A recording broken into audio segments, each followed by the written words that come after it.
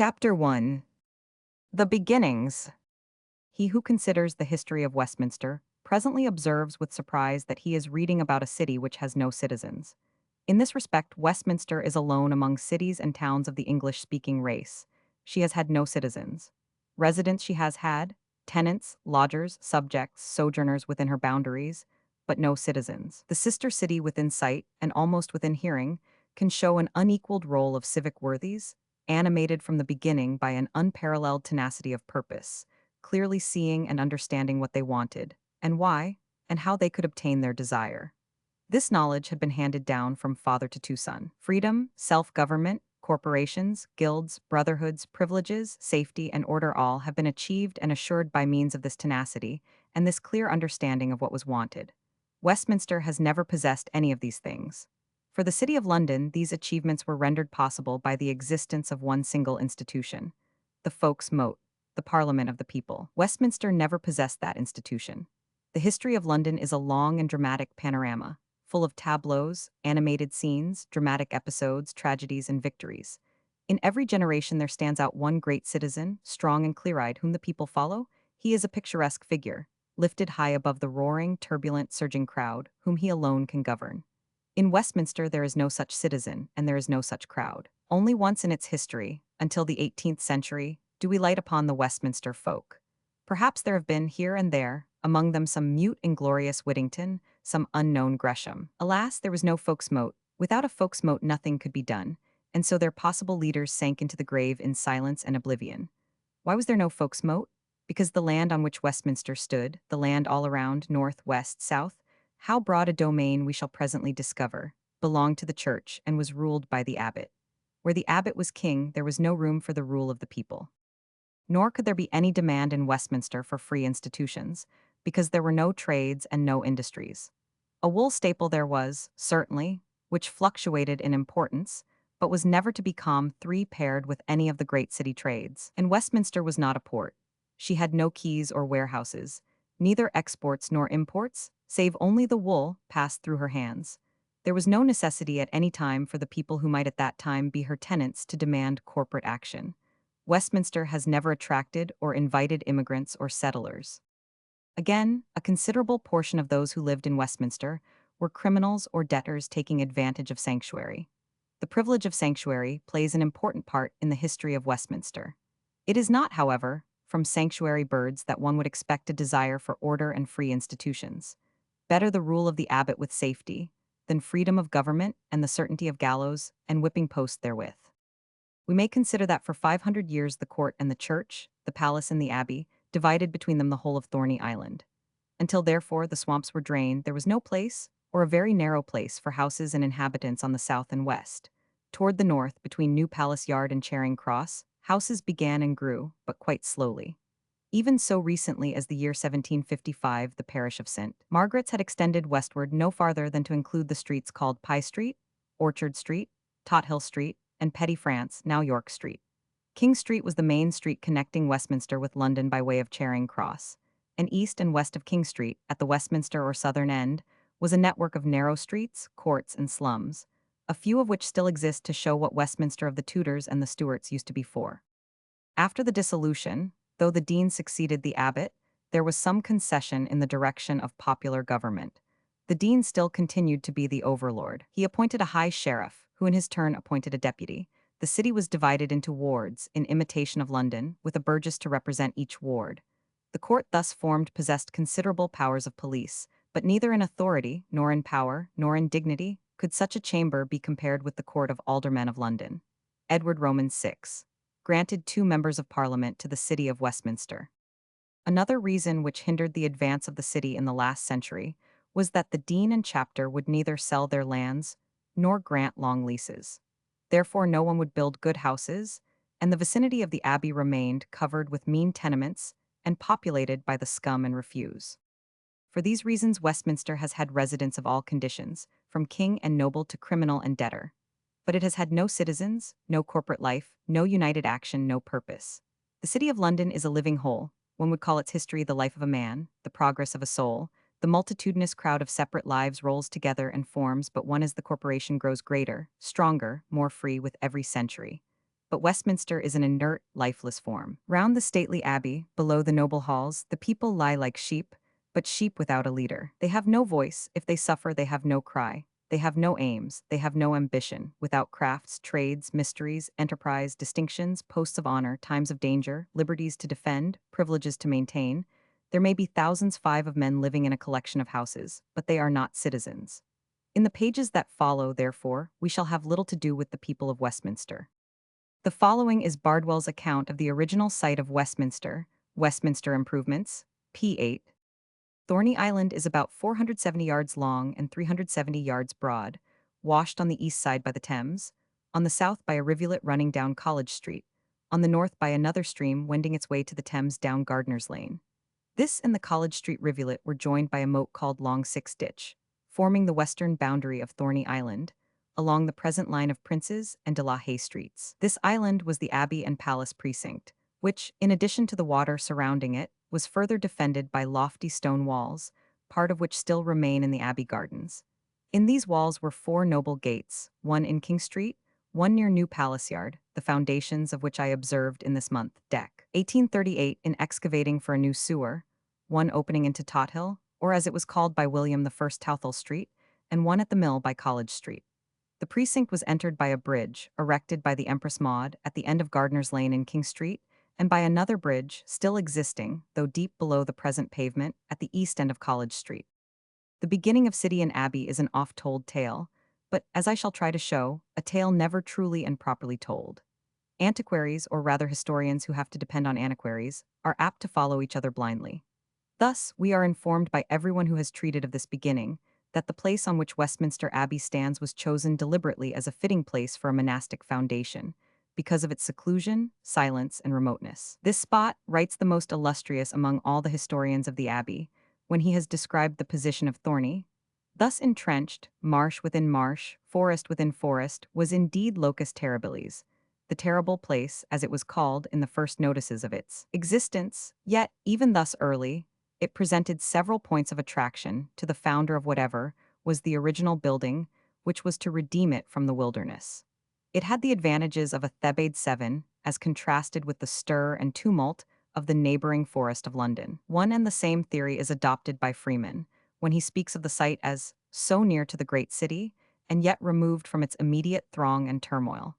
There is no doubt as to the meaning of both writers. The idea in their minds was of a place deliberately chosen by the founders of the first abbey, and adopted by Edward the Confessor as a wild, deserted, secluded place, difficult of access, remote from the ways of men, where in silence and peace the holy men might work and meditate. Let us examine into this assumption. The result, I venture to think, will upset many cherished opinions. In the examination of ancient sites, there are 5 principal things to ascertain before any conclusion is attempted.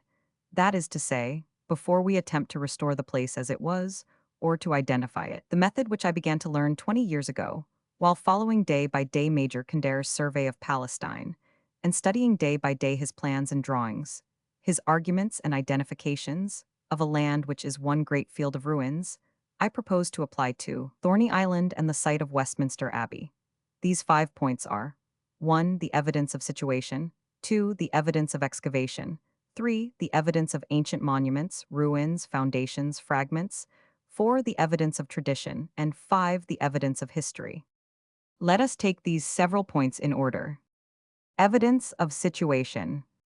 The River Thames, which narrowed at London Bridge, began to widen out west of the mouth of the stream called the Fleet. There was a cliff or rising ape-bank along the Strand, which confined the stream on its north bank as far as Charing.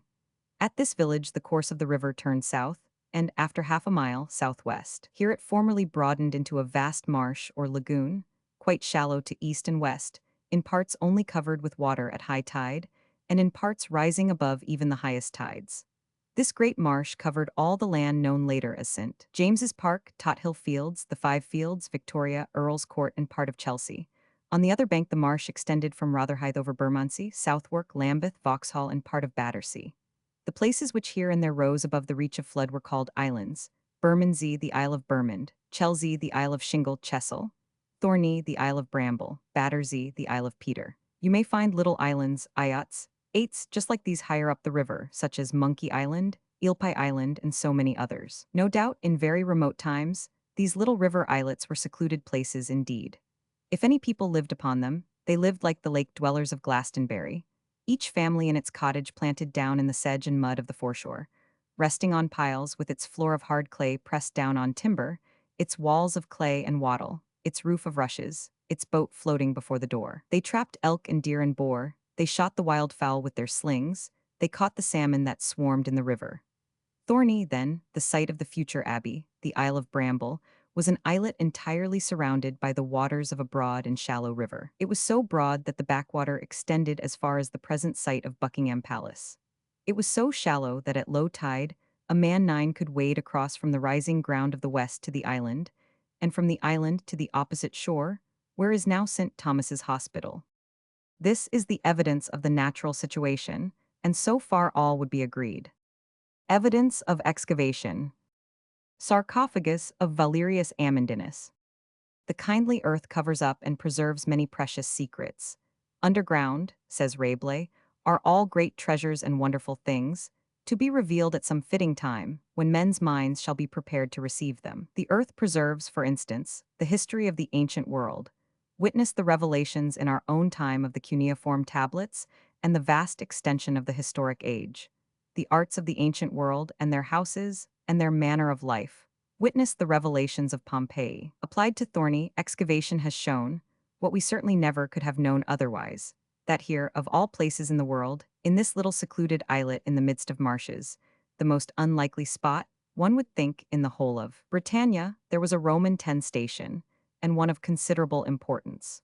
The first hint of this fact was suggested when there was dug up in the north green of the abbey, in the year 1869, a fine Roman sarcophagus inscribed with the name of Valerius Amundinus. The lid has a cross upon it, from which it has been conjectured that the sarcophagus was used twice, its second occupant having been a Christian. What reason, however, is there for supposing that Valerius Amundinus himself was not a Christian? For, at least a century before the withdrawing of the legions, Roman Britain was wholly Christian.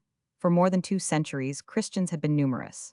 During the 4th century, the country was covered with monastic foundations for monks and nuns. Christian or not, there stands the sarcophagus of Valerius Amundinus, for all the world to see, at the entrance of the chapter house. And why a Roman cemetery should be established in Thorney, no one could guess.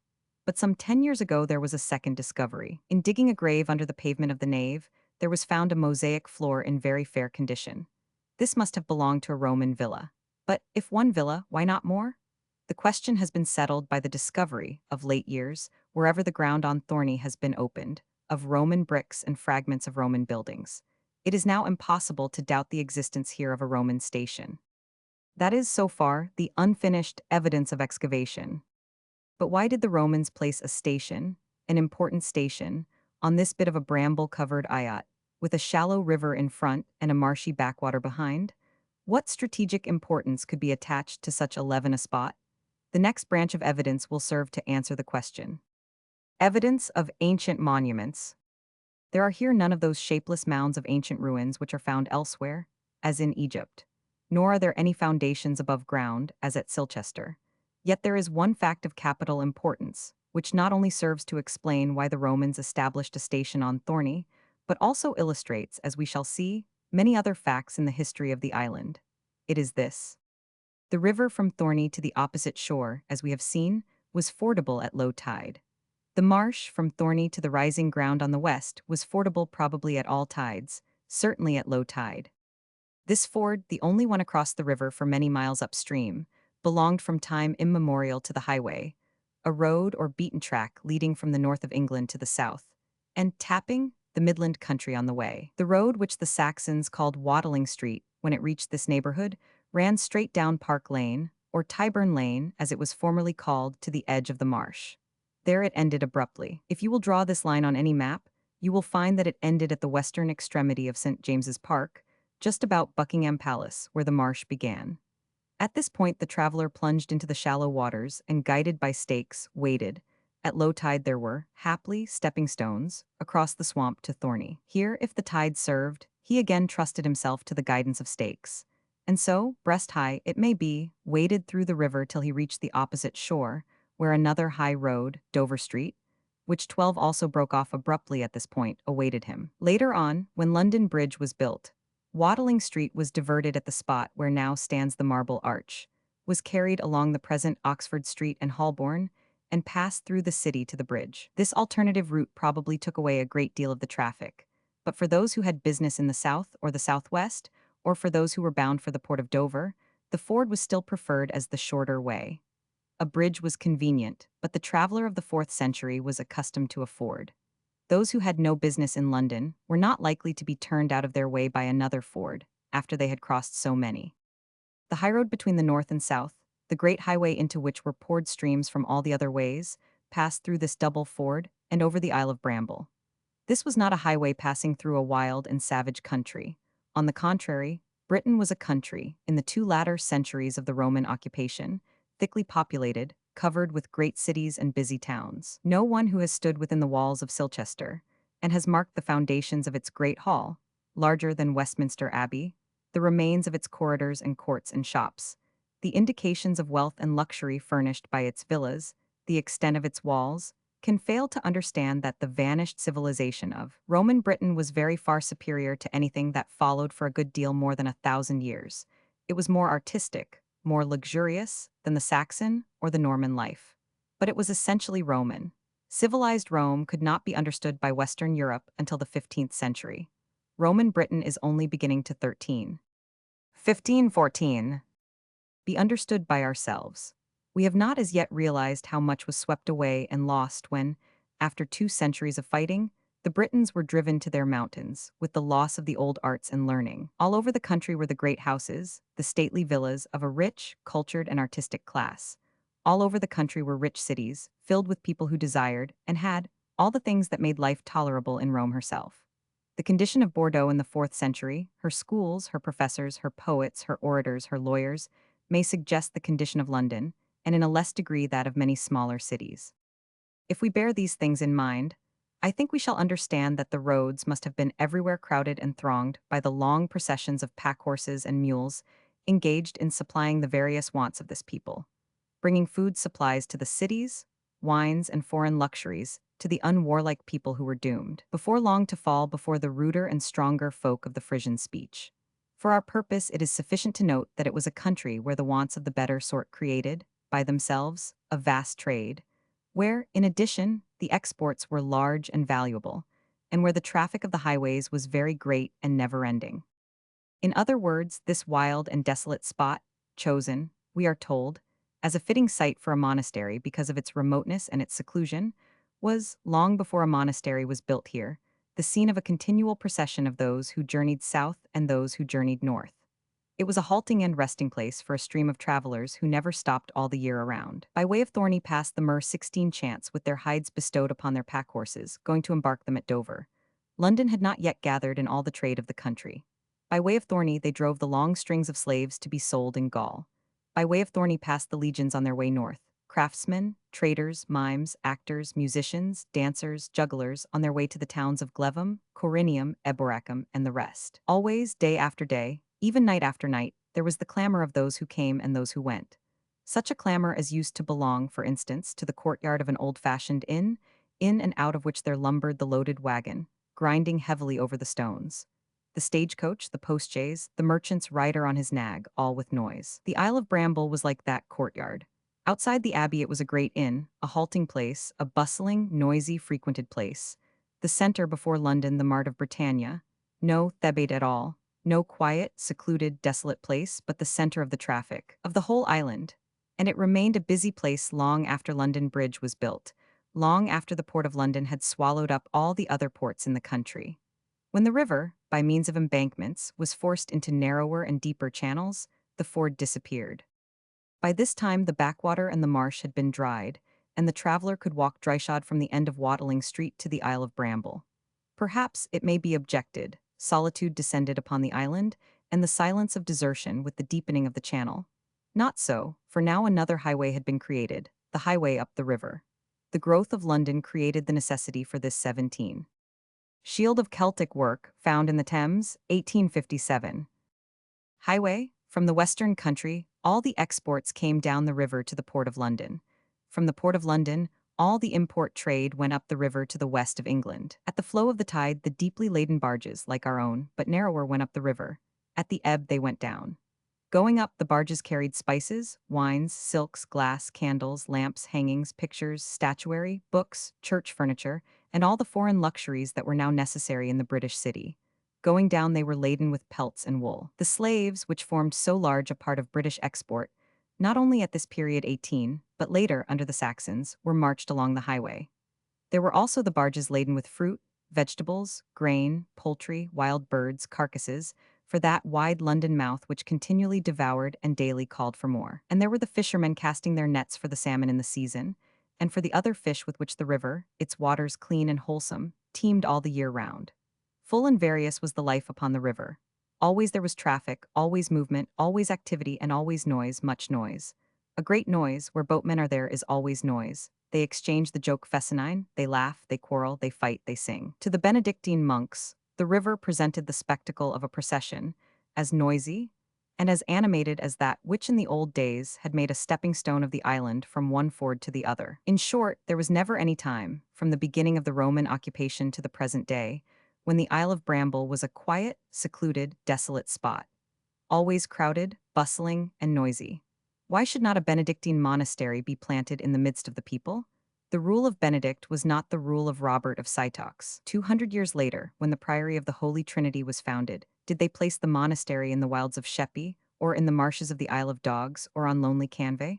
Not at all. They placed it within London Wall, at Aldgate, the busiest place in the city. And the Franciscans, were they exiled to some remote quarter? Not at all. They were established within the walls. So were Austin friars and the Crutched friars, while White friars and Black friars were close to the city wall. In 19 even the austere Carthusians were within hearing of the horse fairs, the races, the tournaments, and the sports of the citizens upon the field called smooth. Nor does it ever appear that the monks were dissatisfied with their position and craved for solitude.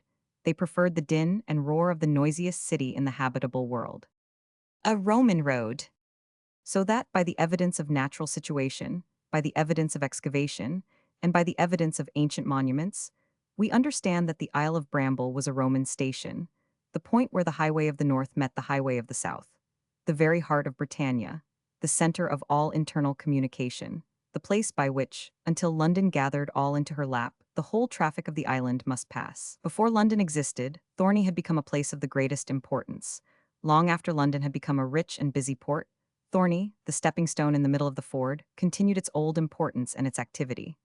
Never a place of trade, but always a place of passing traffic, its population was great, but as ephemeral as the mayfly. Its people came, rested a night, a day, an hour, and were gone again. We have next the evidence of tradition.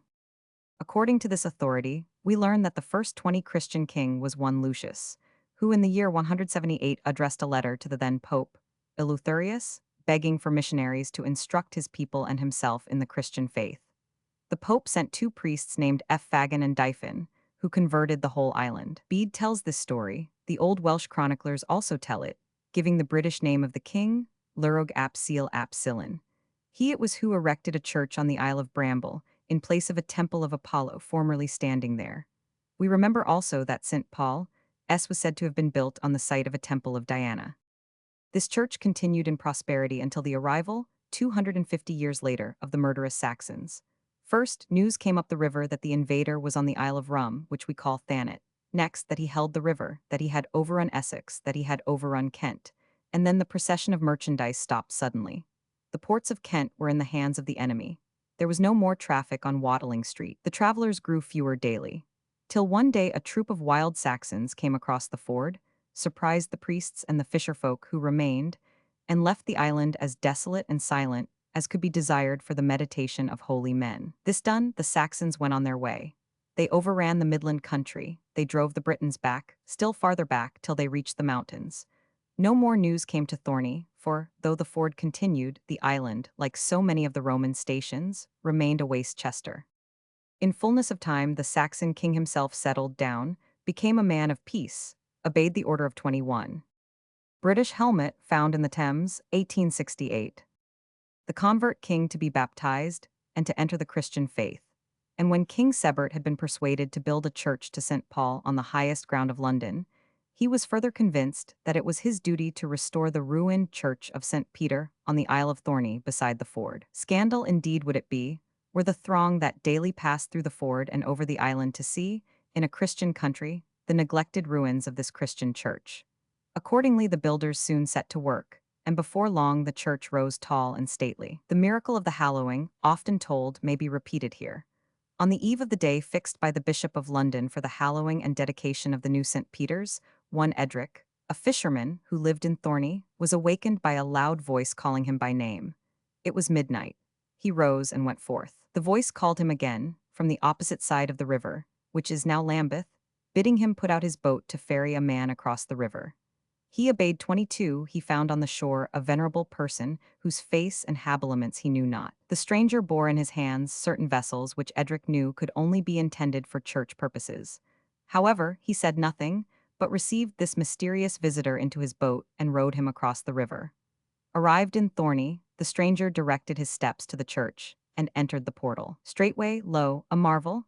The church was lit up as by 1,000 wax tapers, and voices arose chanting psalms, sweet voices such as no man, save this rude fisherman, had ever heard before. He stood and listened. The voices, he perceived, could be none other than those of angels come down from heaven itself to sing the first service in the new church. Then the voices fell, and he heard one voice, loud and solemn, and then the heavenly choir uplifted their voices again. Presently all was still. The service was over, the lights went out as suddenly as they had appeared, and the stranger came forth. "Know, O Edric," he said, while the fisherman's heart glowed within him, "know that I am Peter. I have hallowed the church myself. Tomorrow I charge thee that thou tell these things to the bishop, who will find a sign and token in the church of my hallowing. And for another token, put forth again, upon the river, cast thy nets, and thou shalt receive so great a draught of fishes that there will be no doubt left in thy mind. But give 1/10 to this, my holy church." So he vanished, and the fisherman was left alone upon the river bank. But he put forth as directed, cast his net, and presently brought ashore a draught miraculous 23. In the morning the bishop with his clergy, and the king with his following, came up from London in their ships to hallow the church. They were received by Edric, who told them this strange story. And within the church the bishop found the lingering fragrance of incense far more precious than any that he could offer. On the altar were the drippings of wax candles, long preserved as holy relics, being none other than the wax candles of heaven, and written in the dust certain words in Greek character. He doubted no longer. He proclaimed the joyous news. He held a service of thanksgiving instead of a hallowing. Who would not hold a service of praise and humble gratitude for such a mark of heavenly favor? And after service they returned to London and held a banquet, with Edric's finest salmon lying on a lordly dish in the midst. How it was that Peter, who came from heaven direct, could not cross the river except in a boat, was never explained or asked. Perhaps we have here a little confusion between Rome and heaven. Dover Street, we know, broke off at the edge of the marsh, and Dover Street led to Dover, and Dover to Rome. We are now prepared for the evidence of history, which is not perhaps so interesting as that of tradition. Cleo, it must be confessed, is sometimes dull. One misses the imagination and the daring flights of her sister, the 10th muse, the muse of fiction. The earliest document which refers to the abbey is a conveyance by Offa, king of Mercia, of a manor called Aldenham, to St. Peter and the people of the Lord dwelling in Thorney, that terrible, i.e., sacred place which is called at Westminster. The date of this ancient document is AD 785, but Bede, who 24 died in 736, does not mention the foundation. Either, therefore, Bede passed it over purposely, or it was not thought of importance enough to be mentioned. He does relate the building of St. Paul's, but, on the other hand, he does not mention the hundreds of churches which sprang up all over the country, so that we need not attach any importance to the omission. My own opinion is that the church, a rude country church, perhaps a building like that of Greenstead, Essex, the walls of split trees and the roof of rushes, was restored early in the 7th century, and that it did succeed an earlier church still. The traditional connection of King Sebert with the church is as ancient as anything we know about it, and the legend of Lucius and his church is at least supported by the recent discoveries of Roman remains and the certainty that the place was always of the greatest importance. There is another argument, or an illustration, in favor of the antiquity of some church, rude or not, upon this place. I advance it as an illustration, though to myself it appears to be an argument. I mean the long list of relics possessed by the abbey at the dedication of the year 1065. We are not concerned with the question whether the relics were genuine or not, but merely with the fact that they were preserved by the monks as having been the gifts of various benefactors. Sebert, Offa, Athelstan, Edgar, Ethelred, Cnut, Queen Emma, and Edward himself, a church of small importance and of recent building, would not dare to parade such pretensions. It takes time even for forgeries to gain credence and for legends to grow. The relics ascribed to Sebert and Offa could easily have been carried away on occasion 25. Tomb of King Sebert, Westminster Abbey. 2726.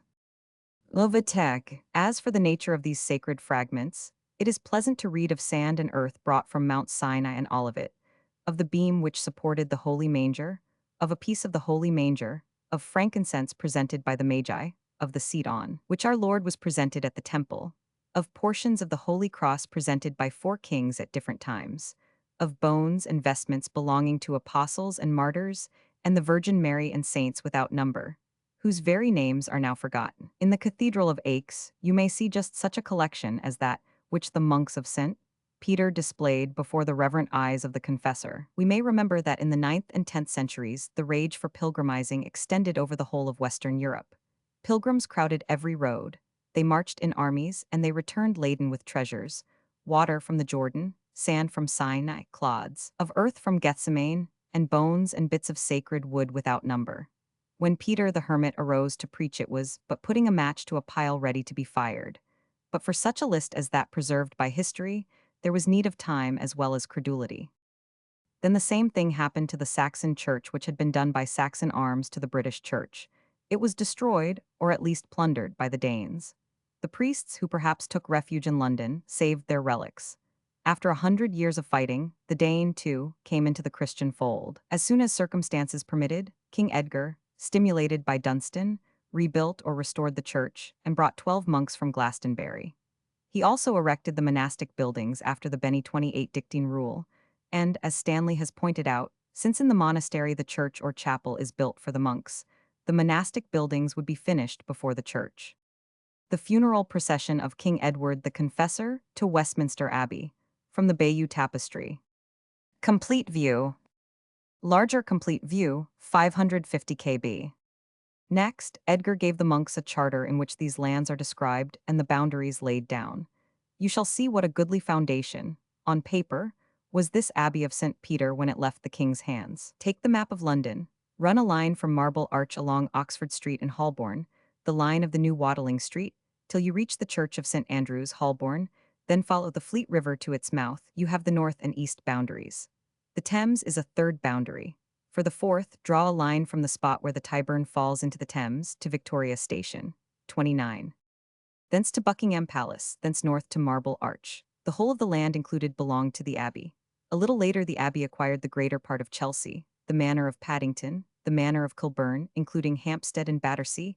In fact, what is now the wealthier half of modern London formerly belonged to the Benedictines of Westminster.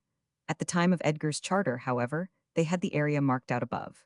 More than half of it was marsh land. In Doomsday Book, there are but 25 houses on the whole estate. Waste land lying in shallow ponds, sometimes flooded by high tides. Only the rising ground between what is now St. James's Park and Oxford Street could then be farmed. The ground was reclaimed and settled very slowly. Still more slowly was it built upon 30, almost within the memory of man snipe, were shot over South Kensington.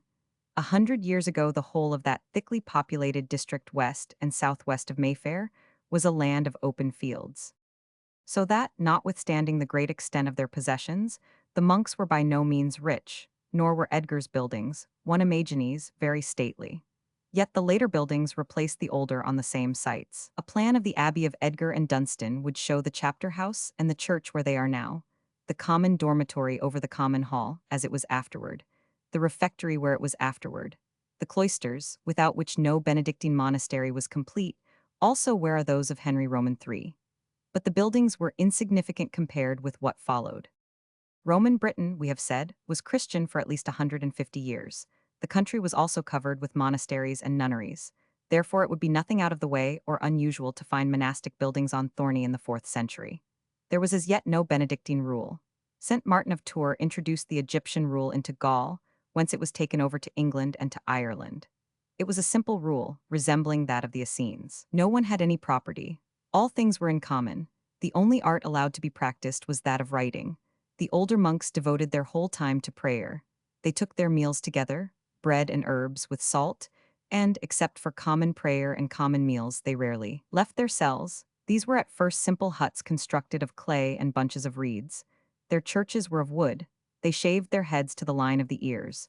They wore leather jerkins, 31 probably, because these lasted longer than cloth of any kind. Many of them wore hair shirts. The wooden church became a stone church. The huts became cells built about a cloister. The cells themselves were abolished, and a common dormitory was substituted. Then came the Saxons, and the monks were dispersed or fled into Wales, where they formed immense monasteries, as that of Bangor, with its 3,000 monks.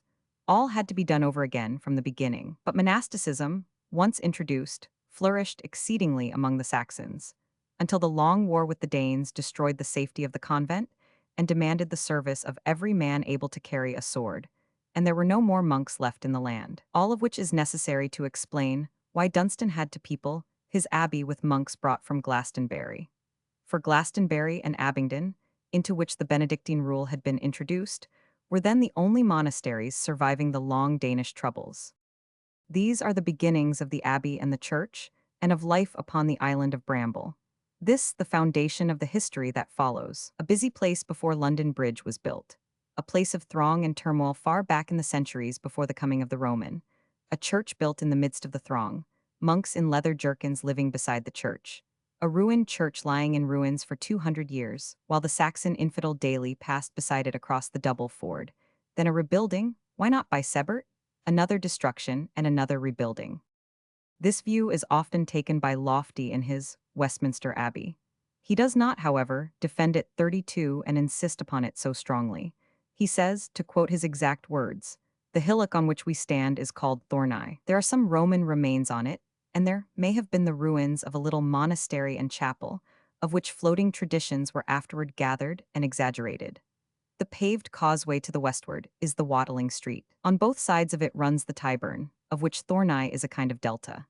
The road rises to Tot Hill, which is a conspicuous landmark here, and goes straight on over the Bulunga Fen till it reaches another, the road to Reading, which has just crossed the Tyburn at Cowford, where Brick Street is now in Piccadilly. From Thorney, then, looking northward and westward, we see what remains of the great Middlesex forest, if the Danes have not burnt it all, and the paved Watling Street running straight on toward the distant Chester, keeping to the left of the lofty hill, which is now crowned by the town of Hampstead. It is interesting to trace this ancient road through the modern streets, the more so as its existence determined the site and early importance of Westminster. When it emerged from the wild woods of northern Middlesex and came down toward the ford of the Thames, it followed what we call the Edgware Road, Edgware being the name of the first stopping place on the road, near the edge of the forest. Passing down the Edgware Road in a straight line, it is interrupted at the Marble Arch by a corner of the park, which crosses the direct road toward Westminster. We know, however, that this corner is a comparatively recent addition to the park, and the Watling Street soon resumes its course in Park Lane, which, keeping well on the high ground above the brook, nevertheless derived 33 the name it was known by for many centuries from the Tyburn. Tyburn Lane reached the road to Reading at what we call Hyde Park Corner, and then ran straight through what was once called Brookshot, a little wood, where now is the Green Park and the gardens of Buckingham Palace, and on, right through the site of the palace itself, where the brook approached it very closely.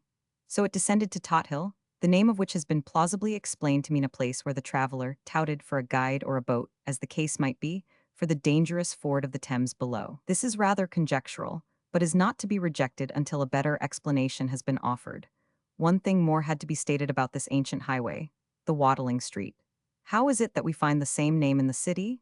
To answer this question, we must look back to a period so remote that we cannot accurately date it, yet so definite in one way that there can be no mistake about it. This is the time at which London Bridge was built.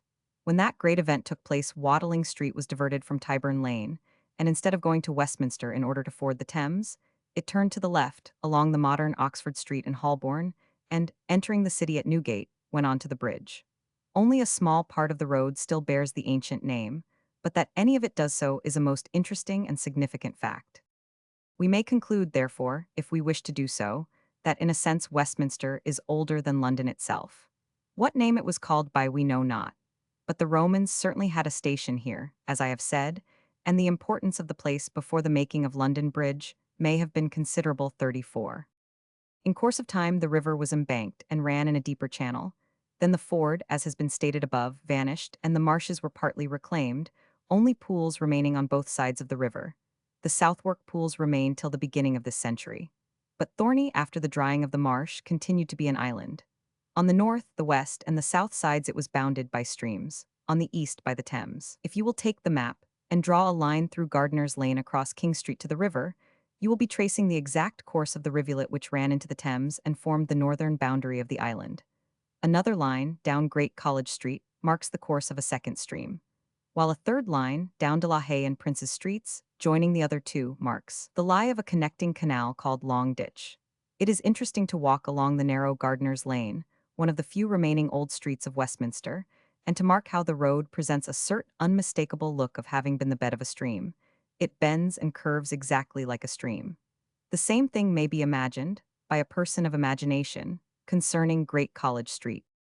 The island thus formed covered an area of 470 yards long from north to south and 370 yards broad from east to west. At some time or other, after the disappearance of the ford, the abbey precinct was surrounded by a wall. In the same way St. Paul's, in the midst of the city, was surrounded by a wall with embattled gates. A portion of this wall is perhaps still standing. The wall was pierced by 4 gates. One of these was in King Street, where the rivulet crossed. One was at 35 the east end of Tothill Street. A third was in Great College Street, and its modern successor still stands on the spot with no ancient work in it. The last was in New Palace Yard. In front of the riverside wall lived the population of Thorney. The town of Westminster, such as it was, decayed indeed since the deepening of the river, fisherfolk mostly, who plied their trade on the river. But of town or village in the time of Edward the Confessor, there was little or none. When the old Palace of Westminster was founded, another wall was erected round its buildings. Then the island was completely surrounded by a fortification. The fisherfolk removed northward and settled somewhere lower down the river, where afterward arose the new palace in Whitehall, not higher up, where the ground continued to be a marsh for many centuries to come. We have seen the beginnings of the church and of the abbey. What were the beginnings of the palace? When did a king begin to live on Thorney Island, and why?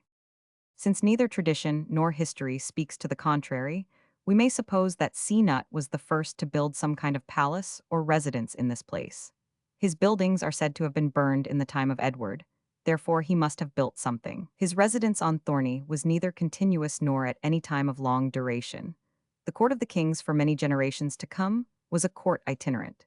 King Cnut traveled perpetually from place to place, followed by his regiment of housecarls, though one knows not how many accompanied him. He stayed at Thorney because he loved the conversation of the abbot Wulfstan. It was at 36 Thorney that, according to the familiar story, he rebuked the courtiers in the matter of the rising tide. And it was in the concluding years of his reign, when that marvelous change, graphically described by Freeman, fell upon him, and he became exactly the opposite of what he had before shown himself.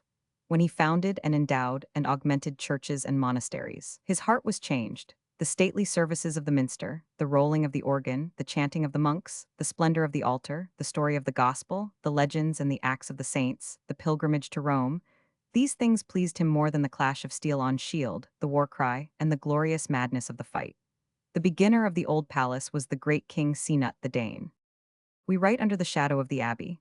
The bells peal out over our heads, the organ swells and dies. Within the walls are the coffins and the bones of dead kings and princes and nobles.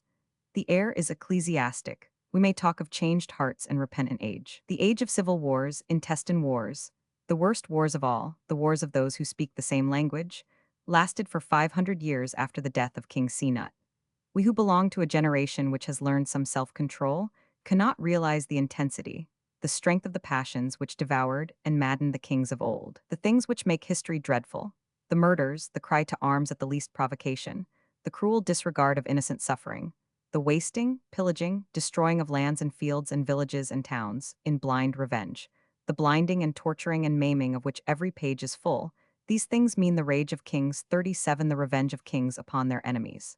Cnut in his last years had no enemies, he had killed them all. Then there were no more rages. He suffered his head to dwell upon nobler things, in modern language, he got religion. And so, at the end of this prologue to the Westminster play, We see the king taking off his blood-stained ermine, laying down the sword which has set free so many unwilling souls, and walking in meditation and godly discourse under the quiet cloisters of the abbey. Outside, the noisy court and camp.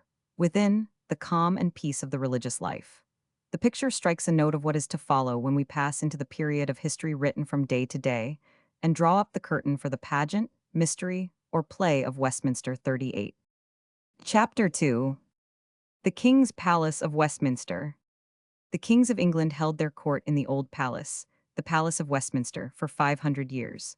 Of all the buildings which formed that palace, there remain at this day nothing but a hall, greatly altered, a crypt, and a single tower. 60 years ago, before the last of the many fires which attacked the palace, there was left, much disfigured, a single group of buildings which formerly contained the heart of the palace, the king's house. This group, however, was so much shut in and surrounded with modern houses, courts, offices, taverns, and stores, that the ancient parts could be with difficulty detached. Fortunately, this task was accomplished before the fire. One can therefore restore one part at least of the palace. In considering the Palace of Westminster, we have the choice, as regards time, of any year we please between the accession of Edward the Confessor and the removal of Henry Roman VIII to York House. Let us take the close of the 14th century. Let us attempt to restore the palace as it was in the reign of Richard Roman II. It was a time when that shadowy, intangible force called chivalry was most active. Yet at best it was never stronger than its successor, which we now call honor. Chivalry taught loyalty, even unto death, protection of the weak, respect for women, fidelity and love, mercy to the conquered, charity to the poor, 39 obedience to the church, fidelity to the spoken word. You may find these teachings in the pages of Froissart. Knights who obey these precepts are greatly extolled by poets. Yet the opposites of these things are continually reported by historians. I think that we may roughly, but certainly, ascertain the chief besetting sins of any age by looking for the contraries, which will be the things which preachers and poets do mostly extol. It has been remarked that antiquarians are prone to fall into the incurable vice of looking at the past through the wrong end of the telescope. This comes from constantly endeavoring to reconstruct the past out of an insufficient number of fragments. Of course, the result is that everything is reduced in size. Thus, many antiquarians, being afflicted with this disease, have found themselves unable to see anything but a collection of miserable hovels in that London of the 14th century, which was a city of nobles, palaces, merchants, stately houses, splendid churches, monastic buildings, beautiful and lofty, side by side with warehouses, wharves, ships riding at anchor, crowded streets, and rich shops. No antiquary, however, is wrong in showing that Westminster was, at this time, nothing more than a city, as yet not called a city, gathered round the church and the court.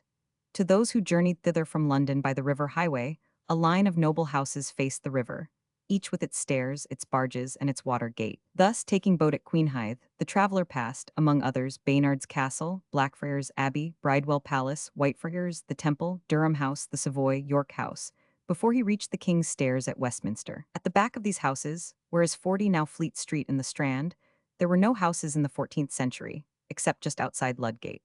As late as 1543, according to the map of Anthony van den Wingried, the houses of Westminster were all gathered together in that little triangle opposite Westminster Hall, whose northern boundary was the stream running down Gardiner's Lane and cutting off Thorney. All beyond was open country lying in fields and meadows. It is impossible to ascertain what, and of what kind, were the buildings of Edward the Confessor. Tradition always assigned to him the Painted Chamber and the group of buildings which survived to the year 1835.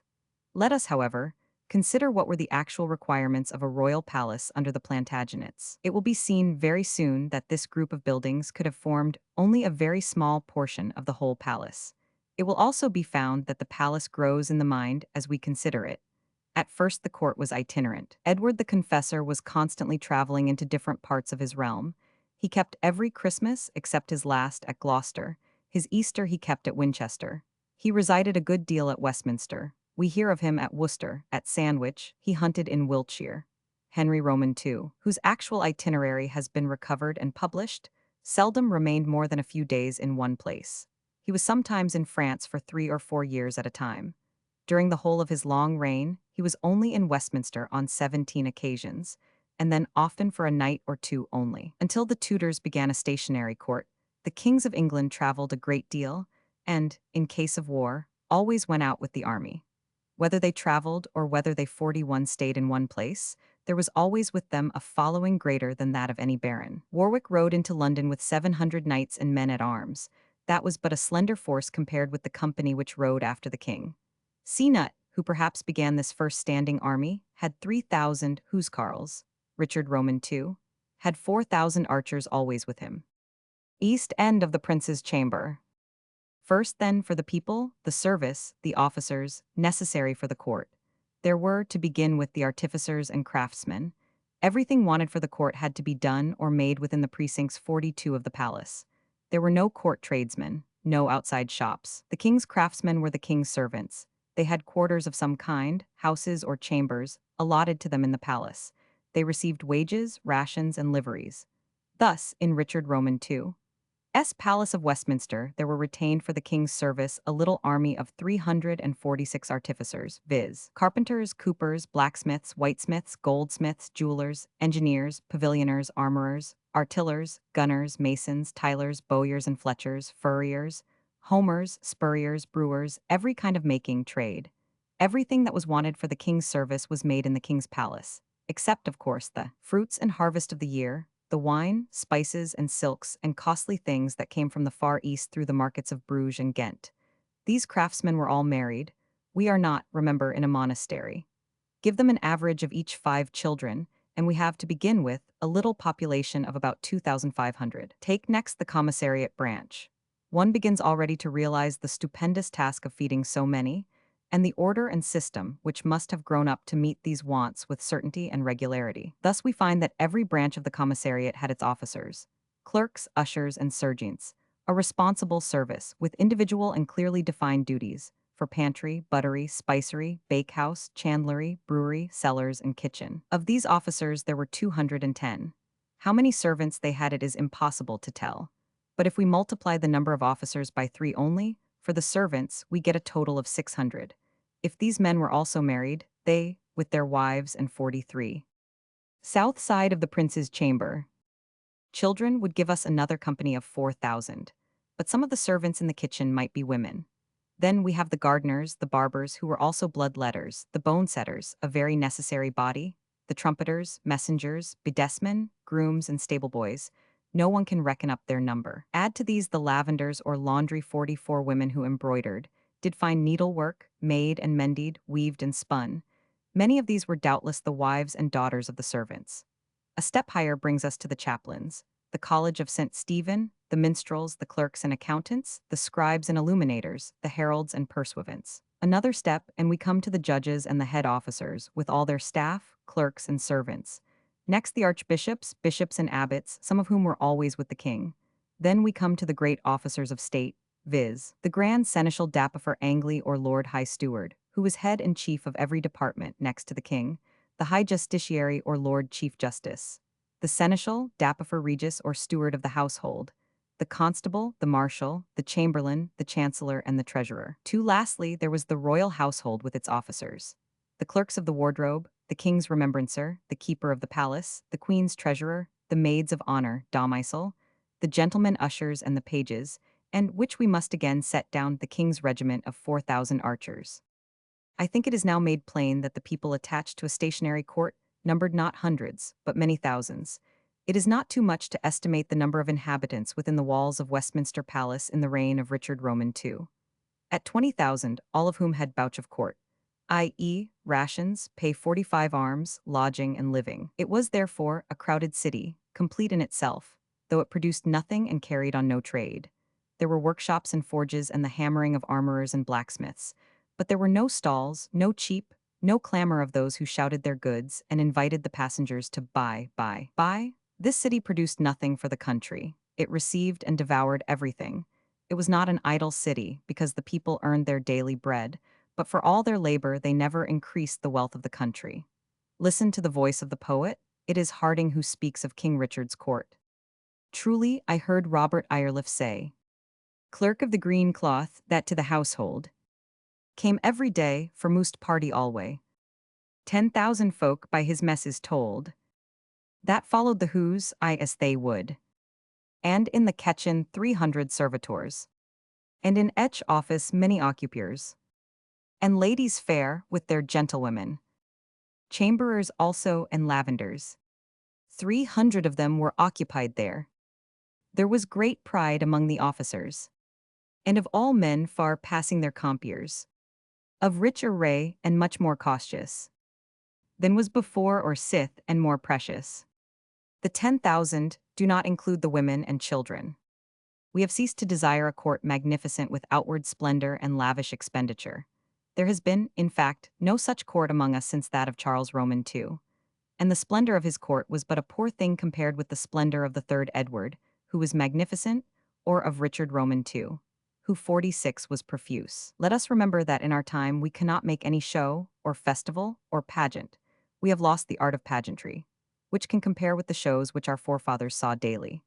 The shows of magnificent trains, queens and princesses in such raiment as the greatest lady of these times would be afraid to put on, lords and knights and gentlemen of the livery, streets with their gabled houses hung with crimson and scarlet cloth, minstrels and music everywhere, mysteries and pageants and allegories with fair maidens and giants, angels and devils, lavish feasts at which conduits ran with wine for long hours and all the world could get drunk if it pleased. And there was never anything more splendid than Richard Roman II himself. The time of great shows vanished like the spirit of chivalry during the Wars of the Roses. What kind of quarters were given to the king's courtiers and his army and his servants? This is a question to which one can give no satisfactory answer. We hear of many rooms and buildings, but there does not exist any description or plan of the palace as it was.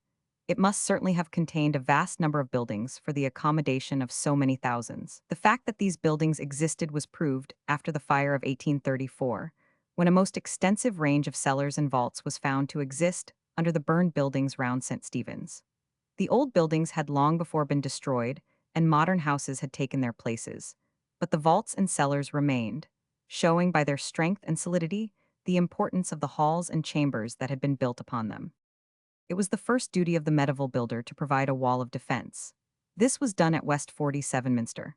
The wall, as indicated on the plan, entirely surrounded the palace. It was provided with a water gate at the King's Bridge or King's Stairs, a postern at the Queen's Stairs, a gate leading into the Abbey precinct east of St. Margaret's Church, a subway by which the king could enter the Abbey at Poet's Corner, and a gate opposite the Great Hall leading into the Wool Staple. A bit of the old wall from Black Dog Alley. Thus fortified, the palace assumed something of the 48 usual plan of a Norman castle. The outer bailey was represented by the new palace yard, with its clock tower and place for martial exercises, ridings, and tournaments. Westminster Hall faced the outer bailey. To right and to left, to east and to west, stood buildings. On the south were other buildings which enclosed the inner bailey, now Old Palace Yard. South of these were gardens and stables with less important houses, offices, and barracks. The great mass of the palace buildings was between Westminster Hall and the river. Plan of Westminster Palace in 1834. Of the old palace there survived, long after the removal of the court to Whitehall, and until the fatal fire of 60 years ago, a group of its most interesting and most historical buildings. Changes had been made in them. Their roofs were taken down and replaced, their windows were altered, the very walls in 49 some had been rebuilt. Yet they were the rooms in which Edward the Confessor and all the kings and queens of England lived up to the time of the 8th Henry. Beneath them, the solid substructures of the Confessor remained after the fire, and, for all I know, remain to this day. The plan shows the position of these buildings. Beginning with the south, there is first of all the Prince's Chamber, afterward the robing room of the old House of Lords. It was 45 feet long and 20 feet wide. It ran east and west. The chamber had 5 beautiful lancet windows on the south side, and 3 each on the east and west. On the north side it opened into the old House of Lords. It was in this room that Queen Elizabeth hung up the tapestry, celebrating the defeat of the Spanish Armada. This excellent piece of work was afterward transferred to the Court of Requests, where it was burned in the last fire. The hall adjoining the old House of Lords formed, with the Painted Chamber and the Court of Requests, Edward the Confessor's living rooms. Under the House of Lords was the King's Kitchen, afterward the cellar where Guy Fawkes and his friends placed the barrels of gunpowder. After the Lords removed to the Court of Requests, this room was called the Royal Gallery. The third room, perhaps the most beautiful, was the Painted Chamber. This hall, certainly that in which the Confessor breathed his last, was 80 feet long, 20 broad, and 50 high, a lofty and narrow room, perhaps too narrow for its length. The meaning of its name had long been forgotten, until the year 1800, when, on taking down the tapestry, which had hung 50 there for centuries, the walls were found to be covered with paintings, representing on one side of the room the wars of the Maccabees, and on the other side scenes from the life of Edward the Confessor. It was then remembered, or discovered, that in an itinerary of two Franciscan pilgrims in the year 1322, preserved among the manuscripts of Corpus Christi, Cambridge, these paintings are mentioned. In the year 1477, the hall was called St. Edward's Chamber. Sir Edward Coke calls it the Chamber de Paint or St. Edward's Chamber. Collegiate Seal of St. Stephen's. The fourth of these groups of ancient buildings was the Council Room of King Edward, called afterward the White Hall, the Little Hall, the Court of Requests, and the House of Lords. In the midst of this stately group of noble buildings rose the most stately and most noble chapel of 51. Interior of the crypt called the Powder Plot Cellar, beneath the old Palace of Westminster, looking toward Charing Cross. Taken down in June 1883. 5352. St. Stephen, it was founded, according to tradition, by King Stephen. On the site, it has been sometimes said of the Confessor's oratory. But this seems not true, for the oratory was on the east of the painted chamber. The chapel was rebuilt as a thank offering for his victories by Edward I, who then endowed it with large revenues. His foundation was large enough to maintain a college, consisting of dean, 12 secular canons, and 12 vicars. It was, in fact, a rich foundation planted in the middle of the palace, over against the abbey. Was there any desire on the part of the king to separate the court from the abbey? Perhaps not. But there arose perpetual quarrels between the college and the abbey. The masses said in St. Stephen's for the past and present kings might just as well have been said, one supposes, in the abbey. So rich was the foundation that at the dissolution, its revenues were a third of those of St. Peter's. By that time, the college buildings contained residences or chambers for 38 persons. These buildings consisted first of the exquisite chapel, which afterward became the House of Commons. The chapel of Our Lady de la Piu, standing somewhere to the south of St. Stephen's. In this chapel, Richard heard Mass before going out to meet Wat Tyler. The crypt, which happily still remains, the exquisite cloisters long since vanished, with the chantry chapel, and the said residences of the dean, canons, and vicars, and King Richard's belfry. The chapel was smaller than some other royal chapels, Windsor, for instance, and King's Cambridge, but it was beautiful exceedingly, and in its carved work and decorations perhaps more finished than any other church or chapel in the country. Details of the chapel have been preserved 54 for us by J.T. Smith, Antiquities of Westminster, and by Brayley and Britton's Houses of Parliament. The beauty of the cloisters of the Chantry Chapel, and of the chapel itself, makes the fire of 1834, on this account alone, a great national disaster. Such work can never again be equaled. At the same time, the chapel had been so much altered and cut about for the accommodation of the commons that it was irretrievably spoiled. The next of this group of ancient buildings was Westminster Hall. On this monument and its historical associations many have enlarged. Let it suffice in this place to remind ourselves that William Rufus built it, Richard Roman II, enlarged it and strengthened it, and that George Roman IV repaired and new-fronted it. On the east side of the hall was the Court of Exchequer, built by Edward Roman II. This hall was 74 feet long and 45 broad. The traditions of the chamber are full of curious stories. It was the breakfast room, it was said, one knows not why, of Queen Elizabeth. A chamber adjoining was her bedchamber. She at least reformed the Court of Exchequer. There were two cellars under the Court of Exchequer, called Hell and Purgatory. As their names denote, they were prisons. The former name was also applied to a tavern in the palace precinct. The notorious Star Chamber was on the east side of New Palace Yard. The room was probably rebuilt in the time of Queen Elizabeth. It was used afterward as the lottery office. One more bit of the palace still remains. If you turn to the left on reaching the eastern end of Great College Street, after passing through Stables and Mews 55. West end of the Painted Chamber, as it appeared after the fire of 1834. 5756. You will light upon a most venerable old tower hidden away in this corner. It is the last of the many towers which formed part of the Westminster Palace. It was always ascribed to the Confessor as part of his abbey buildings. When antiquaries first considered it, they found that Edward I bought the piece of ground on which it stands of the abbey, so it was concluded that he bought the tower upon the ground. Later antiquaries, however, on fresh investigations, made up their minds that there was no tower when Edward took the ground. Therefore, the logic of the antiquary is never his strongest point. Edward built this tower. Again, other antiquaries examined further, and they have now decided that the tower was built by Richard Roman II. One would have preferred the confessor as architect, but the end of the 14th century gives us a respectable antiquity. Curious newel staircase at the southeast angle of painted chamber. Certain accounts of repairs, carpenters, masons 58.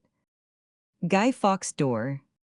Painters' work, still preserved, enable us to get a clearer understanding of the buildings that, in addition to the central group, which can be so exactly described and figured, made up the old Palace of Westminster. There must have been work for builders going on continually, but in the years 1307 to 1310, there were very extensive repairs, in consequence of a fire. The bills for these repairs have been preserved. They speak of the following buildings: of the little hall of which mention has been already made, of the water conduit, the pipes of which were repaired or restored, of the Queen's Hall, the nursery, the Maiden Hall, the private hall of the domicile, maids of honor. All these halls had their chambers, wardrobes, and galleries, of the chambers and cloisters round the 59. Vault under the painted chamber. 6160. Inner hall, was this the old House of Lords? Of the King's wardrobe, of Marculf's chamber, of the chandlery, of the Lord Edmund's palace, of the almonry, of the jail, of the houses and chambers of the chaplains, clerks, and officers of court and palace, of houses standing in the inner bailey, i.e., old palace yard, of herbaries, vineries, gardens, galleries, aqueducts, and stew ponds. It is impossible to assign these buildings and places to their original sites. Take the plan of Thorney with its palace, abbey, and city. Remember that there was an open space for the inner bailey, old palace yard, and another for the outer bailey, new palace yard. In this respect, the palace followed the practice of every castle and great house in the country. Even in a college, the first court is a survival of the outer bailey.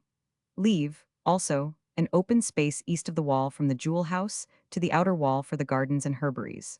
Perhaps, like the abbey, the palace had gardens in the reclaimed meadows outside. Then fill in the area between the king's house and the river with other halls, houses, offices, galleries, wardrobes, and cloisters. Let barracks, stables, shops of all kinds run under the river wall.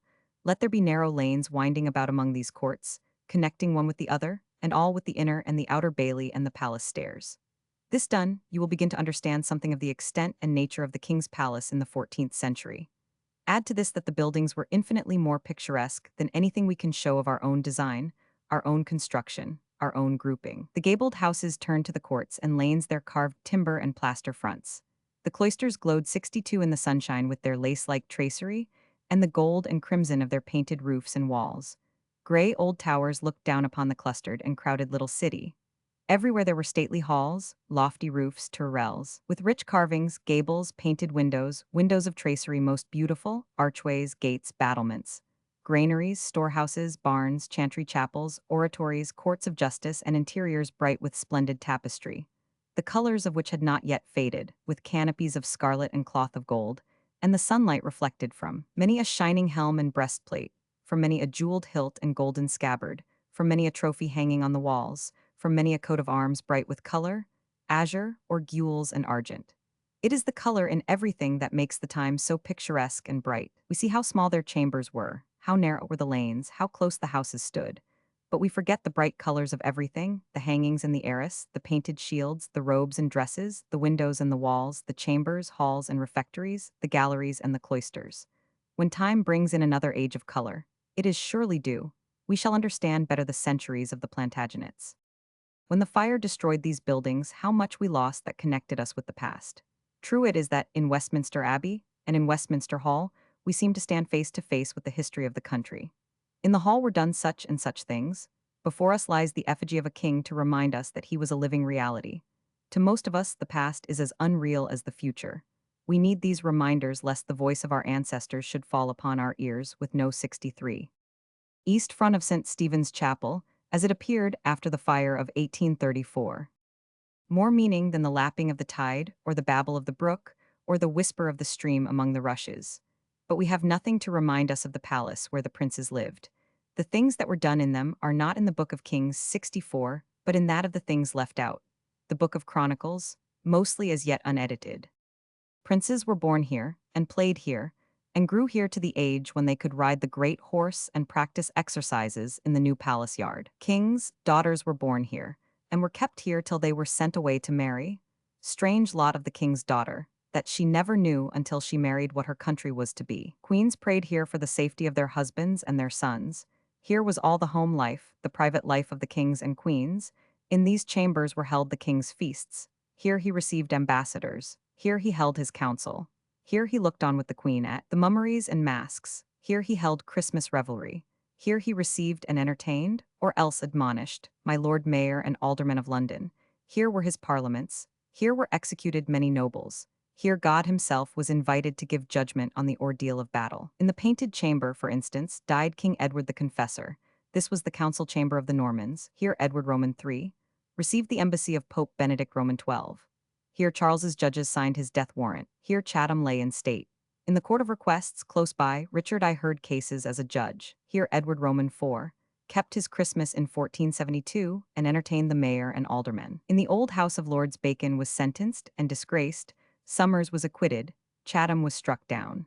Under this hall, the conspirators of the gunpowder plot piled the barrels, which were to destroy the lords sitting in council. In Old Palace Yard died Raleigh. On the north side of Old Palace Yard lived Geoffrey 65 Chaucer, clerk of the works. From the Confessor and Herald through 500 years of kings and princes, for the whole history of England's parliament, for the whole history of English law and justice, the things that belong to these chronicles passed in this succession of halls and chambers. Passage from St. Stephen's Chapel to the cloister. Thus then presented to you was the palace. You have restored the palace of Westminster. It stands before you, plain and clear. But as yet it is a silent city, a city of the cold daybreak, a city of the sleeping. Fill it again with the living multitude, the thousands who thronged its courts, when it was the palace of the second Richard. Look, the men-at-arms and esquires and knights bear the cognizance, a fatal cognizance it proved to many of the White Hart. It is the palace of the second Richard, whose court was the most splendid, and his expenditure the most prodigal, that the country had ever witnessed. It is the 3rd day of May, 1389. The sun rises before 5, and the day breaks at 3 at this season. Long before sunrise, before daybreak, the silence of the night is broken by the rolling of the organ, and 66 the voices of the monks at lauds. Long before sunrise, even so early as this, there are signs of life about the court. Stable boys and grooms are up already, carrying buckets of water. Dogs are leaping and barking. When the sun lifts his head above the low Surrey hills and falls upon the wall and towers of the palace, the narrow lanes are full of men slowly addressing themselves to the work of the day. Clear and bright against the sky stand the buildings. Huddled together they are, certainly. It is not yet a time for architectural grouping, except in the design of an abbey, which is generally placed where there is room enough and to spare. Where there is the king there is an army. There is also a place which may be attacked. Therefore the smaller the circumference of the wall, the better for the defense. Besides, a palace is like a walled city. It grows, but it cannot spread. It fills up. This hall needs another beside it. That chamber must have a gallery. This chapel must have cloisters. Here let us put up a clock tower. If there are council chambers, there must also be guest chambers. The court becomes more splendid, the palace precinct becomes more crowded. The place is more like a camp than a palace. The grooms lead out the horses. There are thousands of horses in the place. In both outer and inner bailey the pages, wards of the king, boys of 8 or 9 to 16 are exercising already, riding, leaping, fencing, running. In the long chambers, where the archers lie upon beds of rushes and of straw, the men are gathered about the doors passing round the blackjack with the morning draught. At the water gate are crowding already the boats laden with fish caught in the river and brought here daily. The servants are 67. Cloister Court as it appeared after the fire. 69-68. Running to and fro, the fires are lit in kitchen and in bakery. The clerks, pen in hand and ink bottle hanging from their belts, go round to the offices. Listen to the baying of the hounds, see the falconers bringing out their birds. Here are the chained bears rolling on the ground. There go the young nobles hasting to the king's chamber.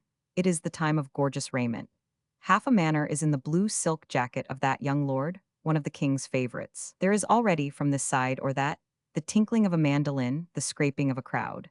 Yonder fantastic group, the first to enter when the palace gates are thrown open, are mummers, jugglers, and minstrels, who come to make sport for the archers, and for the court if the king's highness or the queen's most excellent grace so wills. These people can play a mystery if needs be, or they can dress like fearful wild beasts or dance like wild men of the woods.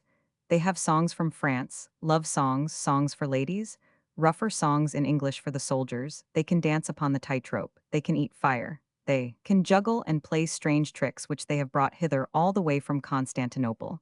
At the sight of them you cross yourself and whisper that it is sorcery. As for the music of the king's chamber, that is made by the king's minstrels, who wear his colors and have bouch of court. See yonder gaily dressed young man? He is a minstrel, none other can touch the harp and sing with skill so sweet. He looks on with contempt at the fantastic crew as they sweep past to the soldiers' quarters. They, too, carry their minstrel instruments with them, but their music is not his music. In the evening the minstrel will join in the crowd to see the dancing of the girls 70, the almond-eyed, dark-skinned girls of Syria, who follow the fortunes of the mummers and toss their round arms as they dance with strange gestures and wanton looks, at sight of which the senses swim, and the brain reels, and the soul yearns for things impossible. The noise of the palace grows, it is wide awake, the day has begun. Outside the palace, the road, there is now a road where there was once a marsh or shallow with a ford, is covered with an endless procession of those who make their way to the palace and the abbey with supplies. Here are drivers with herds of cattle and flocks of sheep. Here are long lines of pack horses laden with things. Here are men at arms, the following of some great lord. This is a procession which never ceases all the year round. And on the river barges are coming down the stream piled up, laden to the level of the water, with farm produce. And at flood tide barges come up the stream from the port of London, sent by the merchants whom the king despoils. Yet they have their revenge, boats laden with the things for which this magnificent court is insatiable. Cloth of gold, velvet, and silk, wines of France and Spain and Cyprus and Gaza, spices, perfumes, inlaid armor and arms, jewels and glass and plate, and wares ecclesiastic for the outer glory of St. Peter and St. Stephen, golden cross and chalice silver gilt, and vestments such as can only be matched in the church of St. Peter at Rome. Also along the Dover Road, and up and down the road called Waddling, and up the river and down the river, there ride day and night the king's messengers. Was there a special service of messengers? I think 71. The Star Chamber, demolished in 1834. Not, men were dispatched with letters and enjoined to ride swiftly. There were neither telegraphs nor railways nor postal service, yet was the court of every great king fully supplied with news. If it came a month after the event, so it came to all. We of today act on news of the moment. The statesmen of old acted on news of yesterday or yesterday fortnight. But communications with the outer world never ceased. News poured in daily from all quarters, from the Low Countries, from France and Spain, from Rome, from the Holy Land. Whatever happened was carried swiftly over Western Europe. If the King of Scotland crossed the border, in 3 days it was 72 known in Westminster. If there was a rebellion in Ireland, 4 days brought the news to Westminster. If the Welsh harried the march, 3 days sufficed to bring the news to Westminster. Beside the messengers and bearers of dispatches, there were pilgrims who learned and carried about a vast quantity of information. There were the merchants whose ships arrived every day from Antwerp and from Sluys, and there were the foreign ships which came to London port from the Levant and the Mediterranean. The messengers, as they arrived at the Palace of Westminster, carried their letters not to the king, but to the Archbishop of Canterbury and to the Duke of Gloucester, the king's uncle. As for what follows, it is related by Francis de Winchelsea, scribe or clerk to the king's council, the same who went always limp or halt by reason of a knee stiffened by kneeling at his work. For before the council, the clerk who writes what he is commanded must neither sit nor stand. He kneels on his left knee and writes on the other knee. Many things were secretly written by Francis which are kept in the abbey hard by, not to see the light for many years, perhaps never, because things said and done in secret council must not be spread abroad, as the cleric Froissart spread abroad all he knew and could learn, to the injury of many reputations. Thus saith Francis. On the morning of that day, the induction of the cross, it chanced that I was standing in the cloisters of St. Stephen, whither I often repaired for meditation. The king came forth, and with him one, I name him not, who was his companion and friend. They walked in the cloisters, I retiring to a far corner. 73 they were deep in conversation, and they marked me not. They talked in whispers for half an hour. Then the king said aloud, Have no fear, this day will I reward my friends. Beau sire, replied the other, your friends have mostly lost their heads thus far. Yet to die as your highness's friend should be reward enough. Thou shalt not die, by St. Edward's bones, when it comes to dying, but wait. Then I knew that something great was going to happen, and since whatever happens to princes affects their subjects, I began to tremble. This day, said the king, Now, there was not any prince in the world more comely to look upon than King Richard. Since the time of David, there had never been a prince of more lovely aspect. He was then in early manhood. His chin and cheek were lightly fringed with down rather than with a beard. His face was long. His flowing hair was of a light brown. His eyes were large. I have noticed that the eyes of those who sit apart and dream are often large. Yet could the king's eyes become suddenly and swiftly terrible to meet. Never yet was English king who was not terrible in his wrath. His nose was long and thin, his mouth was small and delicately shaped. His chin was not long but round and firm. His shoulders were sloping, his fingers were long. He loved, as no other great lord ever loved, rich apparel. He commonly wore a doublet or jerkin of green, embroidered with flowers, crowns, and the letters of his name. He was already 23 years of age, yet he took no part in the affairs of his own kingdom, which was managed by his uncles, the Dukes of Lancaster and Gloucester. So that, if it be permitted thus to speak of a king, he was fast falling 74 into contempt as a roi faineant, one who would do nothing. And there were whispers, even in the palace, that a king who can do nothing must, soon or late, give place to one who can. Yet I marked that the king looked ever to his archers, of whom he had 4,000, and that he entertained them royally and kept them to their loyalty. Doubtless Richard remembered the fate of his great-grandfather, Edward II. At the hour of 9, mass said and breakfast dispatched, the king's council met in Marculf's chamber. There were present the Archbishop of Canterbury, the Bishop of Hereford, the Duke of Gloucester, and the Earl of Arundel. And I also was there on my knee, pen in hand, ready to write. My lords of the council discoursed pleasantly of this and of that. They had no suspicion of what would happen, nor had I guessed the king's purpose. Now learn what the roi faineant did. While the archbishop was speaking, without a word of warning, the council door was suddenly flung open wide, and the usher called out, "My lords, the king." Then Richard stood in the doorway. Upon his head he wore a crown. In his hand he carried his scepter. On his shoulders hung the mantle of ermine, borne below by 2 pages, and through the door I saw a throng of armed men and heard the clink of steel. Then I understood what was about to happen. The council rose and stood up. White were their cheeks and astonied were their faces. "Good my lord," began the Duke of Gloucester. The king strode across the room and took his seat 75 upon the throne. Let no one say that Richard's eyes were soft. This morning they were like the eyes of a falcon, and the look which he cast upon his uncle betrayed the hatred in his heart and foretold the revenge that he would take. Afterward, when I heard of the king's visit to Pleshy, I remembered that look. "Fair uncle," he said, "tell me how old am I?" "Your highness," replied the duke, "is now in your 24th year." "Say you so? Then, fair uncle, I am now old enough to manage mine own affairs." So saying, he took the great seal from the archbishop, and the keys of the exchequer from the Bishop of Hereford. From the Duke of Gloucester he took his office. He appointed new judges. He created a new council. "Look you," said Francis of Winchelsea, "how secret are the counsels of the mighty? They keep their designs secret because they cannot trust their courtiers." The king made no sign when his uncles took the management of the realm into their own hands. He was not yet strong enough. He amused himself. They drove away his favorites and beheaded them. The king still made no sign. He amused himself. When the moment came, he sprang up and delivered his blow. 'Twas a gallant prince. Alas, that he was not always strong. That he compassed the death of the Duke of Gloucester no one doubts, but then the duke had compassed the death of his friends. Twice in his life Richard was strong. On that day and another, twice was he strong.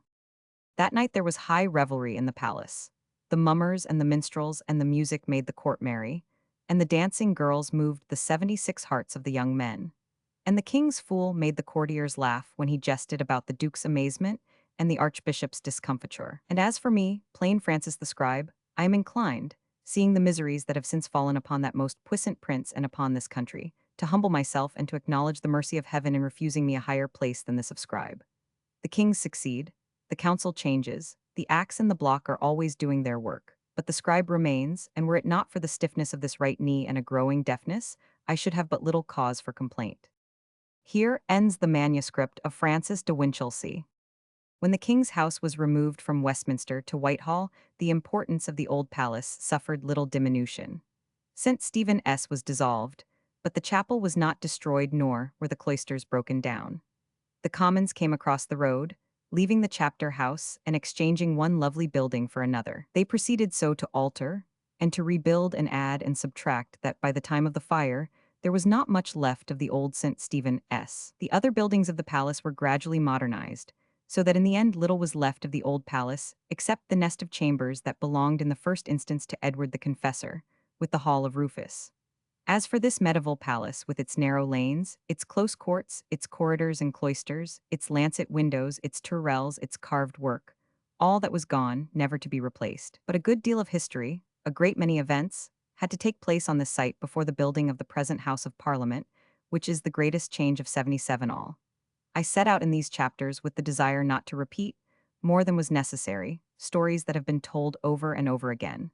It is not always possible to avoid this repetition, since things must be related if only to avoid a probable charge of ignorance. Some things can be avoided as belonging rather to the history of the nation than the history of Westminster. Among such things are the rise and development of the House of Commons. Some things again may be avoided as having been told so often that no one is ignorant of them, such as the death of Henry IV in the Jerusalem chamber. In what follows, chiefly concerning the palace after its desertion by the king, there will be found some things well known to everybody, some things half known, some things not known at all. In the old palace yard, the open court belonging to the first palace, many functions took place: tournaments, executions, trials by battle. At one of these tournaments, that of 1348, two Scottish knights, the Earl Douglas and Sir William Douglas, prisoners of war, acquitted themselves so valiantly that the king sent them home free. Of executions in Old Palace Yard, there is recorded the hanging of a man for slaying another within the palace. His body, for an example, remained hanging for 2 days. Of trial by battle, many are recorded in Tothill Fields and elsewhere, and those of Old Palace Yard. One of these was held in the presence of King Edward Roman III, between Thomas de la Marque and John de Visconti, to prove that the former had not been guilty of treachery against the King of Sicily. De la Marque unhorsed his opponent and struck him in the face as he fell. It is not stated what became of the wounded man, 78. On the south side of the old palace yard were certain fish ponds, or stew ponds, which were kept stocked with eels and pike. On the east side, Geoffrey Chaucer, for a very short time, less than a year, occupied a house. It stood nigh to the White Rose Tavern, abutting on the Old Lady Chapel. King Henry VII's chapel now occupies the site, and there was a gateway or passage from the Abbey churchyard to Old Palace Yard, over which was a house sacred to the memory of Ben Jonson, who lived there. In the southeast corner of Old Palace Yard stood the house which was hired by Percy, one of the conspirators of the gunpowder plot, through which the barrels of powder were conveyed to the vaults. In Palace Yard, 4 of the conspirators, Guy Fawkes, Thomas Winter, Ambrose Rokewood, and Robert Keyes, were executed 15 years later, to the shame and dishonor of the English nation. Raleigh was brought to Old Palace Yard to die. The day chosen for his execution was Lord Mayor's Day, so that the crowd should be drawn to the pageant rather than the execution. It is curious to read how Lady Raleigh attended at the execution and carried away the head in a bag. She kept it during the rest of her life, and after her death it was kept by her son Caro. The body lies buried in the chancel of St. Margaret's. The memory of these great mobs closes the history of Old Palace Yard. One of these was in 1641, when 6,000 citizens, armed with swords and clubs, seized on the entrance to the House of Lords and called for justice against Lord Strafford. The second in 1773, when the Sheriff and Aldermen and Common Council of London, in a procession of 200 carriages, attended by a huge mob, went to Westminster to 79 petition against the excise scheme of Sir Robert Walpole. The third is the mob that followed Lord George Gordon. On this occasion, both Lords and Commons found it necessary to adjourn. New Palace Yard has been the scene of many eventful episodes in history. Take, for instance, the history of the fight between the men of London and the men of Westminster. From this story may be learned the difficulty of controlling a mob, and that a London mob, and a mob fired with a sense of wrong, that kind of wrong that always fires an Englishman's blood when the game is played against the rules. Sport of all kinds must be played by rule. Here were the men of Westminster fairly and honestly beaten. That they should seek to revenge themselves in so mean and treacherous a fashion? Oh, it was intolerable. How would the men of Yorkshire be fired with rage if, after a football match, the conquerors should be treacherously assailed and murdered? Yet this is exactly what happened. Let Stowe tell the tale. On St. Iam's Day, the citizens of London kept games of defence and wrestling, near VNTO, the hospital of Maddald, where they got the mastery of the men of the suburbs. The Baillie of Westminster, dosing to be ruinged, proclaimed a game to be at Westminster VP Pon Lammas Day, whereunto the citizens of London repaired. And when they had played a while, the Baillie with the men of the suburbs harnized themselves and fell to fighting, that the citizens being foully wounded, were forced to run into 80 the city, where they rang the common bell and assembled the citizens in great number. And when the matter was declared, Ewery man wished to ruinge the fact. The mayor of the city, being a wise man and a quiet, willed them first to move the abbot of Westminster of the matter, and if he wold promise to see amends made, it were sufficient. But a certain citizen named Constantine Fitz-Arnulf willed that all houses of the abbot and bailey should be pulled down, which word, being once spoken, the common people issued out of the city without any order and fought a seawell battle. For Constantine the First pulled down many houses, and ofttimes with a loud voice cried in praise of the said Constantine, the joy of the mountain, the eye of the mountain, God help and the Lord Lodowick. A few days after this tumult, the abbot of Westminster came to London to Philip Daubeny, one of the king's council, to complain of the injuries done to him, which the Londoners pursuing, beset the house about, and took by violence 12 of the abbot's horses away, cruelly beating of his men, and see, but whiles the foresaid Daubeny labored to pacify the vipror, the abbot got out at a backy door of the house, and so by a boat on the Thames hardly escaped, the citizens throwing stones after him in great aboundance. These things being thus done, 81 Hubert de Burgo, justiciar of England, with a great army of men came to the Tower of London, and sent for the mayor and alderm, of whom he inquired for the principal authors of this faction. Then Constantine, who was constant in the sedition, was more constante in the onswear, affirming that he had done it, and that he had done much less than he ought to ha done. The justiciar took him and 2 other with him, and in why morning carefully sent them to Falcadius by water, with a great number of armed men, who brought Constantine to the gallows, and when he saw the rope about his neck, he offered for his life 15,000 marks, but that would not saw him. So he was hanged with Constantine his nephew, and Galfried, that proclaimed his proclamation on the 16th of August. Then the justiciar entering the city with a great army, caused to be apprehended as many as he could learn to be culpable, whose feet and hands he caused to be cut off, which cruelty caused many to flee the city. The king took of the citizens 60 pledges, which he set to Dewars Castles. He deposed the mayor, appointing a guardian or keeper o'er the city, and caused a great gibbet to be made, and after hoey threatenings, the citizens were reconciled, paying to the king manai 1,000 marks 82. The bawling for the Lord Lodowick was a very foolish thing to do. It showed, first, that the Londoners associated the men of Westminster with the court. It showed also that the memory of Prince Louis of France, who had taken up his residence for a time in London, still survived. But it was ill-advised because it set the king against the citizens. The pillory of New Palace Yard has held some notable persons in its embrace. Perkin Warbeck, for instance, who had to read his own confession. The same ceremony was performed in Cheapside, with many a curse and much wondering, says Stowe. In this pillory stood Alexander Leeton for a fanatical libel. Here stood William Prynne for writing the Histrio-Mastics. Here stood Titus Oates, and here stood the printer of Wilkes' famous No. 45. New Palace Yard was formerly an enclosed area, surrounded by buildings picturesquely grouped. I do not think we have anything to show more picturesque than New Palace Yard in the 15th century. On the north side stood the clock tower, just where Parliament Street now begins. It was a very handsome clock tower, erected against his will by Chief Justice Ralph Hingham in the reign of Edward I. He was immersed in the sum of 800 marks for altering a court roll in favor of a poor man. His charity cost him dear. There was a warden of the clochier, and the bell, called Tom, was the heaviest in London. In the year 1698 the clock tower was given to the vestry of St. Margaret's. They proceeded to pull it down, one knows not why. The materials were sold for £200, the bell for £385 17s, 6d.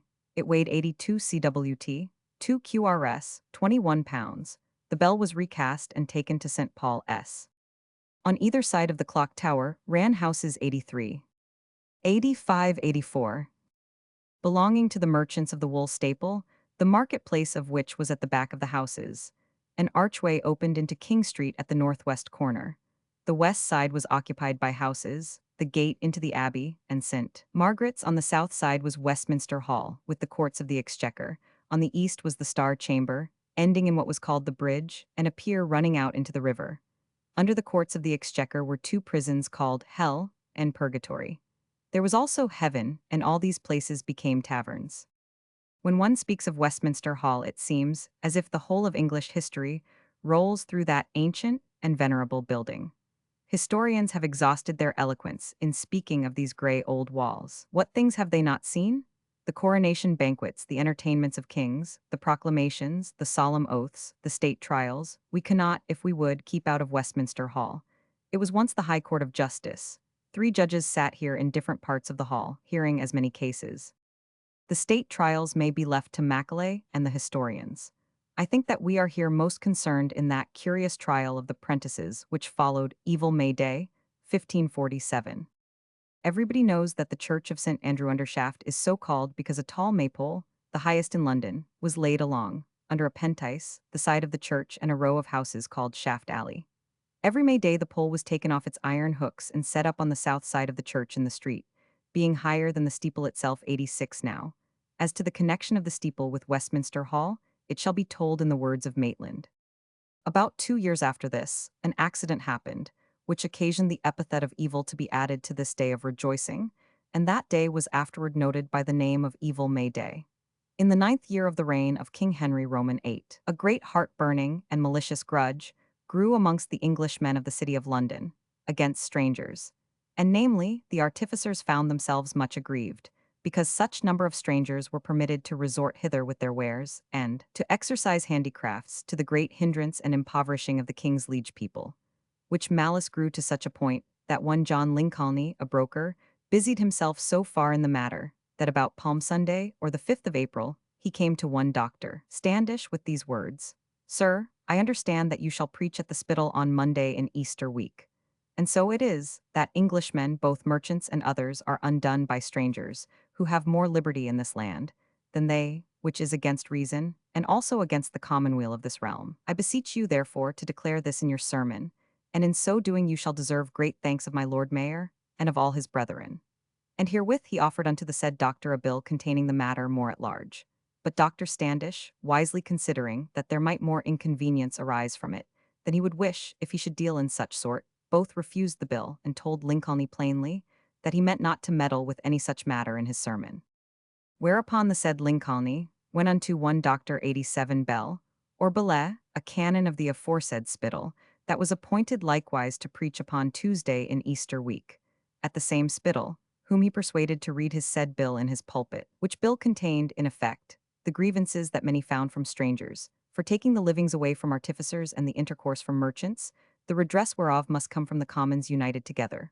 For, as the hurt touched all men, so must all set to their helping hands. Which letter he read, or the chief part thereof, comprehending much seditious matter, and then he began with this sentence: Clum cli domino terrain autumn dedit filiis hominum, i.e., the heavens to the Lord of heaven, but the earth he hath given to the children of men.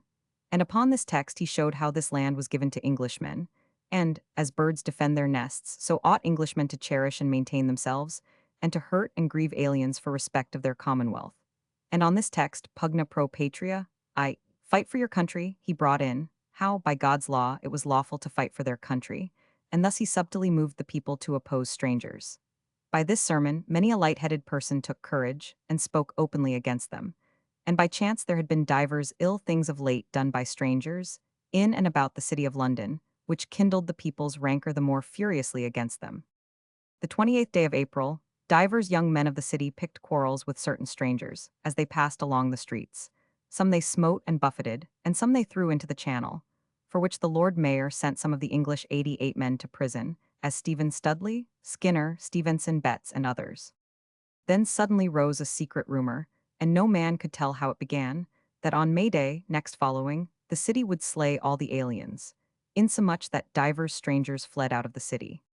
This rumor came to the knowledge of the king's council, whereupon the Lord Cardinal sent for the mayor and other of the council of the city, giving them to understand what he had heard. The Lord Mayor, as one ignorant of the matter, told the cardinal that he doubted not so to govern the city, but that peace should be obtained. The cardinal willed him so to do, and to take heed, that, if any riotous attempt were intended, he should by good policy prevent it. The mayor coming from the cardinal's house, about 4 o'clock in the afternoon, on May Eve, sent for his brethren to the Guildhall. Yet was it almost 7 o'clock before the assembly was set. Upon conference had of the matter, some thought it necessary that a substantial watch should be set of honest citizens, which might withstand the evildoers, if they went about any misrule. Others were of contrary opinion, as rather thinking it best that every man should be commanded to shut up his doors and to keep his servants within. Before 8 o'clock, the recorder was sent to the cardinal with these opinions, who, hearing the same, allowed the latter. And then the recorder and Sir Thomas More, late under sheriff of London and of the King's Council, came back again to the Guildhall, half an hour before 9 o'clock, and there showed the pleasure of the King's Council. Whereupon every alderman sent to 89 his ward, that no man, after 9 o'clock, should stir out of his house, but keep his doors shut, and his servants within, until 9 o'clock in the morning. After this command was given in the evening, as Sir John Mundy, alderman, came from his ward, he found two young men in cheap, playing at the bucklers, and a great many young men looking on them. For the command seemed to be scarcely published. He ordered them to leave off, and, because one of them asked why, he would have them sent to the compter. But the prentices resisted the alderman, taking the young man from him, and cried, "Prentices, prentices, clubs, clubs." Then out of every door came clubs and other weapons, so that the alderman was put to flight. Then more people arose out of every quarter, and forth came serving men, watermen, courtiers, and others, so that by 11 o'clock there were in cheap 600 or 700. And out of St. Paul's churchyard came about 300. From all places they gathered together, and broke open the compter, took out the prisoners committed thither by the Lord Mayor for hurting the strangers. They went also to Newgate, and took out Studley and Betts, committed for the like cause. The mayor and sheriffs were present, and made proclamation in the king's name, but were not obeyed.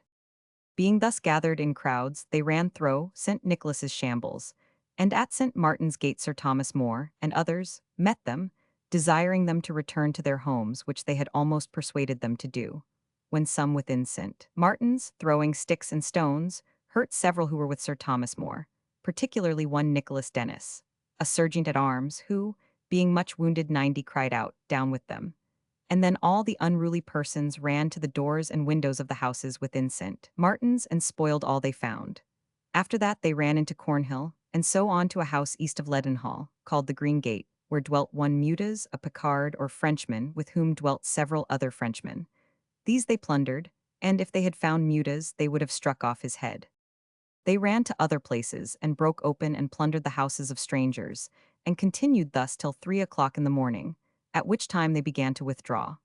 But by the way they were taken by the mayor and others, and sent to the Tower, Newgate, and the compters, to the number of 300. The cardinal, being advertised of this by Sir Thomas Parr, sent him immediately to inform the king of it at Richmond, and he forthwith sent to learn what condition the city was in. Sir Roger Comely, lieutenant of the Tower, during the time of this business, shot off certain pieces of ordnance against the city, but did no great hurt. About 5 o'clock in the morning, the Earls of Shrewsbury and Surrey, Thomas Dockery, Lord Prior of St. John, George Neville, Lord Abergavenny, and others came to London with what forces they could get together. So did the Inns of Court. But before they came, the business was all over. Then were the prisoners examined, and the sermon of Dr. Bell called in question, and he sent to the Tower. A commission of Oyer and Terminer was directed to the Duke of Norfolk and other lords for the punishment of this insurrection. The 2nd of 91 May, the commissioners with the Lord Mayor, aldermen, and justices went to Guildhall, where many of the offenders were indicted, whereupon they were arraigned and pleaded not guilty, having one day given them, till the 4th of May. On which day the Lord Mayor, the Duke of Norfolk, the Earl of Surrey, and others came to sit in the Guildhall.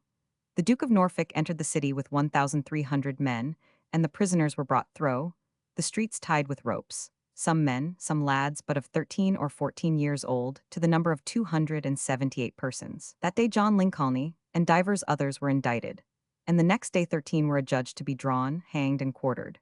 For execution whereof 10 pair of gallows were set up in divers places of the city, as at Aldgate, Blanchapleton, Grass Street, Leadenhall, before each of the compters at Newgate, St. Martin, at Aldersgate, and Bishopsgate. And these gallows were set upon wheels to be removed from street to street, and from door to door as the prisoners were to be executed. On the 7th of May, Lincoln, Sherwin, and the two brothers named Betts, with several of their confederates, were found guilty and received sentence as the former. When, within a short time after, they were drawn upon hurdles to the Standard in Cheapside, where Lincoln was first executed, but as the rest were about to be turned off, a reprieve came from the king to stay the execution, upon which the people shouted, crying, "God save the king," and thereupon the prisoners were carried back to prison, there to attend the king's farther pleasure. After all this, all the armed men, which before 92 had kept watch in the city, were withdrawn. which gave the citizens hope that the king's displeasure towards them was not so great as themselves conceived. Whereupon, on the 11th of May, the king reciting at his manor of Greenwich, the mayor, recorder, and divers aldermen went in mourning gowns to wait upon him, and having admittance to the privy chamber door, after they had attended there for some time, the king, attended with several of his nobles, came forth. Whereupon they falling upon their knees, the recorder in the name of the rest spake as followeth. Most natural, benign, and our sovereign lord, we well know that your grace is highly displeased with us of your city of London, for the great riot done and committed there. Wherefore we assure your grace that none of us, nor no honest person, were condescending to that enormity. Yet we, our wives and children, every hour lament that your favor should be taken from us. And forasmuch as light and idle persons were the doers of the same, we most humbly beseech your grace to have mercy on us for our negligence, and compassion on the offenders for their offenses and trespasses. To which the king replied, truly you have highly displeased and offended us, and therefore you ought to wail and be sorry for the same. And whereas you say that you the substantial citizens were not consenting to what happened, it appeareth to the contrary. For you never moved to let them, nor stirred to fight with those whom you say were so small a number of light persons. Wherefore we must think, and you cannot deny, but that you did wink at the matter. Therefore at this time we will neither grant you our favor 93 nor goodwill, nor to the offender's mercy, but resort to our Lord Chancellor, and he shall make you an answer, and declare to you our pleasure. At this speech of the king's, the citizens departed very sorrowful. But having noticed that the king intended to be at his palace of Westminster on the 22nd of May, they resolved to repair thither, which they did accordingly, though not without the appointment of Cardinal Wolsey, who was then Lord Chancellor.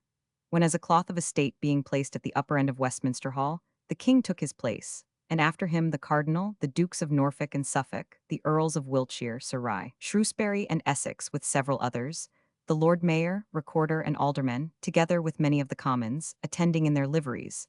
When, about 9 o'clock, order was given for the bringing forth the prisoners, which was accordingly done. So that they came in their shirts, bound together with ropes and halters about their necks, to the number of 400 men, and 11 women, one after another. Which sight so moved several of the nobility, that they became earnest intercessors to the king for their pardon. When silence was made, and they were all come into the king's presence, the cardinal sharply rebuked the mayor, aldermen, and commonalty for their negligence. And then, addressing his speech to the prisoners, he told them that for their offenses against the laws of the realm and against his majesty's crown and dignity they had deserved death. Whereupon they all set up a piteous cry, saying, Mercy, gracious Lord, mercy, which so moved the king that, at the earnest entreaty of the lords, he pronounced them 94 pardoned. Upon which, giving a great shout, they threw up their halters towards the roof of the hall, crying, God save the king. When this news was bruited abroad, several that had been in the insurrection, and had escaped, came in upon their own accords with ropes about their necks, and received the benefit of the king's pardon. After which the cardinal gave them several good exhortations tending to loyalty and obedience, and so dismissed them, to their no small joy, and within a while after the gallowses that were set in the several parts of the city were taken down, which so far pleased the citizens that they expressed infinite thanks to the king for his clemency. This company was called the Black Wagon, and the day whereon this riot and insurrection happened bears the name of evil May Day to these our present times. And thus have you heard how the citizens escaped the king's displeasure, and were again received into favor, though, as it is thought, not without paying a considerable sum of money to the cardinal to stand their friend, for at that time he was in such power that he did all with the king. These great Mayings and May games, with the triumphant setting up the great shaft, a principal maypole in Leadenhall Street before the parish church of St. Andrew, thence called Undershaft, were not so commonly used after this insurrection on May Day, 1517, as before. The story must be finished, though this part of it does not belong to Westminster, by showing the end of the shaft. After the evil May Day, it was never raised again 95. This proves the growing dread, in the minds of the officials, of the mob when they came together. The after history of London is full of this dread, which experience fully justifies. The famous maypole hung upon its hooks from the year 1517 to the year 1549, the third of Edward Roman VI. There flourished at that time a certain person named Sir Stephen, a curate of St. Catherine Cree, a fanatic of the most abominable kind. He wanted to turn the Reformation into a revolution. All the ancient ways were to be abandoned or turned upside down. He wanted the names of churches to be altered. the names of the days of the week to be altered. Saturday is sheer pagan, and so is Friday, for we all know who Freya was. He wanted fish days to be any days except Friday and Saturday, and Lent to be observed at any time of the year except the time between Shrove Tuesday and Easter Sunday. I have often, says Stowe, seen this man forsaking the pulpit of his said parish church, preach out of a high elm tree in the midst of the churchyard, and then entering the church, forsaking the altar, to have sung his high mass in English upon a tomb of the dead towards the north. Now on one occasion Sir Stephen preached at Paul's Cross, and he told the people that by naming the church St. Andrew Undershaft they made an idol of a maypole. I heard his sermon, says Stowe, and I saw the effect that followed, for in the afternoon of that present Sunday, the neighbors and tenants to the said bridge over whose doors the said shaft then leaned, after they had well dined, to make themselves strong, gathered more help, and with great labor rending the shaft from the hooks whereon it had rested 32 years, they sawed it in pieces, every man taking for his share so much as had 96 lain over his door and stall, the length of his house, and they of the alley divided among them so much as had lain over their alley gate. Thus was this idol, as he, poor man, termed it, mangled and after burned. Many great and memorable events took place in the hall, apart from the grand functions of state, or beside them. For instance, here began the massacre of the Jews at the coronation of Richard I. Here in the same reign, the Archbishop and the Lords sat to pronounce sentence upon William Longbeard, who came with thousands of followers, so that they dared not pronounce sentence upon him. Here they brought the prisoners of Lincoln, 102 Jews charged with crucifying a child, Hugh of Lincoln. That must have been a strange sight, this company of aliens who could never blend with the people among whom they lived.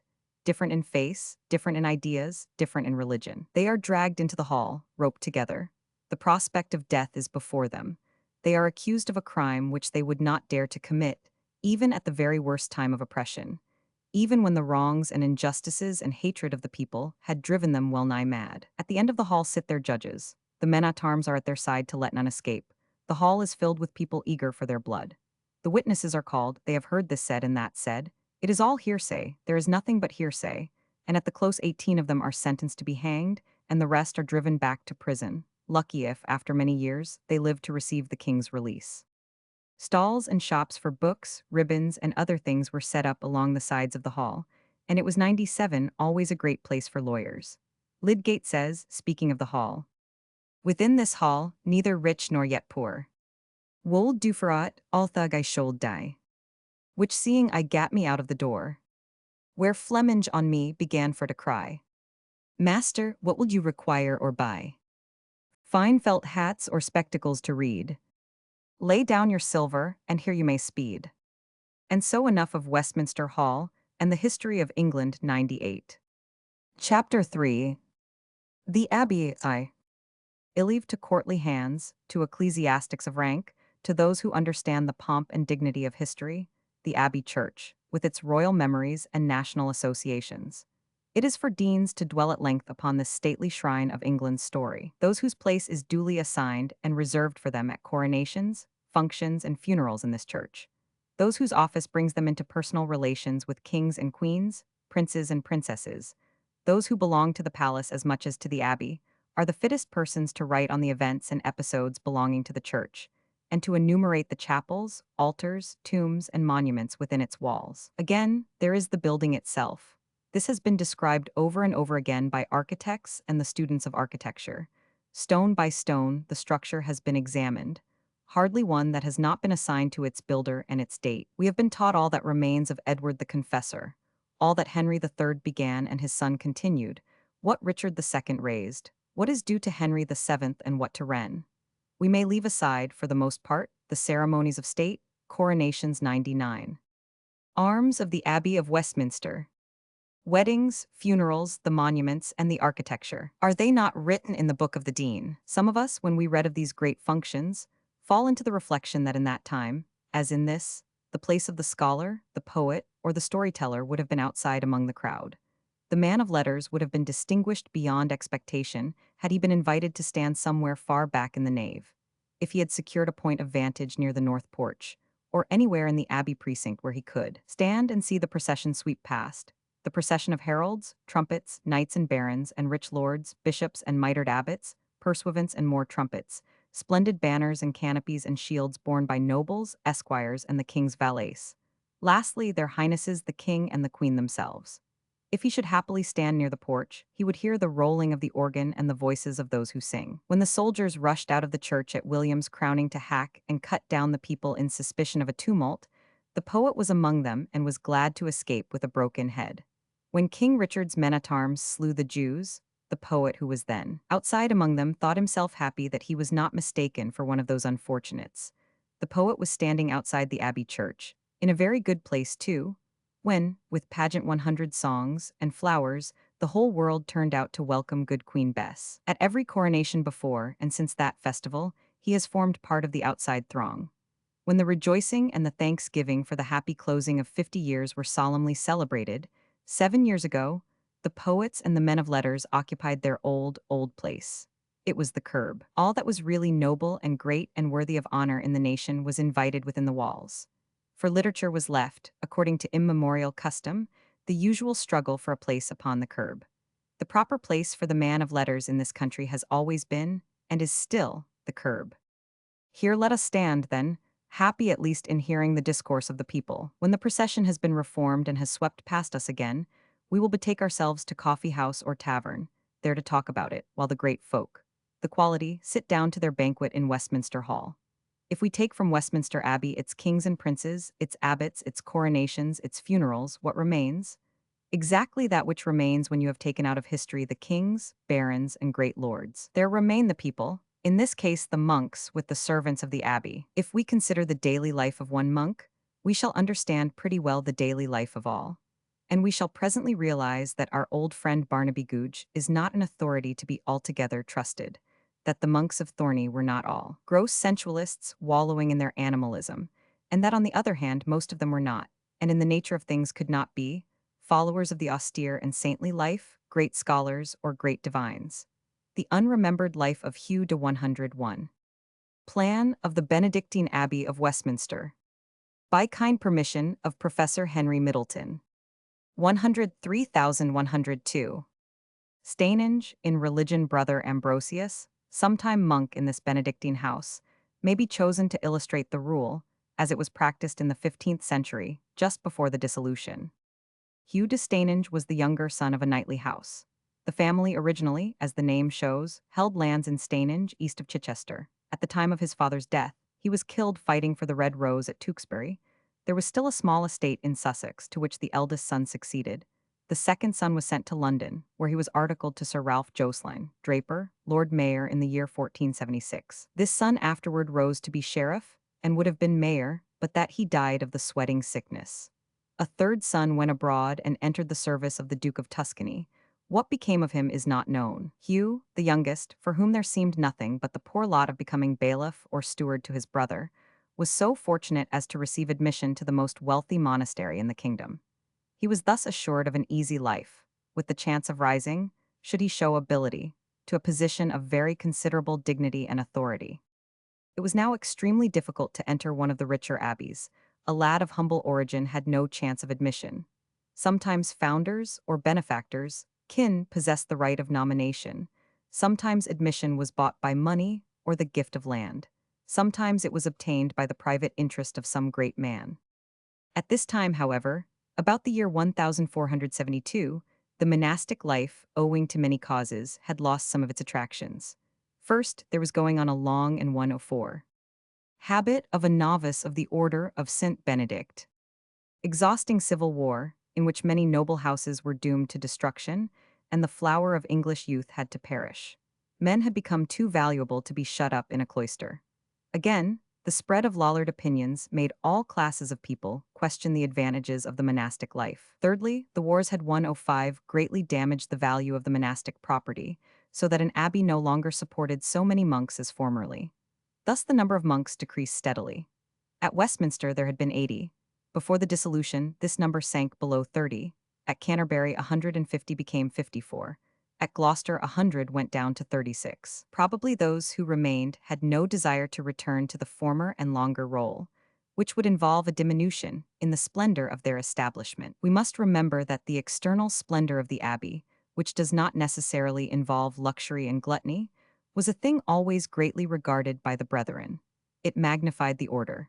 It glorified the religious life. Even the most ascetic desired a splendid service, rich robes, vessels of gold and silver, gorgeous tapers, a fine organ, a well-trained choir of glorious voices, troops of servants and stately buildings. So that this remarkable diminution of numbers may have been due, in some measure, to the increase of this kind of luxury. However, there is no doubt that when little Hugh de Stanage was admitted to the Abbey of St. Peter, the house was at its highest point of splendor. It was the richest of all the English houses. Its manners had partly recovered from the losses caused by the civil wars. The abbot was greater than any bishop. He lived in a palace. He entertained kings. The brethren were surrounded by lay brothers and servants. The early austerities of the rule had long been relaxed. The buildings of the abbey, church, cloisters, chapter house were more stately than those of any other house. The situation, close to the palace and within easy reach of the port and markets of London, was 106 most desirable. Nobody asked the boy if he would like to be a monk. Nobody in those days ever consulted boys on such subjects. The child was told that he would be a monk, and he obeyed. They offered little Hugh in the church as a novice. First they cut his long curls round, offering the hair to the abbey, an act which symbolized something, but I know not what. Only a brother learned in the rule could interpret all the symbols in the ritual. He was then, carrying in his hand the host and chalice, presented to the priest at the altar. The parents, or their representative, then wrapped the boy's hands in the pall of the altar, and read a written promise that they would not induce him to leave the monastery or the order. After this, the abbot consecrated a hood for the boy and laid it upon him. He was then taken out, shaved after the fashion of the order, robed and brought back, when he was received with prayers. This done, he was a novice, and was supposed to belong to the house for life, provided he entered upon full vows in due course. It took many years to make a perfect monk.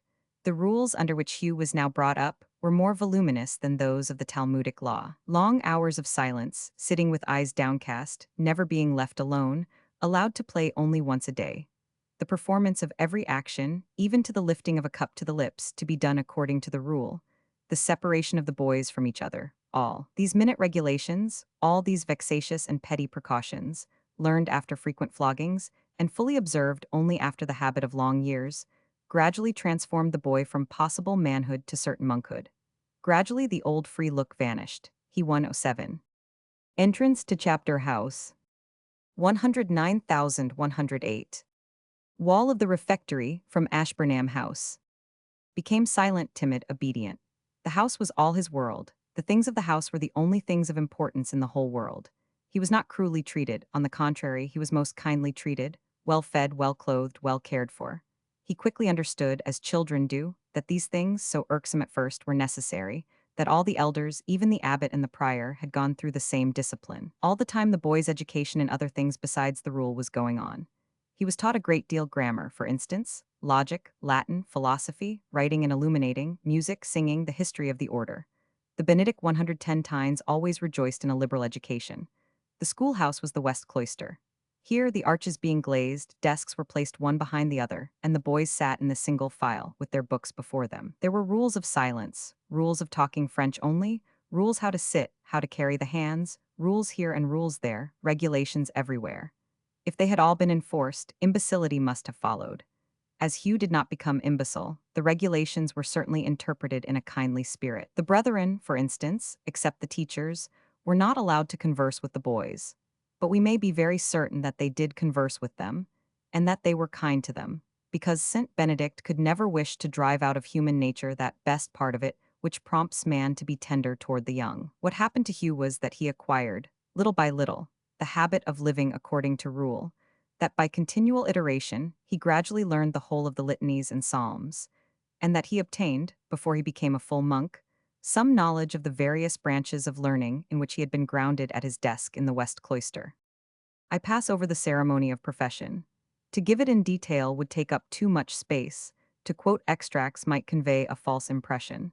Let it suffice that nothing was wanting to make the ceremony the most solemn occasion possible. It is true that children were brought to the abbey quite young and without regard to vocation, but might not the practice be defended on the grounds, one, that nothing, from the medieval point of view, could be better for a man than the Benedictine rule, so that everyone, even though he might yearn for the outer world, ought to 111 be grateful for this seclusion, and two, that by the long years of preparation and education, the calling to religion, which ought to be in every mind, was cultivated and developed. And really, when we consider how many of our own clergy are in the same way set apart from youth, without question as to their vocation, we need not throw stones at the medieval Benedictines. The abbot's dining hall at Westminster, now used as the dining room of the school. Hugh, therefore, at the age of 18, made his profession and became Brother Ambrosius, a junior in 112 the house. His was the duty of reading the Gospel and the Epistle. He carried a taper in processions. He read the Martyrology in the chapter. And he now entered upon the daily round, which was to continue until the end of his life or till old age demanded indulgence. It consisted mainly of services. They began at 2 in the morning with matins. These finished, the choir went back to bed. The rest remained to sing lauds for the dead. They then went to bed again until daybreak or 5 in the morning, when they rose for prime. At 7 a.m. there followed Compline. At 9 a.m. there was tierce. At 11 a.m. there was sext. Nones were held at 2 p.m. And vespers at 6 p.m. There were thus 8 stated services, requiring certainly as much as 8 hours out of the 24. They went to bed at 8 p.m., getting 6 hours of sleep before matins and 2 or 3 after lauds. This accounts for 16 hours. Then there was the daily gathering in the chapter house, taking perhaps 1 hour. This leaves only 7 hours for meals, rest, and work. We are told that a Benedictine house was to be self-supporting as far as possible. Everything wanted by the brethren was to be made in the place, if possible. Every brother was to be working when he was not in the church, in the refectory, or in the dormitory. We know that there have been many learned works produced by Benedictines. Not, as I understand it, that learning or art or handicraft was ordered by the founder, save as a means of keeping the hands of the brethren out of mischief. Dean Stanley wonders mildly why, in the long history of Westminster Abbey, there was found no scholar in the brotherhood, and there was produced no learned work. One would 113 rather be surprised if any good work had been produced, nor can we readily believe that good work could be produced by men wearied by 17 hours of services and ceremonies. 3. Towel Ombres in the South Walk. The situation of St. Peter's exposed the younger brethren to temptations, from which the monks of such retired spots as Glastonbury, Tintern, or Fountains were happily free. These temptations assail the young brother Ambrosius with great violence during the earlier years of his profession. It was, indeed, on account of these temptations that he was more than once, in the chapter house, flogged in the presence of 114 the whole fraternity. 8 years of drill and discipline, although they made him a monk, had yet left in him the possibility of becoming a man. Consider the dangers of the situation for a young man. On the other side of the wall, which formed the eastern boundary of the abbey, was the palace, the court and camp of the king, a place filled with noisy, racketing, even uproarious life. There were taverns without the palace precincts where the noise of singing never ceased. There was the clashing of weapons, there were the profane oaths of the soldiers, there was the blare of trumpets, there were the pipe and tabor of the minstrels and the jesters. The monks in their cloister, which should have been so quiet, could never escape the clamor of the barrack. The world, in fact, was always with these good monks. They could not escape it. Invisible but audible, the temptations of the world, the flesh, and the devil were continually presented to them through the medium of ears unwilling, yet constrained to hear. Only a low wall between a world of action and the world of prayer. Between a world rushing headlong down the flowery path, gathering roses with both hands, committing sins all day long, heedless of repentance, and a world of rule, where even the holy brethren had to step heedfully along the narrow walk prescribed by the wisdom or the inspiration of St. Benedict. In the cloisters the brother Ambrosius sat before his books, eyes downdropped. What did he read on the illuminated page? I know not. What he heard, and it filled his heart with yearnings indescribable, was the sound of pipe and tabor, the merry squeak of crowd, and the jangled bells of tambourine, was the lusty song trolled out by soldier, and, ah, heaven, 115. Chapel of the Pigs. 117,116. Why is everything that the natural man longs for sinful? The singing, like the voice of a bird for silver sweetness, it sank into the soul and blurred the page of the psalter and made him giddy, the singing to the tinkling of the mandolin, the singing of girls. All that life, that worldly life, the life of those who feasted and drank, sang, made love, and died on the battlefield going headlong, there was no doubt whither, might be heard all day long in the cloister of the abbey. Did no young man ever leap to his feet, tear off hood, gown, and robe, and rush out of the abbey gate, that which led into King Street, and so into the outer life, there to wallow in the transitory joys of this sinful world? There are no chronicles of the house left to tell if this lamentable lapse ever happened. So, on the other side, did the chanting of the monks, the rolling of the organ, awaken no thought of repentance in the rude soldiers? We know not, for again, no chronicles survive of the men who followed the king and had bouch of court. In the course of time, even these temptations ceased to assail the young monk. Brother Ambrosius became like his brethren. He mechanically chanted the psalms and the responses. His chief joy was in refectory. He sat in the cloisters and whispered the small talk of the day. He went to misericord for indulgence permitted. As for scholarship, he had no turn for it. His whole life was worked out according to formula and by repetition. Just as the laborer goes forth every day with his spade for 12 hours, digging without a murmur or any discontent, so did Brother Ambrosius every morning rise at 2 to begin the many hours spent in the services of the day. They were his work. And for the orty 118-nary monk, of no more than average intellect, it was quite enough work for the day. Brother Ambrosius was never advanced to any post of honor or dignity in the house.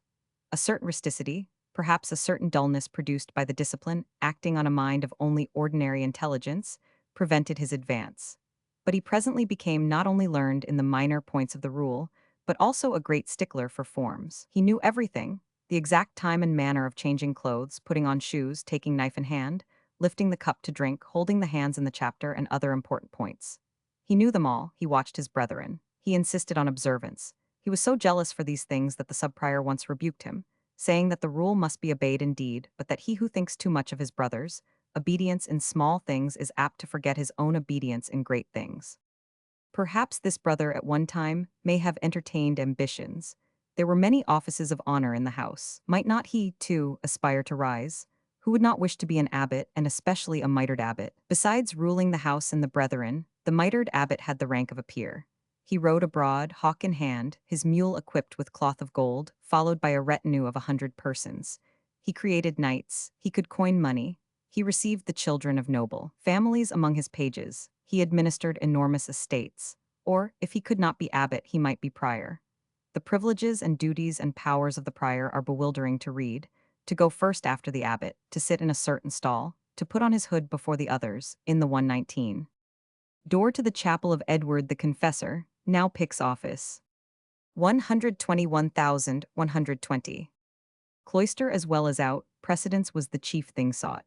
Or there was the office of sub-prior, who sat among the monks at meat, said grace, saw that everyone behaved properly, and at 5 o'clock in the evening shut up the house. There were next the offices of administration. The importance of the altarer could not be denied. He had the care of refectory, kitchen, and cellar. The interest naturally taken in the proper administration of kitchen and cellar caused the officer exemption from at least half the daily services. There was the precentor cantor, a functionary who knew the exact order of everything in church, refectory, cloister, and dormitory.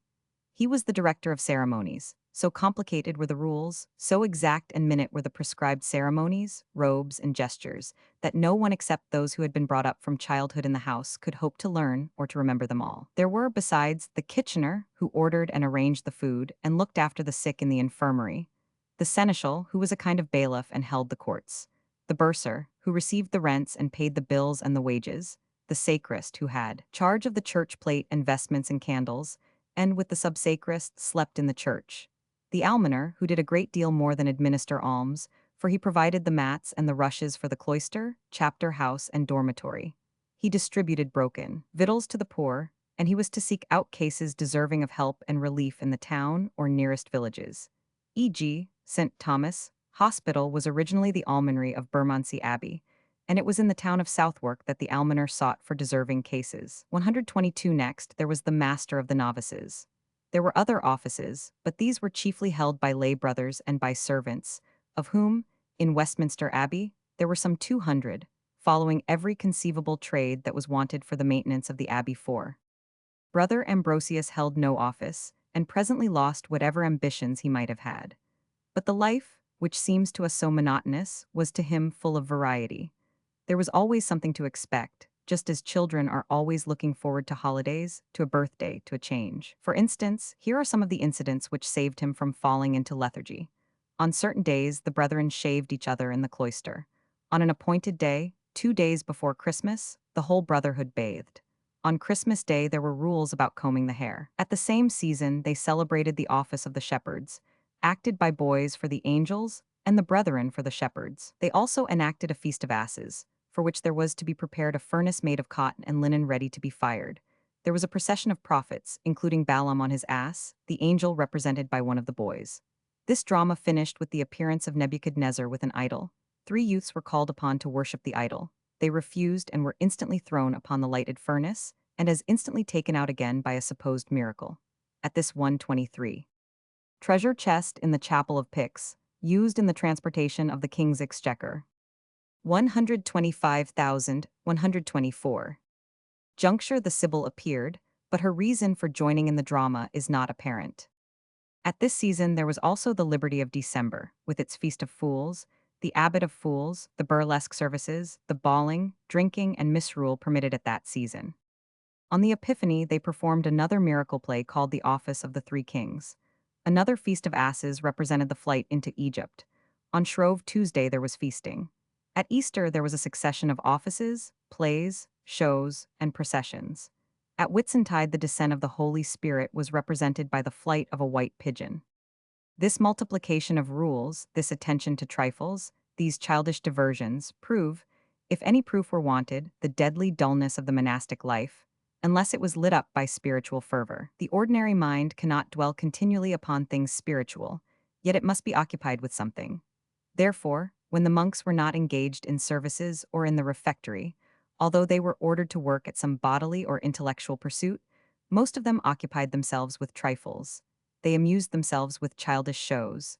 They admonished and corrected each other with boyish discipline. We need not ask why Westminster produced no great scholars. It was not the real business of the abbey to produce scholars, but to sanctify the life of the monk, and to sing so many services a day for the good of the brethren first and of those outside. Afterward, now comes the question, how much of the rule was obeyed in the latter days, just before the dissolution? The discipline varied from house to house. It is very certain that the Carthusian rule was strictly observed at the Charter House, and that 126. A pillar now standing in Mr. Thin's garden, and forming part of the ruined chapel of St. Catherine. The Benedictine rule was observed with laxity at the Priory of the Holy Trinity. Chaucer's jolly monk has horses in the stable. He can go abroad as he pleases. He is not dressed as a monk. Again, there is one of the stories concerning Long Meg of Westminster, which seems to show that the monks went about in the taverns outside the abbey. Yet the holding of certain offices gave permission to go outside the abbey 127. Jerusalem Chamber, Abbot's Residence, Westminster. There is every kind of evidence to prove that luxury and pride and laziness had become a common charge against the monks long before the dissolution. Was there a voice or a hand raised in London or Westminster to save the houses? Why, had there been even a small minority in London by whom the houses were respected, Henry had not dared to touch them. He beheaded those who opposed his will. True, the great nobles he beheaded, but not the crowd who, had they cared for the houses, could have defended them 128 against all the power of the king. But the scanty memoir of Hugh de Staininge, which has been collected painfully from various sources, does not enable me to state with any exactness how far the rule was still observed. There exists no portrait of this or any other brother. He lived in the abbey, whose walls he never left till he died, full of years, and with the reputation of having been a good monk. He was buried in the cemetery close to St. Margaret's Church with his brethren of 1,000 years. Of them, and of their works, the name and the memory have long since perished. Although no portrait remains of Hugh, in Religion Brother Ambrosius, we can discern his face after the manner of the photographer who produces a type by superposition. There are 30 generations of Westminster monks passing in procession before us. Here and there one perceives the keen eye and the aquiline nose of the administrator. Such a brother will become abbot in due course. One observes here and there the face of a scholar. Such a brother is moody and irritable. He cannot, even after 40 years, reconcile himself to the wearisome iteration of services. Here and there one observes an ascetic, thin, pale, fiery-eyed. Here and there the face of a saint, the kind of face which you may see on the marble tomb of Westminster's greatest and noblest dean. The rest are like our friend Hugh de Staininge. They are dull and heavy-eyed. Their faces express the narrowness of their lives. They are not alert like other men. They have no craft or guile in their eyes. In worldly things they are ignorant. You have only to look at them to discover this. But Hugh de Staininge never became a hypocrite, nor was he ever a sensualist, at the worst 129. Abbot's Pew, showing the medallion of Congreve below. He was a man checked in his growth, stunted in mind, ignorant, incapable of the finer emotions because he was thus stunted, an imperfect man because he was cut off from the things which made the real man in the palace yard beyond the wall, viz., The dangers 130 and perils and chances of life, the struggle for life, the natural affections, the madness of battle, victory, or defeat. What compensation could there be for a life so stunted? Alas, poor Hugh, one of his brothers, I believe, was killed in battle, and another was hanged for alleged conspiracy. He was quite safe all his life, his eternal future even was assured. And yet, besides, there are sins in the cloister as well as without. No man, even among the Trappists, can escape from himself, from the wanderings of his thoughts, from his instincts and his heredities. He has buried the half of himself, is it the nobler part? For the other half, besetting devils still contend. Some of us can remember how, under the old system at Cambridge, the senior fellows remained in college all their lives, their interests centered in the society, dining in hall every day, sitting over the college port in combination room every day. Few among the seniors, as one remembers them, were any longer capable of intellectual work. They had never had any ambitions. They played bowls in the garden. They walked every day the customary round. They were in orders. They were regular at chapel, and they led decorous lives. When they grew very old, they fell into the hands of their bedmaker. Of other women they knew little. Such as were these aged dons, so were, I believe, the monks of Westminster, dull and respectable, decorous, obedient to so much of the rule as they could not escape, and stupid and ignorant, since they had been locked up within those walls from childhood, just as those old dons had long since lost any enthusiasm for learning which might once have possessed them. So our friend Hugh Destange, plodding through the monotonous days, with the iteration 130, one of the same services, till he knew every line by heart, had long ceased to connect their words with any meaning. A square window, now walled up, used by the abbot to maintain surveillance of the monks at night. There is one exception to the general charge of worldliness and luxury. It is an officer, rather a resident, of the abbey concerning whom historians are mostly silent. Of him alone it can be said that he was most certainly neither luxurious nor sensual nor a hypocrite. This man was the solitary, the recluse, the anchorite or anchoret of the Abbey 132. The anchoret must not be confused with the hermit, who was another variety of the recluse. The latter chose his own place of residence. Sometimes it was a cave, sometimes a hollow tree, sometimes a cell on or near a bridge, sometimes a wood. He was a law to himself. He owed obedience to no one. All he had to do was to impress the people with the belief that he was a real hermit in order to live by their charity. The anchoret, on the other hand, was set apart and consecrated by a solemn service. There was generally one at least attached to every great religious house.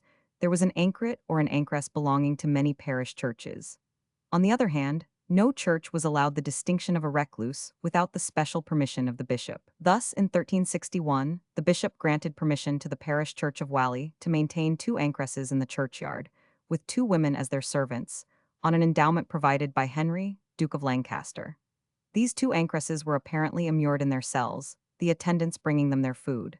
In many cases, the anchoress slept in the church, which she swept and kept clean. This office might appear desirable for many a poor woman, and probably such an anchoress was never wanting, but to be actually immured, to sit for the rest of life in a narrow cell with a narrow grating for light and air and conversation, without fire or candle, alone day and night, in good or bad weather, without hearing a voice or speaking with anyone, unwashed, uncombed, in rags and cold and misery.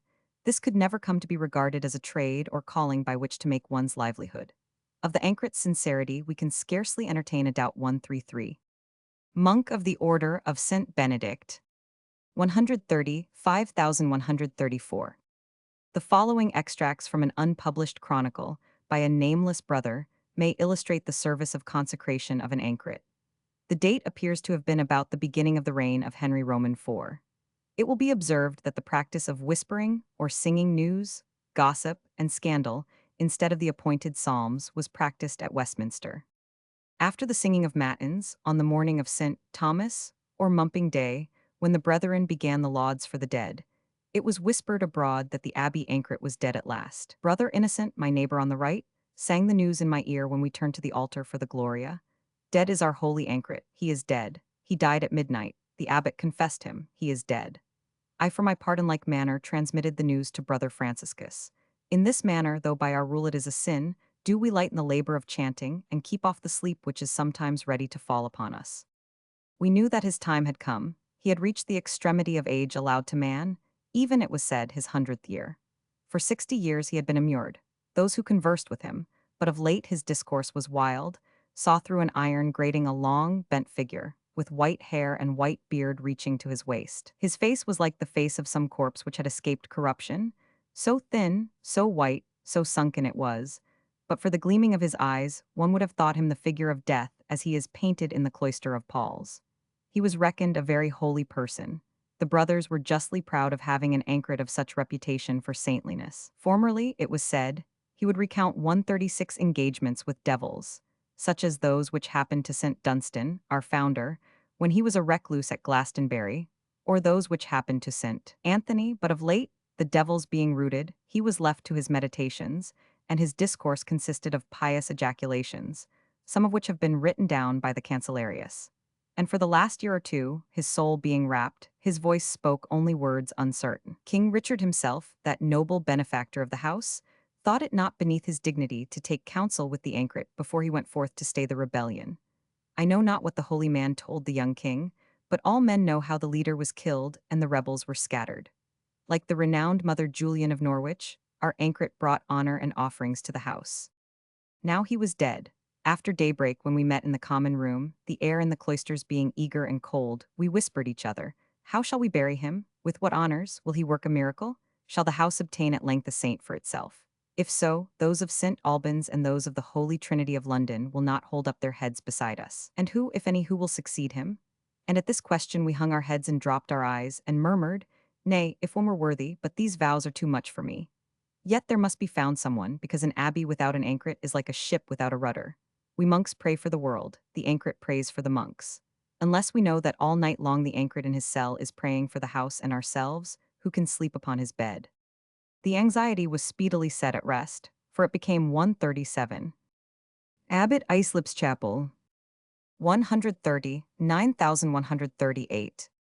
Known that one of the brotherhood, a most unusual circumstance, the sub-prior, heavens, nothing less than the sub-prior, who might reasonably expect to be prior and even abbot, had humbly offered himself to the abbot for this living sacrifice. Yet when we considered the matter, it seemed neither wonderful nor unexpected.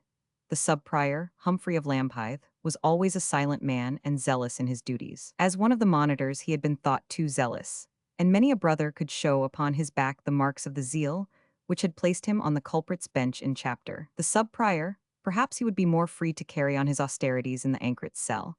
He cared nothing for the refectory, and his drink was only water. Heaven would doubtless reward him, and perhaps would grant to the brothers of lower saintliness a milder sub-prior. In this life, compassion and indulgence are more desirable than the strict investigation of every little sin. That night the sub-prior spent alone in the abbey church, after confessing to the abbot and receiving absolution from him. In the morning, we set him apart and consecrated him according to the order prescribed, and the manner of his consecration was as follows. The sub-prior, being a priest, was taken into the choir, where he prostrated himself with bare feet. The abbot and three of the brethren who were priests having taken their places, the cantor began the service with the responsory, Beatty and Melius, after which the abbot and assistants before the altar sang with the choir certain psalms, 14 in number. After the psalms followed a litany, the choir singing after each clause, or a pro eo. The litany finished, the abbot advanced toward the prostrate brother bearing a 140. The Westminster schoolroom, formerly the abbot's dormitory. Crucifix, a thurible and holy water, and standing over him, he thrice sprinkled him with water, censed him, and prayed over him.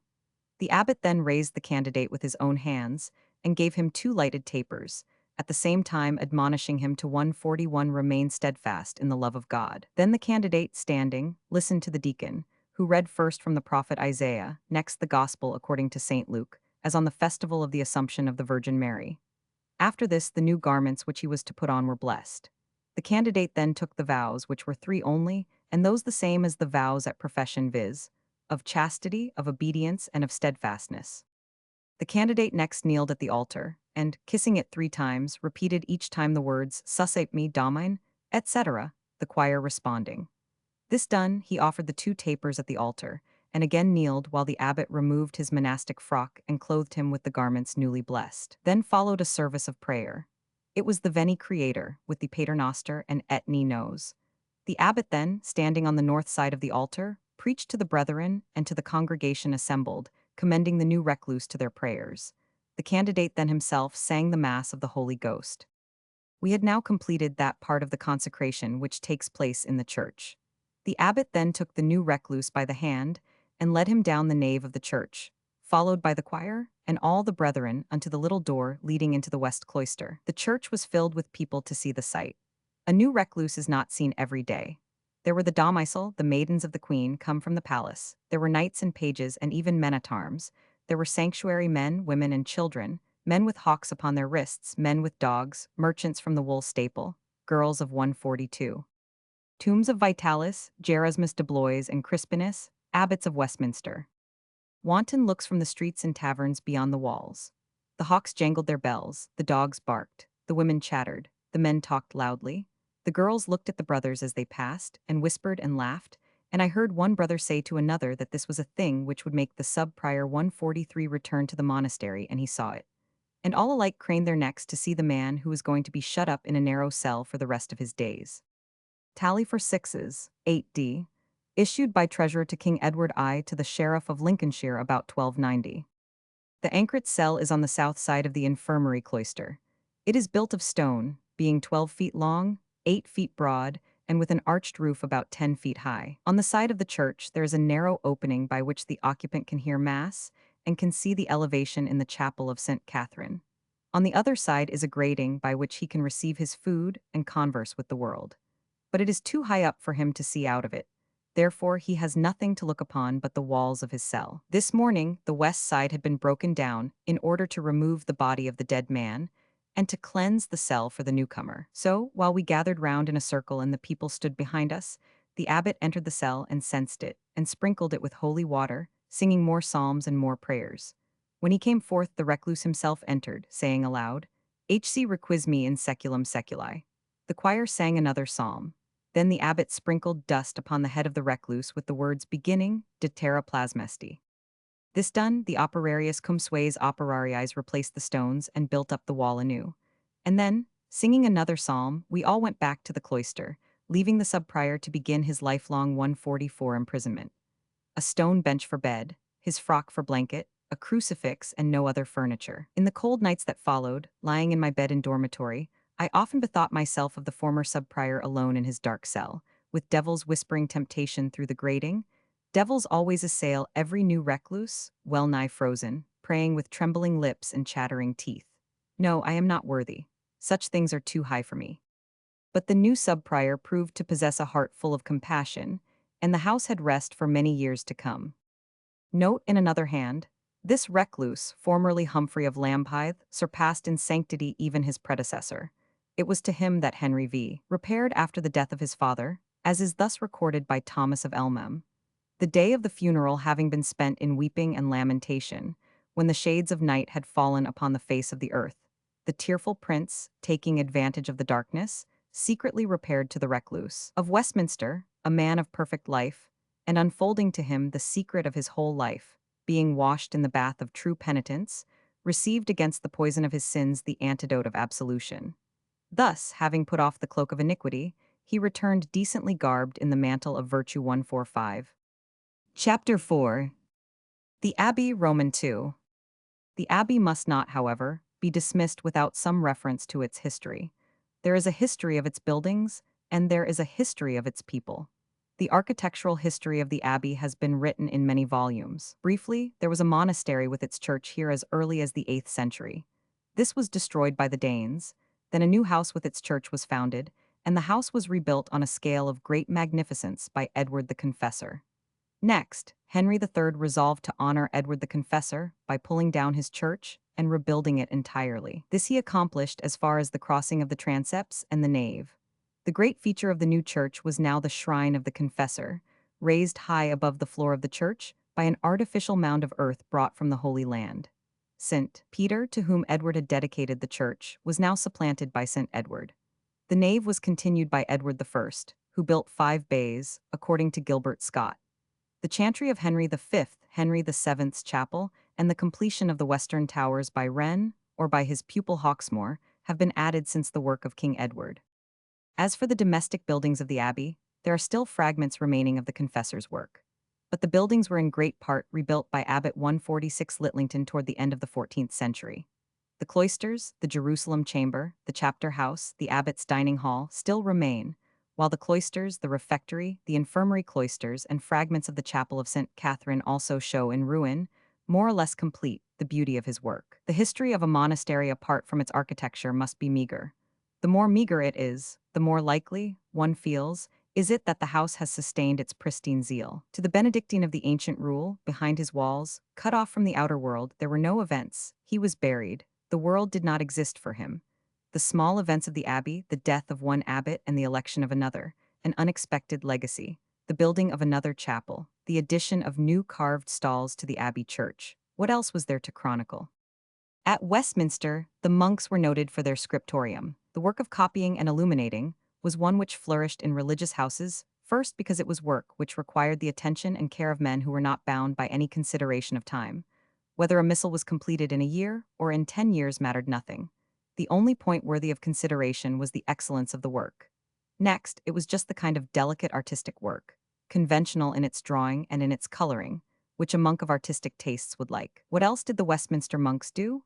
They taught their novices, they received the sons of noblemen as scholars and wards, they administered their very large estates, they governed the rabble of sanctuary, they carried on a tradition of learning, but they produced no scholars, and they took part in every national and royal funk 147 tion held in the Abbey Church. I think it may be conceded that, except in one deplorable case, there were few scandals attached to the Abbey of St. Peter's, Westminster. The stories connected with the poet Skelton point to a certain laxity as regards going outside the house and drinking in the Westminster taverns. Indeed, it is plain that the monks were frequently seen in the streets and in public places. But we hear little of the monks, and this fact must be placed to their credit. Twice is the silence broken. On one occasion, some prophet announced that a high tide was coming up the Thames, which would overflow the abbey buildings and drown the monks. Then the abbot with all the brethren betook himself to a small house at Kilburn, the priory of St. John the Baptist, where they took shelter until the tide was past, and the prophet was covered with confusion. The second case is that of Richard Podlicote, which deserves a longer notice. This case occurred in the year 1303. It is certainly one of the most astonishing and daring attempts in history, only equaled by Colonel Blood's attempt nearly 400 years later. It was the robbery of the royal treasury. The king's treasure consisted of the Saxon regalia, the jeweled crowns, swords, cups of state, and precious vessels acquired by the Norman and Plantagenet kings, and of such moneys as the king had accumulated or set apart for special purposes, or acquired by ordinary means from year to year. The treasury was the ancient Norman chapel of the Picts, i.e., chapel of the box, which contained the things required for the assay and examination of new coins. In 1303, the chapel contained a far larger 148 amount of specie than was usual. This money was lying there, ready for the use of the king in his Scottish campaign. It amounted to £100,000, an enormous sum, equivalent to something like 1 million or more of our own money. The robbery apparently began with a raid upon the refectory, and was not at first intended to go any farther. The robber was one Richard de Podlicote, described as a merchant of some kind, formerly trading in the Low Countries. We must, of course, be careful not to suppose that a so-called merchant was necessarily a person with the dignity and authority of a Whittington. Richard de Podlicote was probably an unsuccessful trader in foreign wares, not a craftsman or a retailer, else he would have been so described. Richard, who said in his confession that he had lost the sum of 14 pounds 17. In a lawsuit was a broken man, desperate and cunning. He observed that the small gate in the wall which led from the palace to the abbey, at the door now by Poets' Corner, was unwatched and neglected. At this time the king himself, with a great army, was on his way to Scotland. The palace was therefore deserted. All the grooms, armorers, blacksmiths, pages, and men-at-arms were with the king. A crowd of servants followed with such gear as was wanted for the cooking, carrying provisions, wine, and all kinds of things. There were left in the palace only the queen and her people, the canons, vicars, singing men and boys of St. Stephen S., the women and the children, and some of the servants. The courts of the palace were therefore quiet and deserted. The strictness of the rules about closing and opening gates, and about watching those who entered or went out, was relaxed. This private way from the 149 palace to the abbey was hardly ever used. Perhaps it was well nigh forgotten. The thief, therefore, would have no difficulty whatever, pretending to be a workman sent perhaps to repair the roof, in introducing by this postern a ladder into the abbey precinct. Or indeed he might have entered boldly by any of the remaining 4 gates into the abbey. At night all the gates, except this, being locked and made fast, and all the monks, even the two guardians of the church, being asleep, the thief was perfectly safe. No one could see him. He set his ladder against one of the chapter house windows, and so, opening a window and tying a rope round the stonework, he easily let himself down into the chapter house and so into the cloisters. There is mention of some kind of night watch. There was such a watch in the church. The sacristan is said to have been responsible for a night watch in the abbey. There was perhaps an irregular patrol. Perhaps the sacristan, whose guilt in what afterward occurred is but too apparent, was already an accomplice. However that might be, there were no watchmen out on the night when Richard de Podlicote stood in the silent cloisters and glanced hurriedly around before he forced open the lock of the refectory door and proceeded to the job in hand. This was to fill his bag with silver cups from the aumbrys or cupboards in the refectory. Nobody disturbed him. He retreated as he had entered. He climbed up his rope. He replaced his ladder along the wall as if it had been left there by a workman, and he passed through the postern into the palace itself. To find a place for rest and concealment in that deserted nest of houses, chambers, and offices was not difficult. To carry out his bag in the morning, his bag full of silver cups, was 150 also easy. Perhaps, as happened later, the custodian of the gate was an accomplice in this job as well. The next chapter in the story is more difficult to understand. To rob the king's treasury was a far more serious job than to rob the refectory, for the treasury was a chamber with stone walls of great thickness, cemented firmly, only to be dislodged by being taken away piecemeal with infinite labor, and to carry out whole sacks and hampers full of treasure was impossible for one man unaided. There must be confederates. There must certainly have been confederates within and without the abbey, monks who would assist in averting suspicion, people who would buy up the plunder. The story has been related by two writers from such documents as remain. One of these is Mr. Joseph Burt, late assistant keeper of the public records, who contributed a paper on the subject to Gilbert Scott's Gleanings from Westminster Abbey, and the other is Mr. Henry Harrod, FSA, in a paper printed in the 44th volume of Archaeology. The differences between the two accounts are very slight.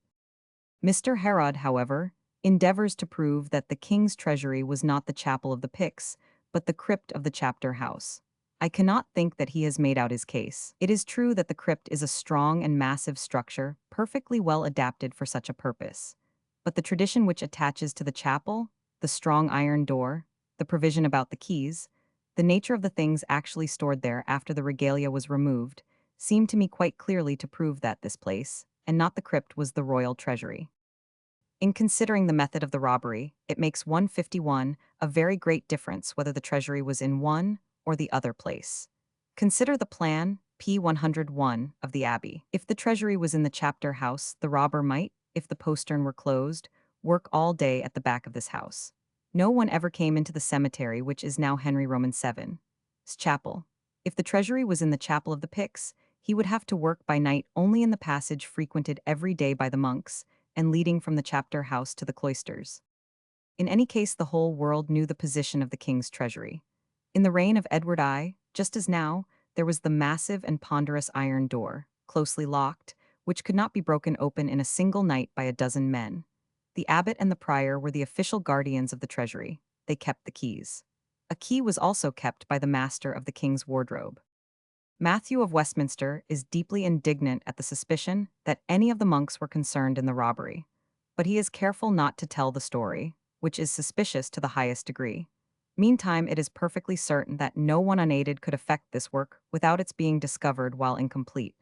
Dean Stanley, p. 369, says that Richard concerted with friends, partly within, partly without the precincts. He refers to Matthew of Westminster under the year 1303.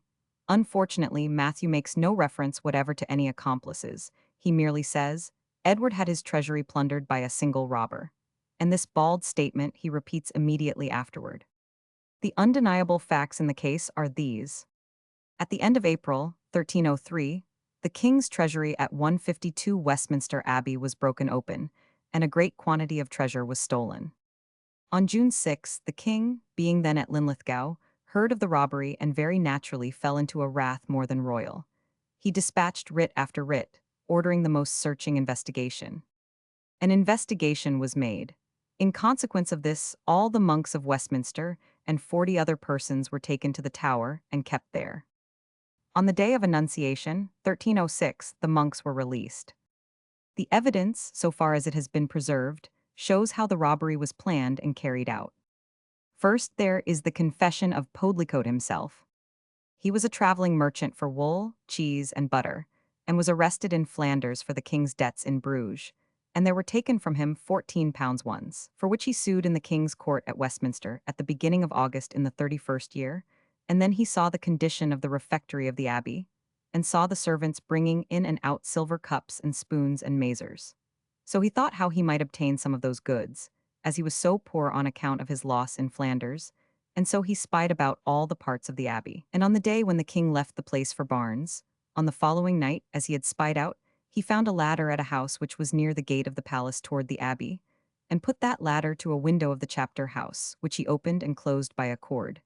And he entered by this cord, and thence he went to the door of the refectory, and found it closed with a lock, and he opened it with his knife and entered.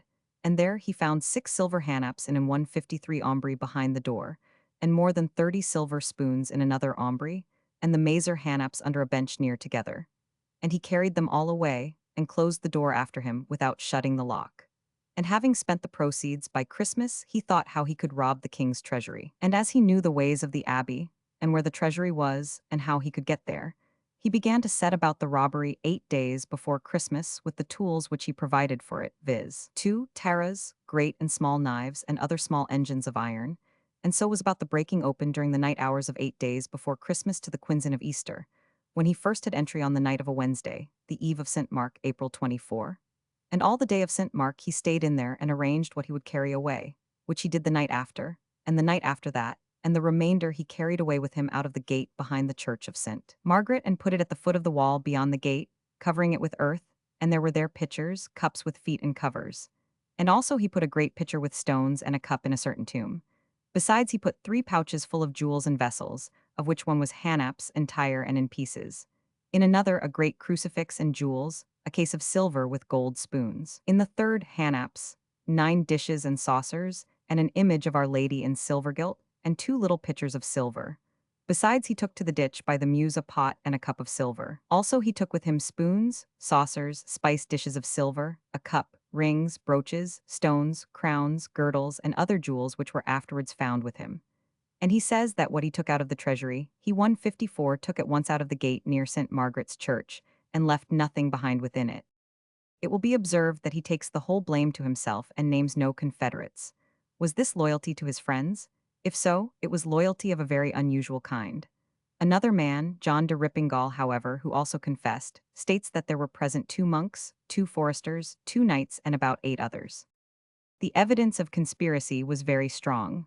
First, as regards the monks, Podlicote himself says that the work took him 4 months. Was there no help from within to keep this work secret?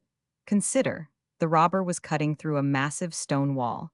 He would have to remove the stones one by one at night and replace them when he ceased at daybreak. But this kind of work cannot be done without making a considerable amount of mess. Now, the sacrist and his officers had charge of the church and the close, and they were charged to watch in the cemetery.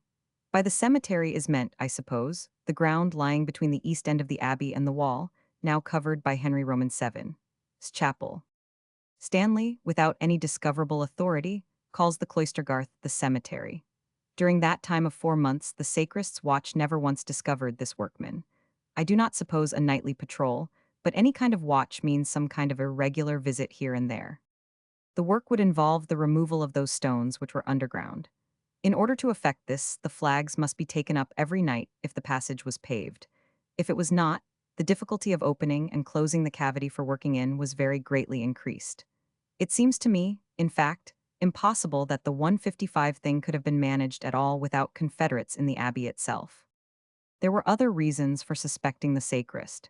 He brought one day, before the discovery, a silver gilt cup to the abbot. He found it, he said, outside St. Margaret's Church.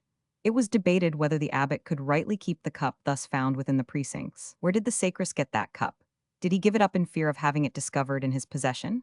William the Palmer, keeper of the palace, deposed that he had seen a very unusual coming and going of the sacrist, the sub-prior, and other monks carrying things. What things? Some of the things were taken away in 2 great hampers by a boat from King's Bridge, the river stairs of the palace. Another monk, John de Linton, was proved to have sown the ground in the cloister with hemp seed in the winter. so that when the hemp grew up there, might be a convenient and unsuspected place to hide their plunder. One John Albas deposed that he was employed to make certain tools for the use of the robbers, and that Alexander de Pershore, the monk, threatened to kill him if he revealed the design. It was he who had seen the said Alexander and other monks taking two large panniers into a boat at the King's Bridge. John de Ramage, another Confederate, went in and out of the abbey a good deal at this time. He suddenly bought horses and arms and splendid attire. Where did the money come from? The robbers were also assisted by William de Palys, who had charge of the palace gate.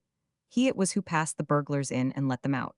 Under his bed were found the richly jeweled case of the Holy Cross of Neath, with other valuable things belonging to the Treasury 156. They stole the king's money, a great quantity of gold and silver cups, some of these they broke up, and many rings, jewels, and other precious things. They had the sense to understand that the king's crown and the greater jewels would be of no use at all to them, therefore they left these things behind. But they took the money, and they took the things they could melt down and sell for silver or for gold. A good deal was sold in London, the purchasers not caring to inquire how this valuable stuff was obtained. Some of the jewels were sold by Podlicote in Northampton and Colchester. This worthy was actually found to be in possession of £2,000 worth of property stolen from the treasury. Such is the story. It does not state in what manner the fact of the robbery was discovered. It took place at the end of April or the beginning of May. The king heard of it in June. It is stated, however, by Burt that it was not till the 20th of June that the master of the wardrobe, John de Droxford, came with the keeper of the Tower, the justices, the Lord Mayor, and the Prior of Westminster, and opened the doors of the treasury, when he found the chests and coffers broken open and many goods carried away. But the robbery was known before that date. How? We cannot learn.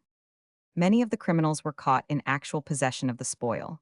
Among these were Podlicote, William de Palys, and John de Ramage. The history of this wonderful case is unfortunately incomplete. The fate of the ringleaders is unknown, and the particulars of their trial have not been preserved. It is, however, quite certain that they were all hanged, most likely with the pleasing additions to hanging which 157 prolonged the ceremony and gave it greater importance. In Rishanger, there is a brief note on the subject. He is speaking of the robbery, propter quod multi furunt, et quidem insons forte suspensi. All the monks, 40 of them, were sent to the Tower. Another company of 40 persons, not monks, were sent there as well. The monks were liberated after 2 years' imprisonment. What became of the rest I know not. The following letter from the king, enjoining the justices to make speed with the trial, is interesting, if only because it gives the names of the monks. Rex Dauctes et fidelibus sues Rogero Brabazon, Williamo Bereford, Rogero de Hyam, Radolfo de Sanduico et Waltero de Glostria, salutum. Cum Walterus Abbas Westministriensis. Frater Alexander de Pershore. Rogerus de Burs. Radolphus de Merton. Thomas de Denay. Adam de Warefield. Johannes de Butterel. Johannes de Natel.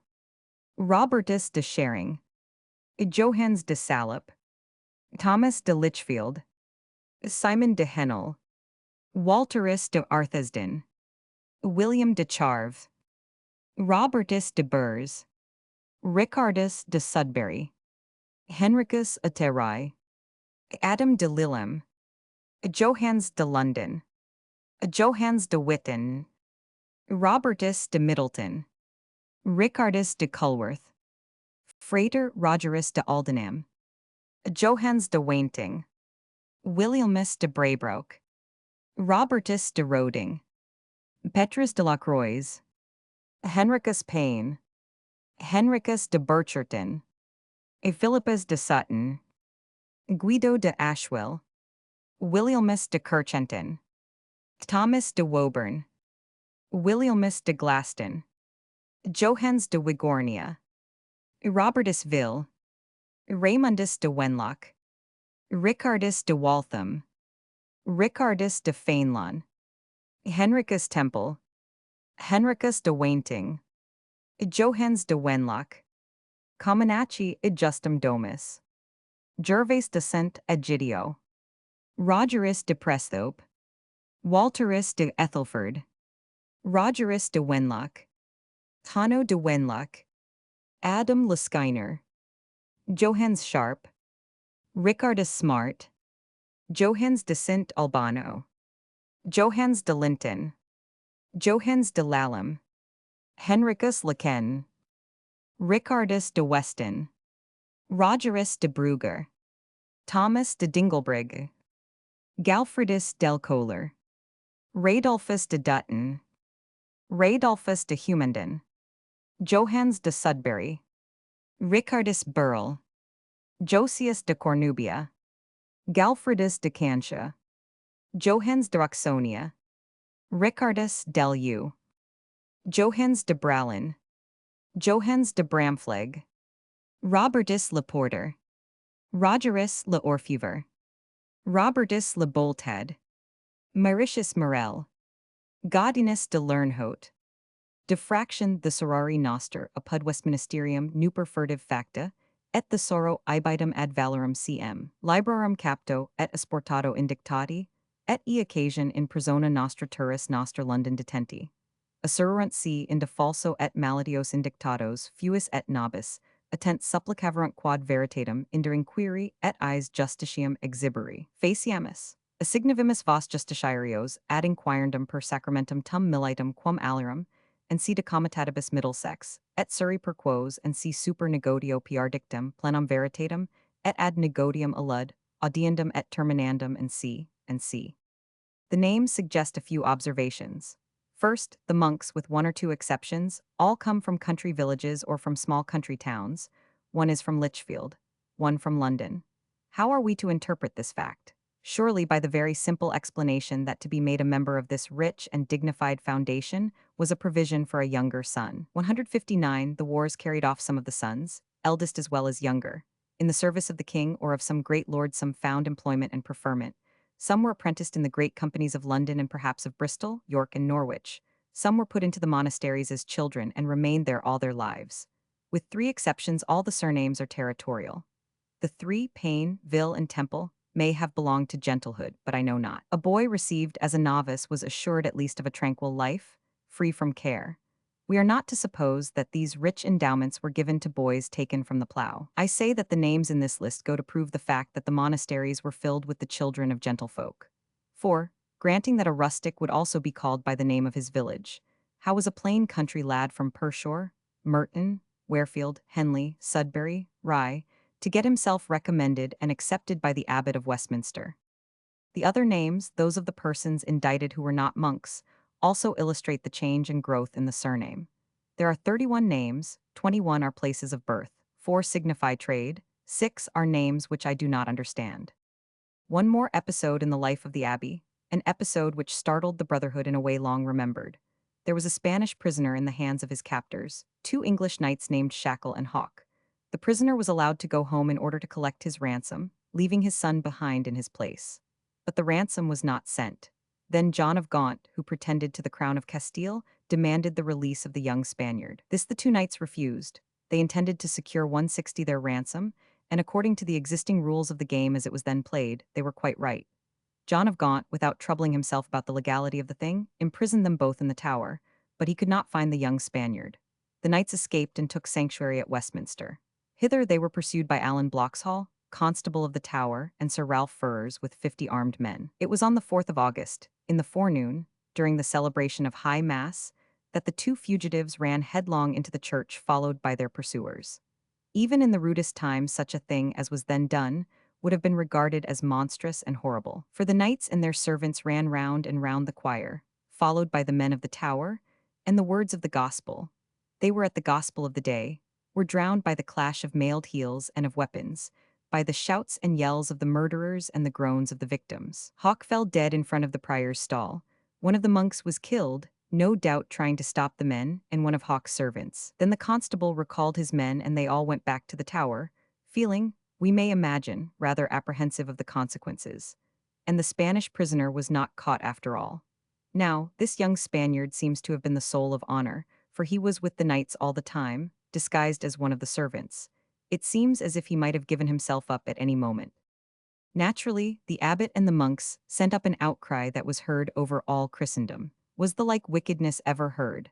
Not only to break sanctuary, but to commit murder, a triple murder, in the 161 church itself, and at the celebration of High Mass. The abbey church was closed for 4 months. Parliament, which then met in the chapter house, was suspended. The case was brought before the king. The two chief assailants were excommunicated, and they had to pay £200 to the abbey, a fine of about £3,000 of our money.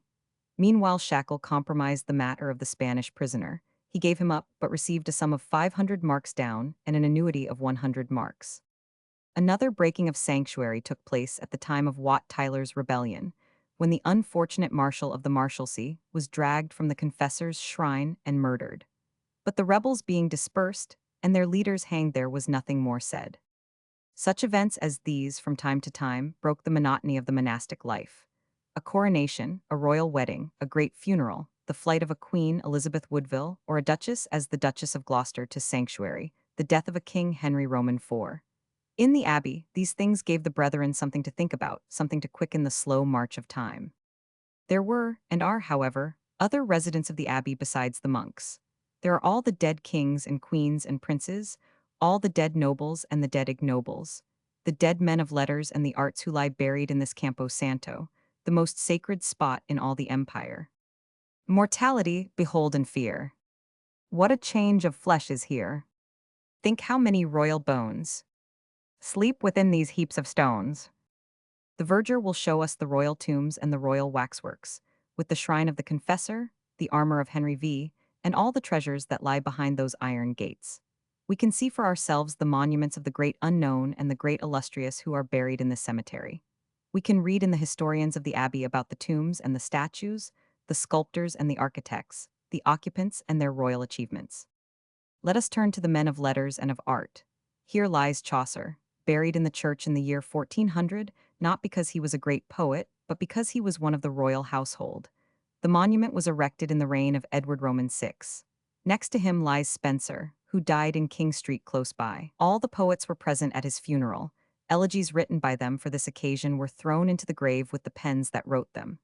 The Countess of Dorset erected the monument. Then come Drayton, Ben Jonson, Sir William Davenant, Abraham Cowley, John Dryden, whose monument was raised by Sheffield, Duke of Buckingham. This Sheffield raised, the sacred dust below, was Dryden's once, the rest who does not know. But the lines were altered and Pope's proposed epitaph did not appear. John Milton's bust was put up in 1737. His ashes lie in St. Giles Cripplegate. Here are that remarkable pair of Fra Bain and Tom Brown. Here is Mrs. Steele, Dick Steele's first wife, and here lies Addison, the writer who is perhaps more loved than any other in our whole literary history. They knew how to honor so great a scholar and an eskist in the year 1719. His body lay in state in 163, the Jerusalem chamber. They buried him in the dead of night. Funerals in the 18th century were often held at midnight when the darkness and the gleaming torches added to the impressiveness of the ceremony. Bishop Atterbury met the corpse. The choir sang a hymn, and the procession was conducted by torchlight round the royal tombs into Henry Roman VII's chapel. Tickell has written upon the scene. Can I forget the dismal night that gave my soul's best part for ever to the grave? How silent did his old companions tread by midnight lamps the mansions of the dead. Through breaking statues, these unheeded things, through rows of warriors and through walks of kings. What awe did the slow, solemn knell inspire? The pealing organ and the pausing choir. The duties by the lawn-robed prelate paid, and the last words that dust to dust conveyed. Mathew Prior and Gay followed Addison. Pope was buried at Twickenham, Gray at Stoke Poges, Goldsmith in the Temple. Samuel Johnson lies in the Abbey. Sheridan, Cumberland, and Macpherson are buried here. And here of moderns are Macaulay, Lord Lytton, Dickens, and Tennyson. Of actors and actresses, Anne Oldfield, Anna Bracegirdle, Betterton, Garrick, and John Henderson are buried here. Of musicians, Purcell, John Blow, William Croft, Charles Burney, Sterndale Bennett, and Handel are buried here. Of painters there are none. This is a very remarkable omission. How did it happen? Presumably because the successive deans and canons have had no taste for art. The list includes a goodly company. Whenever a great man dies, the dean should remove a monument, one of the unknown, to make room for the new 164 comer. In that way the abbey would become more and more the holy field of the British Empire. One thing more before we leave the abbey. We read of the medieval churches, especially such churches as Old St. Paul's, the Grey Friars and Austin Friars, how they were filled from end to end with tombs of princes and noble ladies, carved and precious with alabaster and marble. How between and among the greater tombs were the tombs of the lesser folk. But all of them, nobles and ladies and knights. The common sort lay outside, insomuch that the church was filled with their monuments. If we go into Westminster Abbey, alone of existing churches, we can understand this wealth of sepulchral monuments formerly so common. Yeah. What says Addison? When I am in a serious humor, I very often walk by myself in Westminster Abbey. When the gloominess of the place, and the use to which it is applied, with the solemnity of the building and the conditions of the people who lie in it, are apt to fill the mind with a kind of melancholy, or rather thoughtfulness, that is not disagreeable. When I look upon the tombs of the great, every emotion of envy dies in me. When I read the epitaphs of the beautiful, every inordinate desire goes out. When I meet with the grief of parents upon a tombstone, my heart melts with compassion. When I see the tombs of the parents themselves, I consider the vanity of grieving for those whom we must quickly follow. When I see kings lying by those who deposed them, when I consider rival wits placed side by side, or the holy men who divided the world with their contests and disputes, I reflect with sorrow and astonishment on the little competitions, factions, and debates of mankind. 165. Chapter 5. The Abbey, Romans 3. The history of the successive coronations performed in Westminster Abbey, from that of the Conqueror to the present day, especially those which were picturesque, may be found in the pages of Stanley. There may be read the dramatic coronation of William the Conqueror, the joy of the people at the crowning of Queen Maud, the murder of the Jews at the coronation of Richard. Here will be found Walpole's account of the coronation of George Roman III, and the somewhat unworthy note on the perspiring of George Roman IV. There are other points connected with the coronations which may interest us. Thus, the creation of knights at every coronation was a custom both graceful and symbolic. The candidate, after a bath, watched his arms all night. In the morning he confessed and heard Mass. He thus entered upon his knightly duties cleansed and pure, body and soul. After the Mass, the new king conferred knighthood and presented him with robes. At the coronation of Henry Roman VI, there were 36 knights thus created. At that of Edward Roman IV, 32. At that of Charles Roman II, 68. The part of the ceremony of a coronation which most pleased the people was the procession from the Tower to Westminster. That of Henry Roman IV is thus described by Froissart. The Duke of Lancaster left the Tower this Sunday 166 after dinner, on his return to Westminster. He was bareheaded and had round his neck the order of the King of France. The Prince of Wales, 6 dukes, 6 earls, 18 barons accompanied him, and there were of knights and other nobility from 8 to 900 horse with the procession. The Duke was dressed in a jacket of the German fashion, of cloth of gold, mounted on a white courser with a blue garter on his left leg. He passed through the streets of London, which were all handsomely decorated with tapestries and other rich hangings. There were 9 fountains in Cheapside, and other streets he passed through, which perpetually ran with white and red wines. He was escorted by prodigious numbers of gentlemen, with their servants in liveries and badges, and the different companies of London were led by their wardens, clothed in their proper livery, and with ensigns of their trade. The whole cavalcade amounted to 6,000 horse, which escorted the Duke from the Tower to Westminster. Or, in the words of Shakespeare, mounted upon a hot and fiery steed, which his aspiring rider seemed to know, with slow but stately pace, kept on his course. While all tongues cried, God save thee, Bolingbroke, you would have thought the very windows spake. So many greedy looks of young and old through casements darted their desiring eyes upon his visage, and that all the walls with painted imagery had said at once, Jesu preserve thee, welcome Bolingbroke. Whilst he, from one side to the other turning, bareheaded, lower than his proud steed's neck, bespoke them thus, I thank you, countrymen. And thus still doing, thus he passed along 5. Another magnificent procession was that in which Elizabeth, Henry Roman VII, Queen, and in the minds of many, the lawful heiress of the crown, received her coronation, when the king perceived that there would be discontent until that honor was paid to her. But she was not crowned as Mary Roman II, was afterward crowned as Queen Regnant, but as the Queen Consort. This nice distinction, however, was not comprehended by the people. The Queen came first from Greenwich to the Tower by water. There was attending upon her there the mayor, sheriffs, and aldermen of the city, and divers and many worshipful commoners, chosen out of every craft in their liveries, in barges freshly furnished with banners and streamers of silk, richly beaten with the arms and baggage of their crafts, and in especial a barge called the bachelor's barge, garnished and apparelled passing all other. Was ordinate a great red dragon spouting flames of fire into the Thames, and many other gentlemanly pageants, well and curiously devised to do her highness sport and pleasure with. And her grace, thus royally apparelled and accompanied, and also furnished in every behalf with trumpets, clarions, and other minstrels as appurtenanted, and was fitting to her estate royal, came from Greenwich aforesaid and landed at the Tower wharf and entered into the Tower. Next day the court went in procession from the Tower to Westminster, the queen dressed in white cloth of gold of damask, with a mantle of the same furred with ermine. She reclined on a litter and wore her fair yellow hair hanging down behind her back, with a cowl of pipes over it. 4 knights carried over her a canopy of cloth of gold. 4 peeresses 168 rode behind her on grey palfreys. The streets were cleaned and swept. The houses were hung with tapestry and red cloth. The crafts of London in their liveries lined the way, and singing children came dressed as angels, singing welcomes as the queen was borne along. The same kind of procession was that of Henry Roman VIII and Queen Catherine. In addition, at the end of Old Change stood virgins in white holding branches of white wax, while priests in copes with crosses of silver censed the king and queen. Another procession, much the same, called forth similar rejoicings when Anne Boleyn was carried from the Tower to Westminster. An equal popular rejoicing was shown when Queen Mary rode through the city to her coronation. At the coronation of Elizabeth, a variety of pageants were exhibited. The principal one was the presentation of a Bible.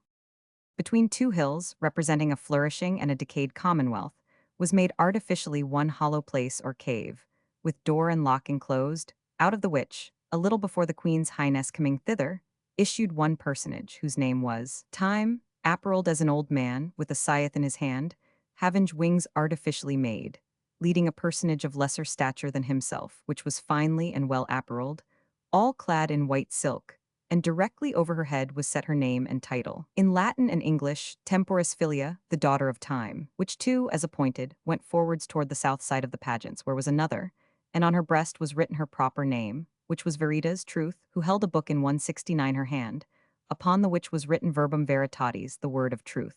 And out of the south side of the pageant was cast a standing for a child, which should interpret the same pageant. Against whom when the Queen's Majesty came, he spake vientio her grace these sweet words. This old man with a scythe, old Father Time they call, and her his daughter Truth, which holdeth yonder book, whom he out of his nook hath brought forth to us all, from whence this many years she durst not once outlook. Now sith that time again, his daughter Truth hath brought. We trust, O worthy Queen, thou wilt this truth embrace, and sith thou vi understandst the good estate and naught, we trust wealth thou wilt plant, and barrenness displace, but for to heal the sore, and cure that is not seen, which thing the book of truth doth teach in writing plain, she doth present to thee. The same, O worthy Queen, for that words do fly, but written doth remain. Thus the Queen's Highness passed through the city, which, without ane foreign person of itself beautified itself, and received her grace at all places, as hath been before mentioned, with most tender obedience and love, due to so gracious a queen and sovereign a lady. 170. The alleged presence of Prince Charles at the coronation feast of George Roman III is interesting and somewhat pathetic. Of kings in exile, the chronicler of the 19th century will have a good deal to say. Volumes will be written on the shadowy courts of exile of our time, but the historian will find no exiled prince more romantic in his youth, and until a life of disappointment, and with no aims or hopes, ruined him, than Charles. It was 15 years after Culloden. He was at this time perilously near 40. Had he been detected, one fears that even George Roman III could not have saved him. He came over, he entered Westminster Hall with the crowd, and he saw his rival seated where he would have been but for his grandfather's obstinacy. One gentleman recognized him and whispered, "Your Royal Highness is the last of all mortals whom I should expect to see here." That the glove thrown by the champion was picked up, or that a glove was thrown to the champion from an upper seat in the hall, was also reported, but the thing seems doubtful. As for the coronation of Her Majesty Queen Victoria, who has described it in more fitting language than Dean Stanley, afterward her friend and most faithful servant. The last coronation doubtless still lives in the recollection of all who witnessed it. They will long remember the early summer morning, when, at break of day, the streets were thronged and the whole capital awake.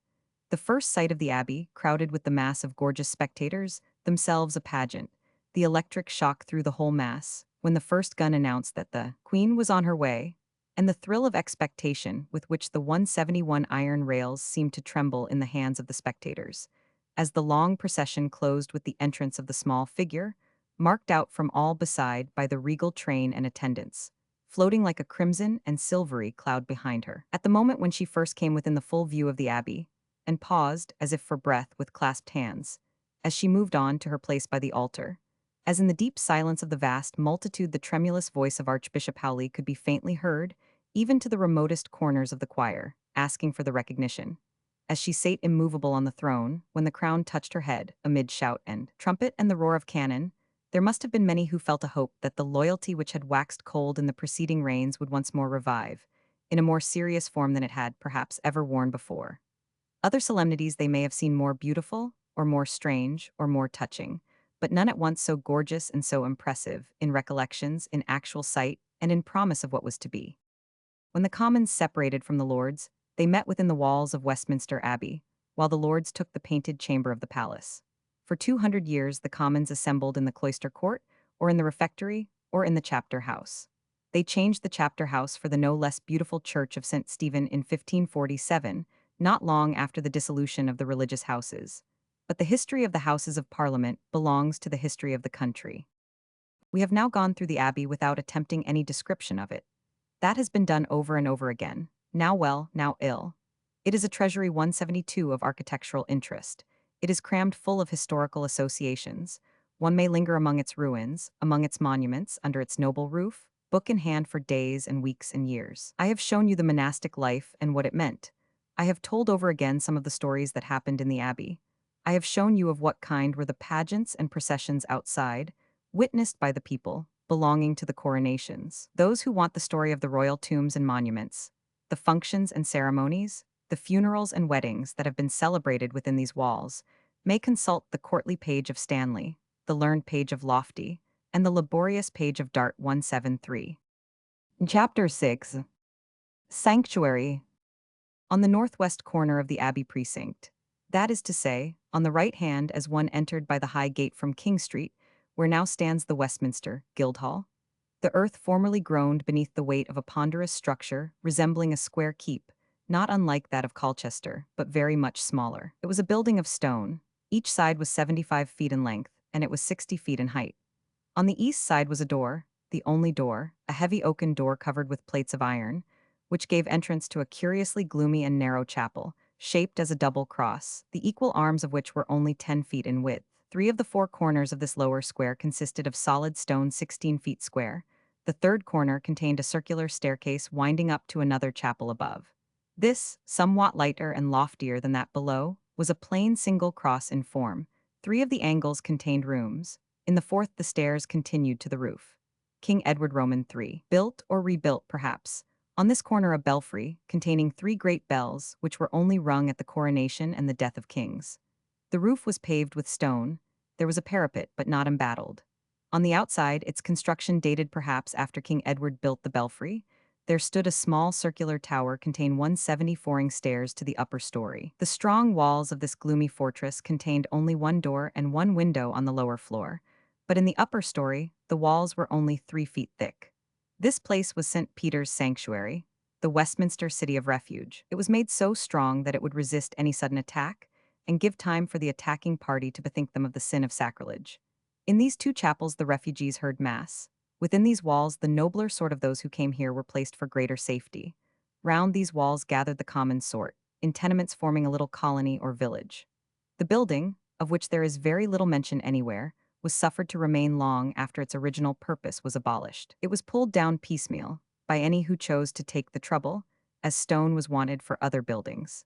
It is quite possible that some of it was used for the White Hall, but the remaining portions of it were not finally taken away until the middle of the last century, and perhaps the foundations still remain. It is strange that neither Stowe nor, after him, Strype, makes any mention of this building, which the former could not fail to see, frowning and gloomy, as yet untouched, whenever he visited Westminster.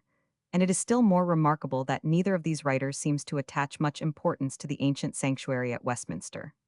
That of St. Martin's le Grand, the remains of which were also visible to Stowe, he describes at length. Like every other ecclesiastical foundation, the right of sanctuary was originally a beneficent and wise institution, designed by the Church for the protection of the weak and the prevention of revenge, wild justice, violence, and oppression. If a man, in those days of 175, the King Street Gate, Westminster, demolished 1723, swift wrath and ready hand, should kill another in the madness of a moment. If by accident he should wound or maim another. If by the breaking of any law he should incur the penalties of justice. If by any action he should incur the hostility of a stronger man. If by some 176 of the many changes and chances of fortune he should lose his worldly goods and fall into debt or bankruptcy and so become liable to imprisonment. If he had cause to dread the displeasure of king, baron, or bishop, the right of sanctuary was open to him. Once on the frith stool, once clinging to the horns of the altar, he was as safe as an Israelite within the walls of a city refuge. The mighty hand of the church was over him. His enemies could not touch him, on pain of excommunication. In theory, every church was a sanctuary, but it was easy to blockade a church so that the refugee could be starved into submission. The only real safety for a fugitive from justice or revenge was in those abbeys and places which possessed special charters and immunities. Foremost among these were the sanctuaries of Westminster and St. Martin's le Grand. Outside London, the principal sanctuaries appear to have been Beverley, Hexham, Durham, and Beaulieu. But perhaps every great abbey possessed its sanctuary as a part of its reason for existence. That of Westminster was, if not founded, defined and regulated by Edward the Confessor. That of St. Martin's, the existence of which was always a scandal and an offense to the City of London, was regulated by half a dozen charters of as many kings. Its refugees were principally bankrupts, debtors, and common thieves, offenders against property, therefore specially hated by a trading community. The privilege of sanctuary was beautiful in theory. "Come to me," said the church. "I will keep thee in safety from the hand of violence and the arm of the law. I will give thee lodging and food. My doors shall be always open to thee, day and night. I will lead thee 177 to repentance. Come, in safety sit down and meditate on the sins which have brought thee hither." Southwest view of the entrance to the little sanctuary from King Street. The invitation was extended to all, but with certain reservations. Traders, Jews, infidels, and those who had committed sacrilege were forbidden the safety of sanctuary. Nor was it a formal invitation. Sanctuary was sought by multitudes. In Durham Cathedral, 178 two men slept every night in the Galilee to admit any fugitive who might ring the Galilee bell or lift the Galilee knocker. Nay, sanctuary was actually converted into a city of refuge by the setting apart of a measured space, the whole of which was to be considered sanctuary. At Hexham, where 4 roads met in the middle of the town, a cross was set up on every one of the roads to show where sanctuary began. At Ripon and at Beverley a circle, whose radius was a mile, was the limit of sanctuary. At St. Martin's le Grand the precinct was accurately laid down and jealously defended. It included many streets.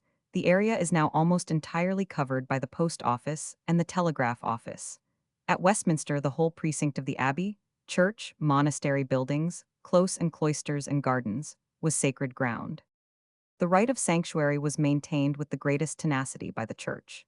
When, as happened sometimes, men's passions carrying them beyond the fear of the church, sanctuary was violated, the bishop or the abbot allowed no rest or cessation from clamor, gave no relief from excommunication to the offender, until reparation and submission had been obtained. Thus, as we have seen, in the year 1378, the constable of the Tower pursued a small company of men, fugitives, into sanctuary, and actually had the temerity to slay 2 of them in the church itself, before the prior's stall, and during the celebration of High Mass. This seems to be the most flagrant case of violation on record.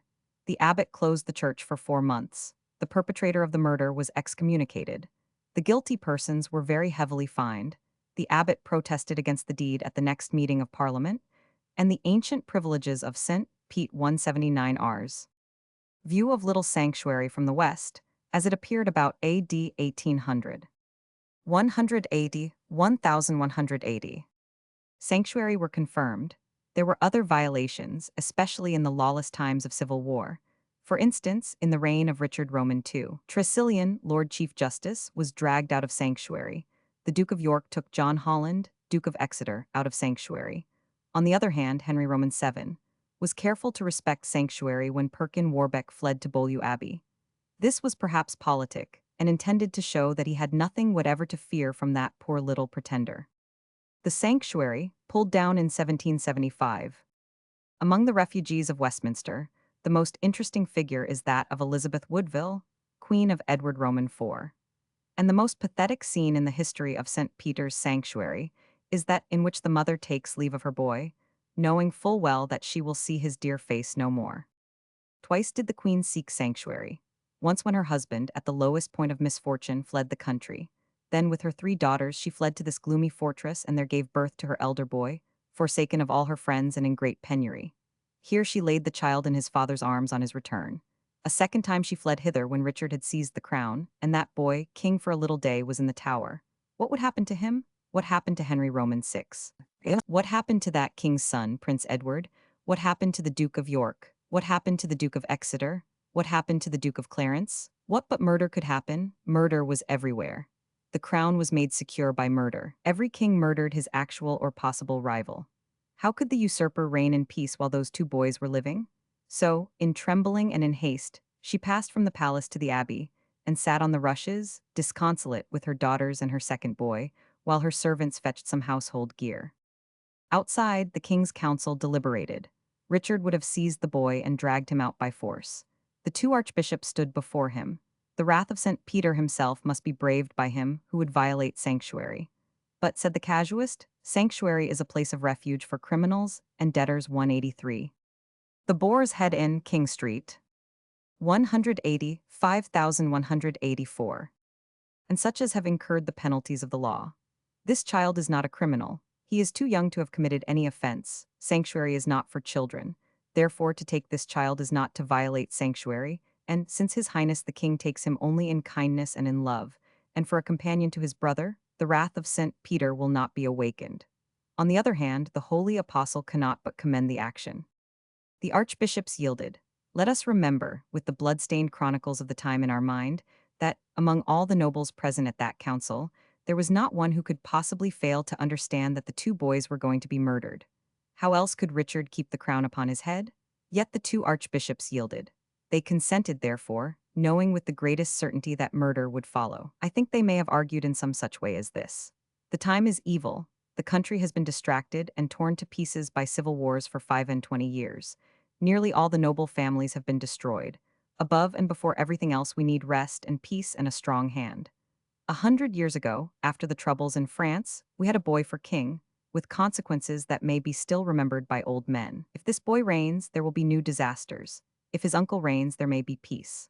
Life for 2 children, with more civil wars, more bloody fields, more ruin and starvation and rapine and violence, or the death of 2 children, with peace and rest for this long-suffering land, which shall it be? A terrible alternative. The archbishops sadly bowed their heads and stepped aside, while Richard climbed the winding stair, and in the upper 186 chapel of the sanctuary dragged the boy from his mother's arms.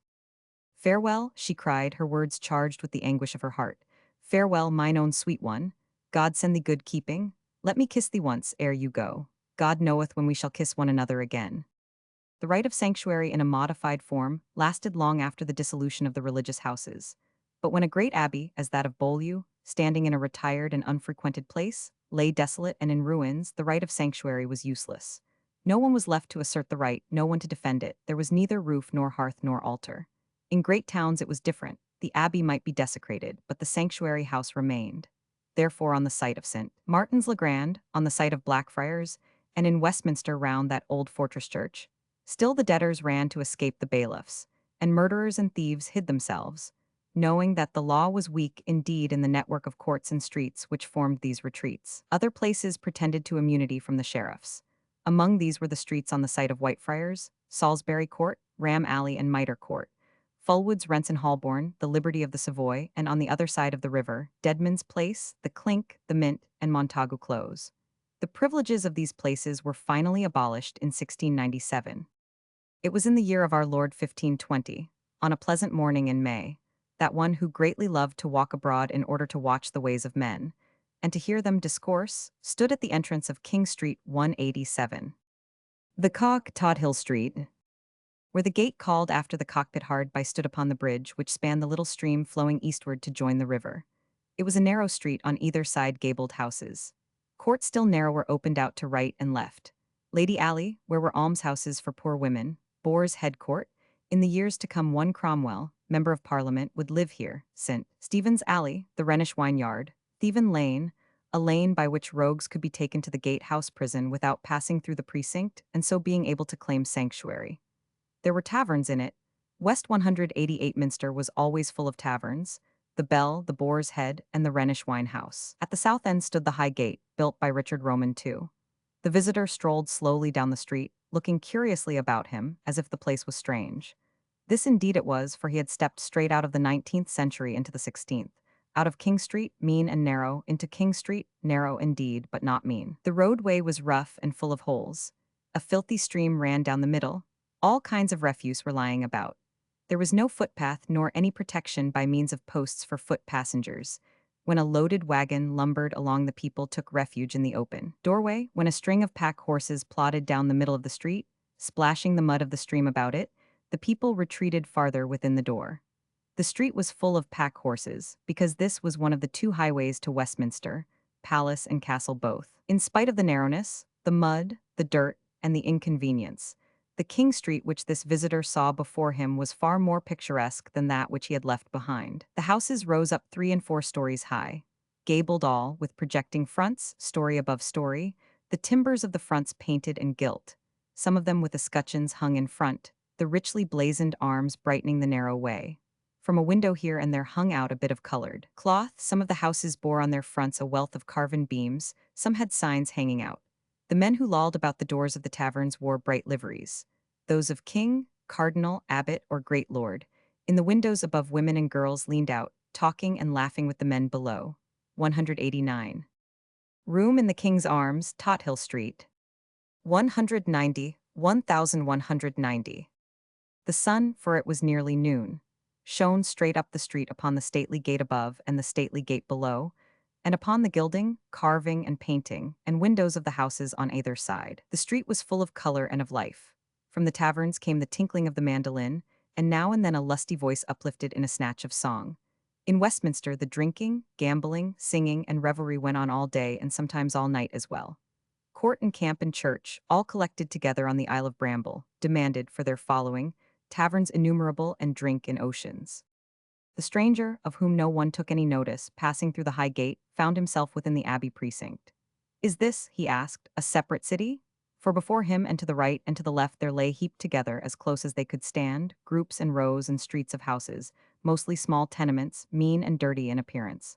Only a clear space was left for the church of St. Margaret's, and for the porch to the abbey church, the north side of which was hidden by houses. On the right hand, that is, on the west side, the houses were grouped round a great stone structure, gloomy and terrible. Farther on they opened out for the gatehouse, which led into the fields and so across the meadows to the great highroad. And in the middle, opposite the west end of St. Margaret's, there was a shapeless mass of erections comprising private houses and old stone buildings and chapels. On the left, more houses, and under one a postern leading into New Palace Yard beyond. The place was full of people, men, women, and children.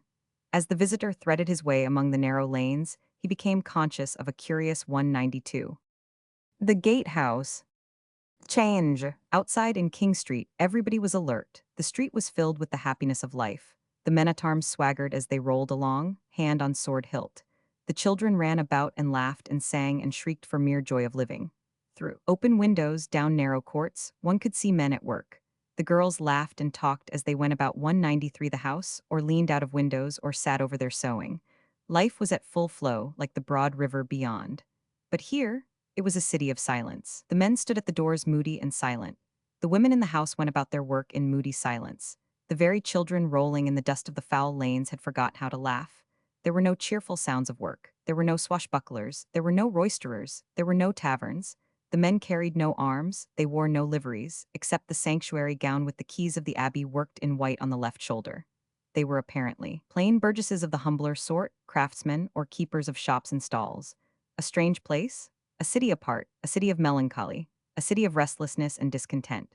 For the most part the men sat or walked apart, but here and there were groups of twos and threes who whispered with each other and showed things secretly under cover of their gowns.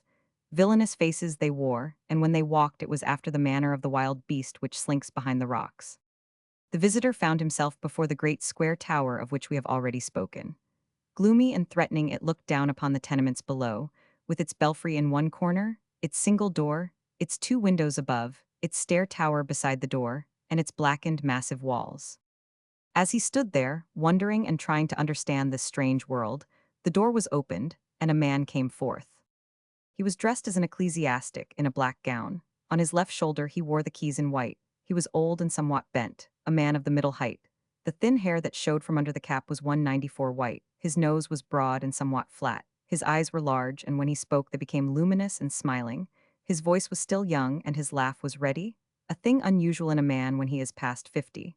But this man was close upon 70, the allotted span. He was so near his end, and yet he laughed. It is given to few among mortals to find aught that makes for mirth after the days of boyhood. Mostly their days are full of misery. Men of violence rob them. Kings and barons drive them forth to war. They are flogged and set in pillory and are clapped in prison. How should they laugh when all they desire is rest, when they rejoice exceedingly and are glad if they think the grave is near?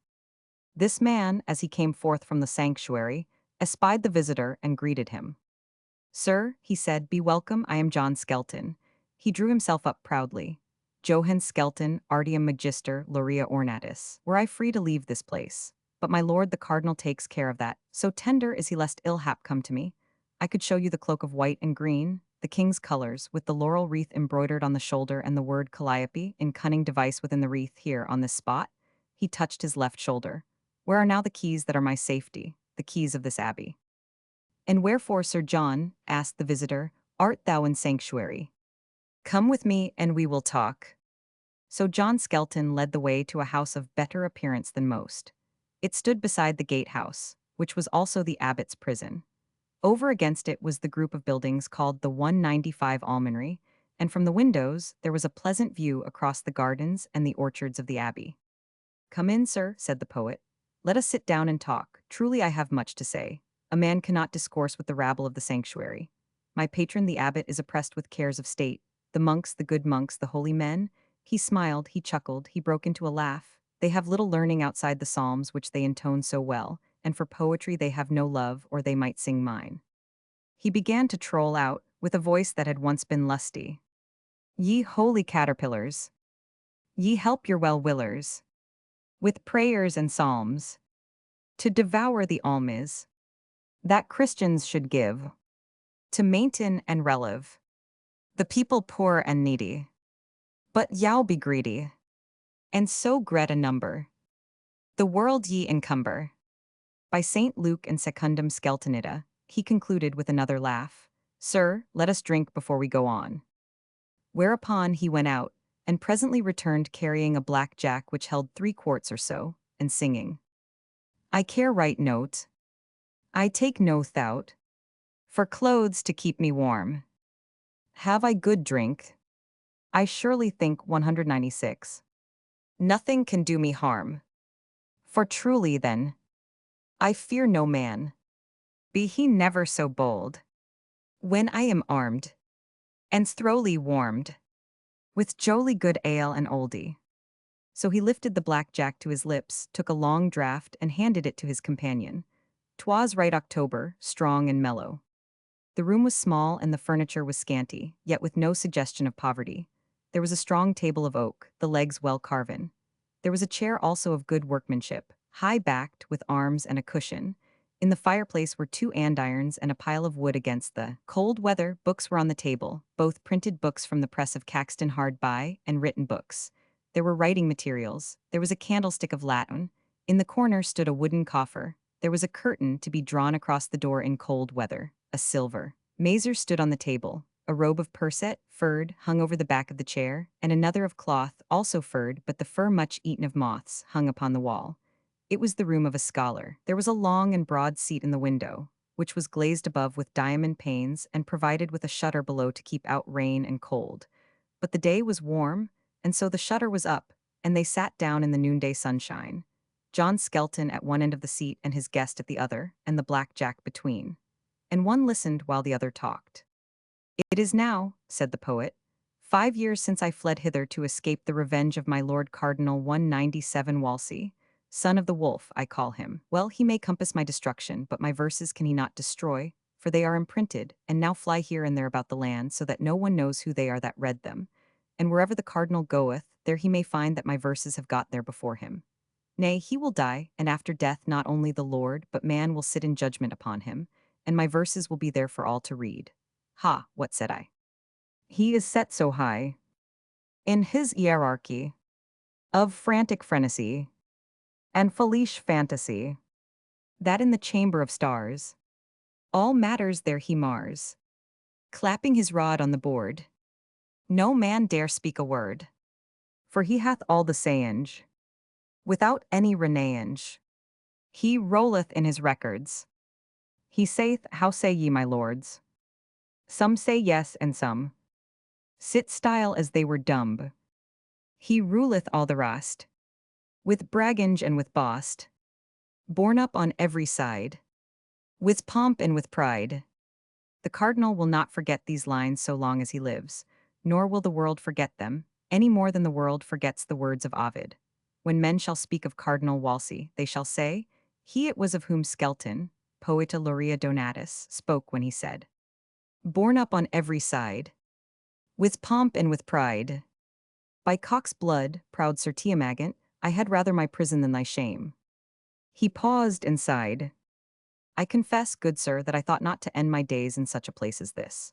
I thought to become a bishop, nay, even an archbishop, if it might please the Lord. All to ragged as I am, he was indeed somewhat frayed in the matter of linen, and poor, insomuch that, unlike these losels among whom I live, who pay to the abbey rent and fees for protection, I depend upon the bounty of the good abbot Islip, whom may Christ and St. Peter speed. Yet look you, I am John Skelton. You know not all that John Skelton has done. In the Garland of Laurel you may find set forth at length all that I have written. Since Dan Chaucer there has been no poet like unto me. My fame hath gone forth into strange lands. Alma parens was Cambridge, but at Oxford was I honoured with the laurel. Yea, and the ancient and venerable University of Louvain did also grant me a like honour. Had I time, I would read, gentle sir, certain noble Latin verses written in my honour by a scholar. All the world, he truly writes, the woods, the forests, the rivers and the sea, the loves, the satyrs, the nymphs, the naiads and oceanides, all together sing my praise, and my fame shall be as everlasting as the stars, fama perennis erit. Thus it is that the scholars speak of poets, thus are we honored. Why, I look around me and without, I am a sanctuary man, no bishop am I, nor chancellor, only a sanctuary man, yet fama perennis erit. Or would you know what Erasmus, that great light of learning, said of me? Then read in his immortal ode De Laudibus Britanniae, the dedication to Prince Henry. Thou 199 hast, he said, at home Skelton, the only light and glory of British letters, one who can not only inflame thee with ardor, but also fill thee with learning. Yes, I was indeed the tutor of that young prince, of whom I may proudly say that, if he is, all men know that he is, learned beyond any prince of his ancestry, mine own handiwork it is. The Holbein Gate. Again he paused and sighed. Then he went on. I have not now to tell a tale of Georgia Green and Jack of Vale. 'Tis of John Skelton, unlucky John, that I must speak. They made me rector of Dis in my native county, and there? He paused and rubbed his chin and smiled. Understand, sir, we poets pay for the favor of the muse in many ways. Some of us are merry when we should be grave, and we are prone to fall in love despite our vows, and we love better the company of our brothers, even in taverns and alehouses, even when they are but clowns and rustics of the baser sort, than the loneliness of the priest's house. We laugh in season and out of season. If we make songs, we desire to sing them. The rattling of pint pots, the tinkling of mazers is music in our ears. We linger over the psalms no longer than we must. We invent merry conceits and quips. Men laugh with us. None so popular as the poet who makes mirth for the company. Here he sighed and buried his face in the black jack. "'Tis right good ale," he said. "'Tis Saliceus ale, and from the monastery cellar. Not such as the small stuff doled out to the rest. Drink, good sir. Aye, 'tis easy to make good cheer, but one is not the clown on the stage nor the fool, and they make men laugh as well. If the jester be also a grave scholar and a reverend divine, there are presently rumors of things unseemly, things unworthy, things taesenda. Add to which that the poet inclineth often unto satire, like Horace and Juvenal, and that those against whom the satire is directed are apt to chafe and even to become revengeful. Quarrels, therefore, I had with Sir Christopher Garnish and with Masters Barclay, Gagwin, and Lilly. What? I thumped them and they thumped me. And the world 201. Broken cross within the Abbey precincts. 203,202. Laughed and no one the worse. But one must not open mouth against the monks, and by freedom of speech I brought upon me the wrath of the Dominicans. So there was admonishing from the bishop, and I left Dis, coming to London, where I hoped, Christ cross me speed, and by the favor of his highness the king, once my scholar apt and quick, to receive some great office. Did you bring your wife with you, Sir John? Ha, sayest thou wife? How doth the world know that I was married?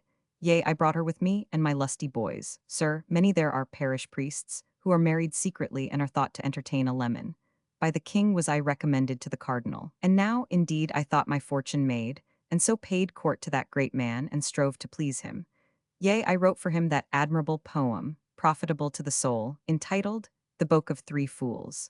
And the garland of laurel I dedicated to my Lord Cardinal's right noble grace.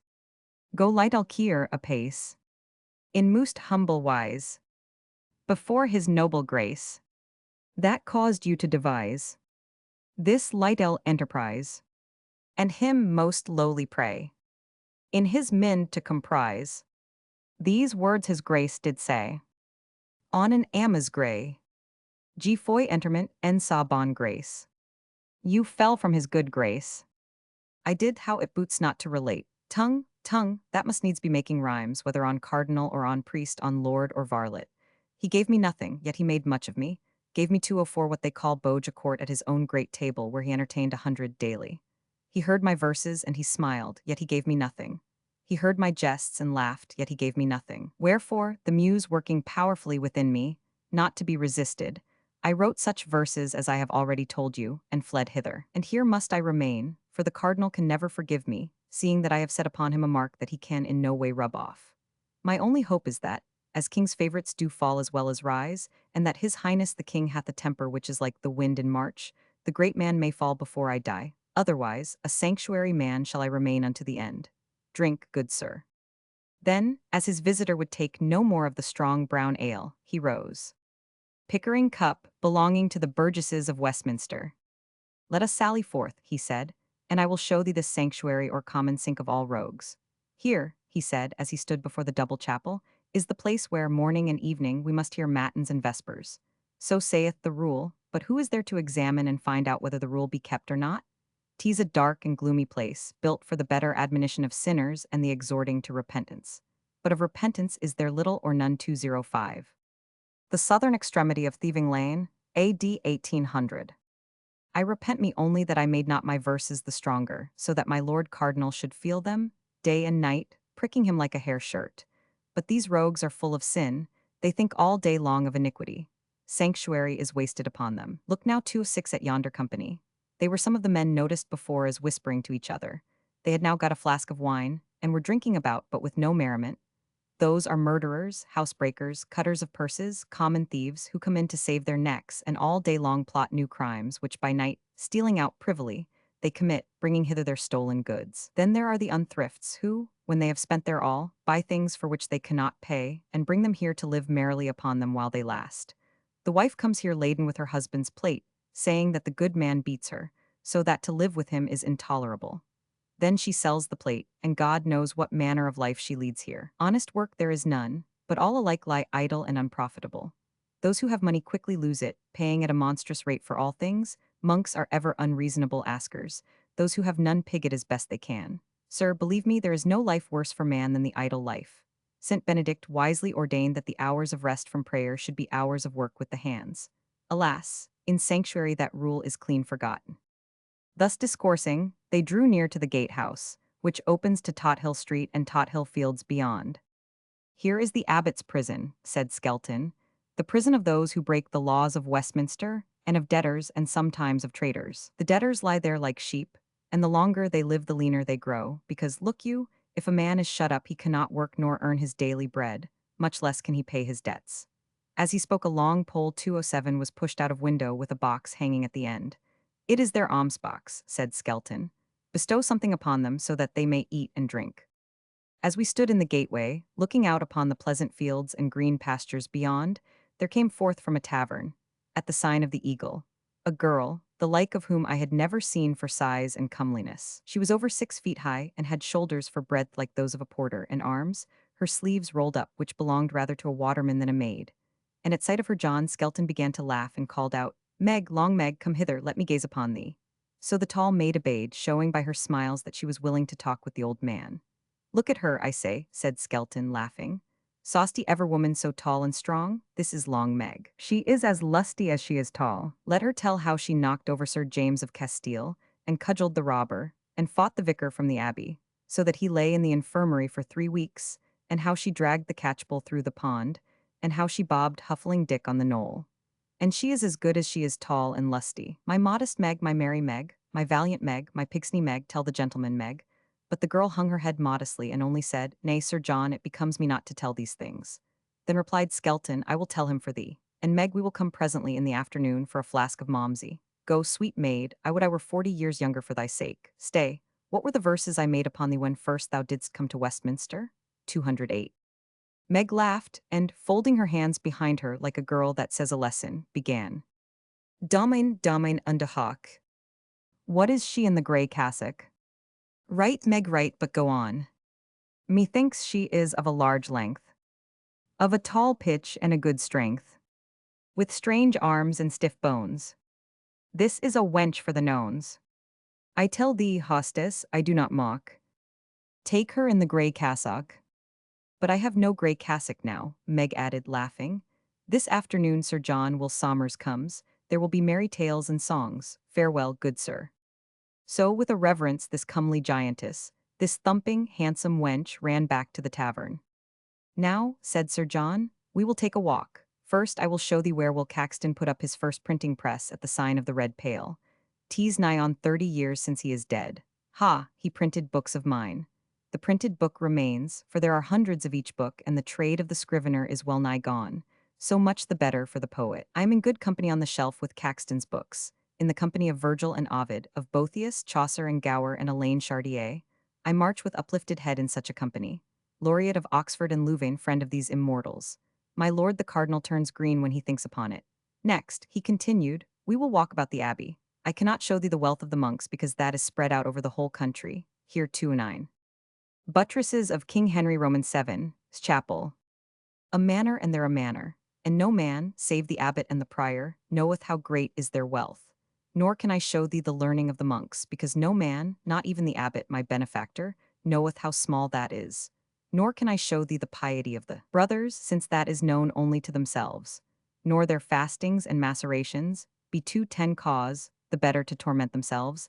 They sit down every day to a table covered with rich roasts and dainty confections. Nor can I show thee the monks at work at the hours when they are not in their church, because they work no more. But I will show thee the richest monastery in England, where the brethren toil not, nor spin, and have no cares, but that they must grow old, and so daily draw nearer to the fires of purgatory. I will show thee gardens beautiful as the heart of man can desire. And, for their lodgings, the house of the abbot is finer than the palace of the king, and the chambers of the prior and the sub-prior are delicate and dainty and desirable. What? Think you that so great a lord as the abbot of Westminster? But here the original of this interview breaks off abruptly, explicit, and I know not how the afternoon was spent, nor what jests and songs they had with Will Somers and Long Meg 211. Chapter 7. At the sign of the Red Pale. To write upon Westminster, and not to speak of Caxton, would be indeed impossible. As well write of America and forget Columbus, even at the risk of doing over again what has already been done by the antiquary, as Blades, or by the historian, as Charles Knight. Even though one may have found little to add to the investigations and discoveries of those who have gone before, we must still speak of Caxton, because through his agency was effected the change, that of printing for manuscript, which has proved the most momentous, the most far-reaching, the most fruitful of all the changes and inventions and discoveries of modern days. The Reformation threw open the door for freedom of thought, the Renaissance restored to the world the literature and the philosophy of the past. Printing scattered broadcast the means of acquiring knowledge. The humble beginnings of this revolution, the life and achievements of the man by whose hands it was effected in this country, are not so widely known that they may be assumed as common knowledge. Let us ask, for instance, who was Caxton? How did he arrive at his printing press? What did he print? These are questions that the ordinary reader would perhaps find it difficult to answer. To begin with, the setting up of his printing press 212. Caxton's device was but an episode, albeit the last, in the long and busy life of this active man, an experiment, doubtful at first, which presently became the serious business of a man advanced in years, his occupation at an age when most men think of ease and retirement. The name and fame and praise of Caxton have gone forth into all lands, but it is the fame of Caxton in old age, Caxton the printer, not Caxton in early life and in full manhood, Caxton of the Mercers' Company, Caxton the merchant adventurer, Caxton the rector of the English house. If you ask any person of ordinary acquirements who invented printing, he will probably tell you that it was Caxton. Yet the person of a little more than ordinary acquirements very well knows that Caxton was not the inventor at all. What he did was to bring over the art of printing from the Netherlands to this country. Not such a very great thing, perhaps. Had he not done so, someone else would. It was 213. Supposed portrait of Caxton. From Blades, Pentateuch of Printing 215214. Only a matter of time. The invention was already beginning to leave its cradle. Other men already understood that here was a thing belonging to the whole world, a thing bound to travel over the whole world. Caxton, however, did actually give it to us. He first brought it over here. He introduced the new invention into this country. That is his great glory. For that service he will never be forgotten. He has the honor that belongs to those who understand and advance and associate with their own lives and achievements, things invented by others who could not, perhaps, see their importance. Perhaps everything that can be found out about Caxton has been already discovered.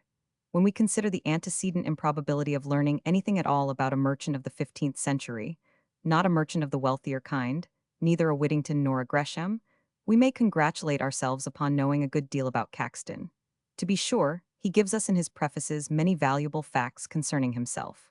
The learned Mr. William Blades has put together in his 2 books on Caxton all that he himself, or that others before him, had been able to discover. He has also added certain conjectures as to the most important step in Caxton's life. I will speak of these conjectures presently. The result is a tolerably complete biography. We cannot fill up the life year after year, but in general terms we know how it was spent and what things were done in the allotted span. That the personality is shadowy, yet not more shadowy than that of Shakespeare, cannot be denied. No one, however, can say, in these times of research, when the documents of the past are overhauled and made to yield their secrets, that any point of Archo 216 logical investigation is finally closed, so that nothing more will be discovered about it.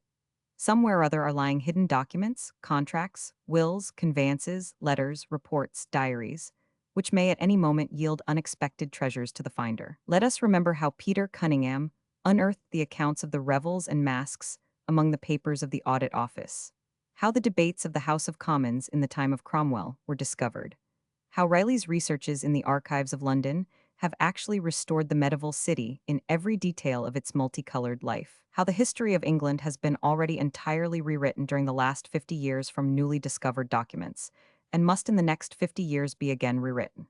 Remembering these things, let us not conclude that concerning any man, king, statesman, churchman, citizen, the last word has been spoken, the last discovery made. For my own part, I have to contribute only those little discoveries, some may call them theories, which always present themselves when another man from another point of view approaches a certain array of facts. That is to say, I have no new fact to announce, but I have 1 or 2 new conclusions to draw. Let me endeavor, then, to present to you William Caxton as a reality, not a shadow. You shall see how and why he became, late in life, a printer, what he was and what was his reputation before he became a printer. And you shall see for yourselves what kind of book he produced, how he illustrated it, the kind of type he employed, and the binding of his books. First, what manner of man was he, and of what origin? 217. About 4 miles northeast of Tunbridge, in Kent, is the village of Hadlow, part of which is covered by the manor of Causton. It is supposed, but it is by no means certain, that from this manor sprang the family whose name Causton, Coxton, or Caxton preserves the memory of their former holding. Long before the birth of William Caxton, the manor, if the family ever held it, had passed out of their hands. He says himself that he was born in the Weald of Kent. The Weald covers a large area, but he does not tell us any more, and it is not possible to get any closer information. In this part of the country he was born, somewhere, and in this part of the country there is a manor bearing his name. Can we safely conclude that a territorial name means that the family were once lords of the manor? Certainly not. There is, however, reason to believe that he came of a city family, and one long and honorably known in the city, for the name of Caxton or Causton frequently occurs in the city records. In the year 1303, Aubin de Causton, haberdasher, was appointed one of a committee to make scrutiny into the manufacture of caps by methods and of materials forbidden by law. In 1307, William de Coston is one of those who sign a letter addressed to the Bishop of Chester by the city fathers.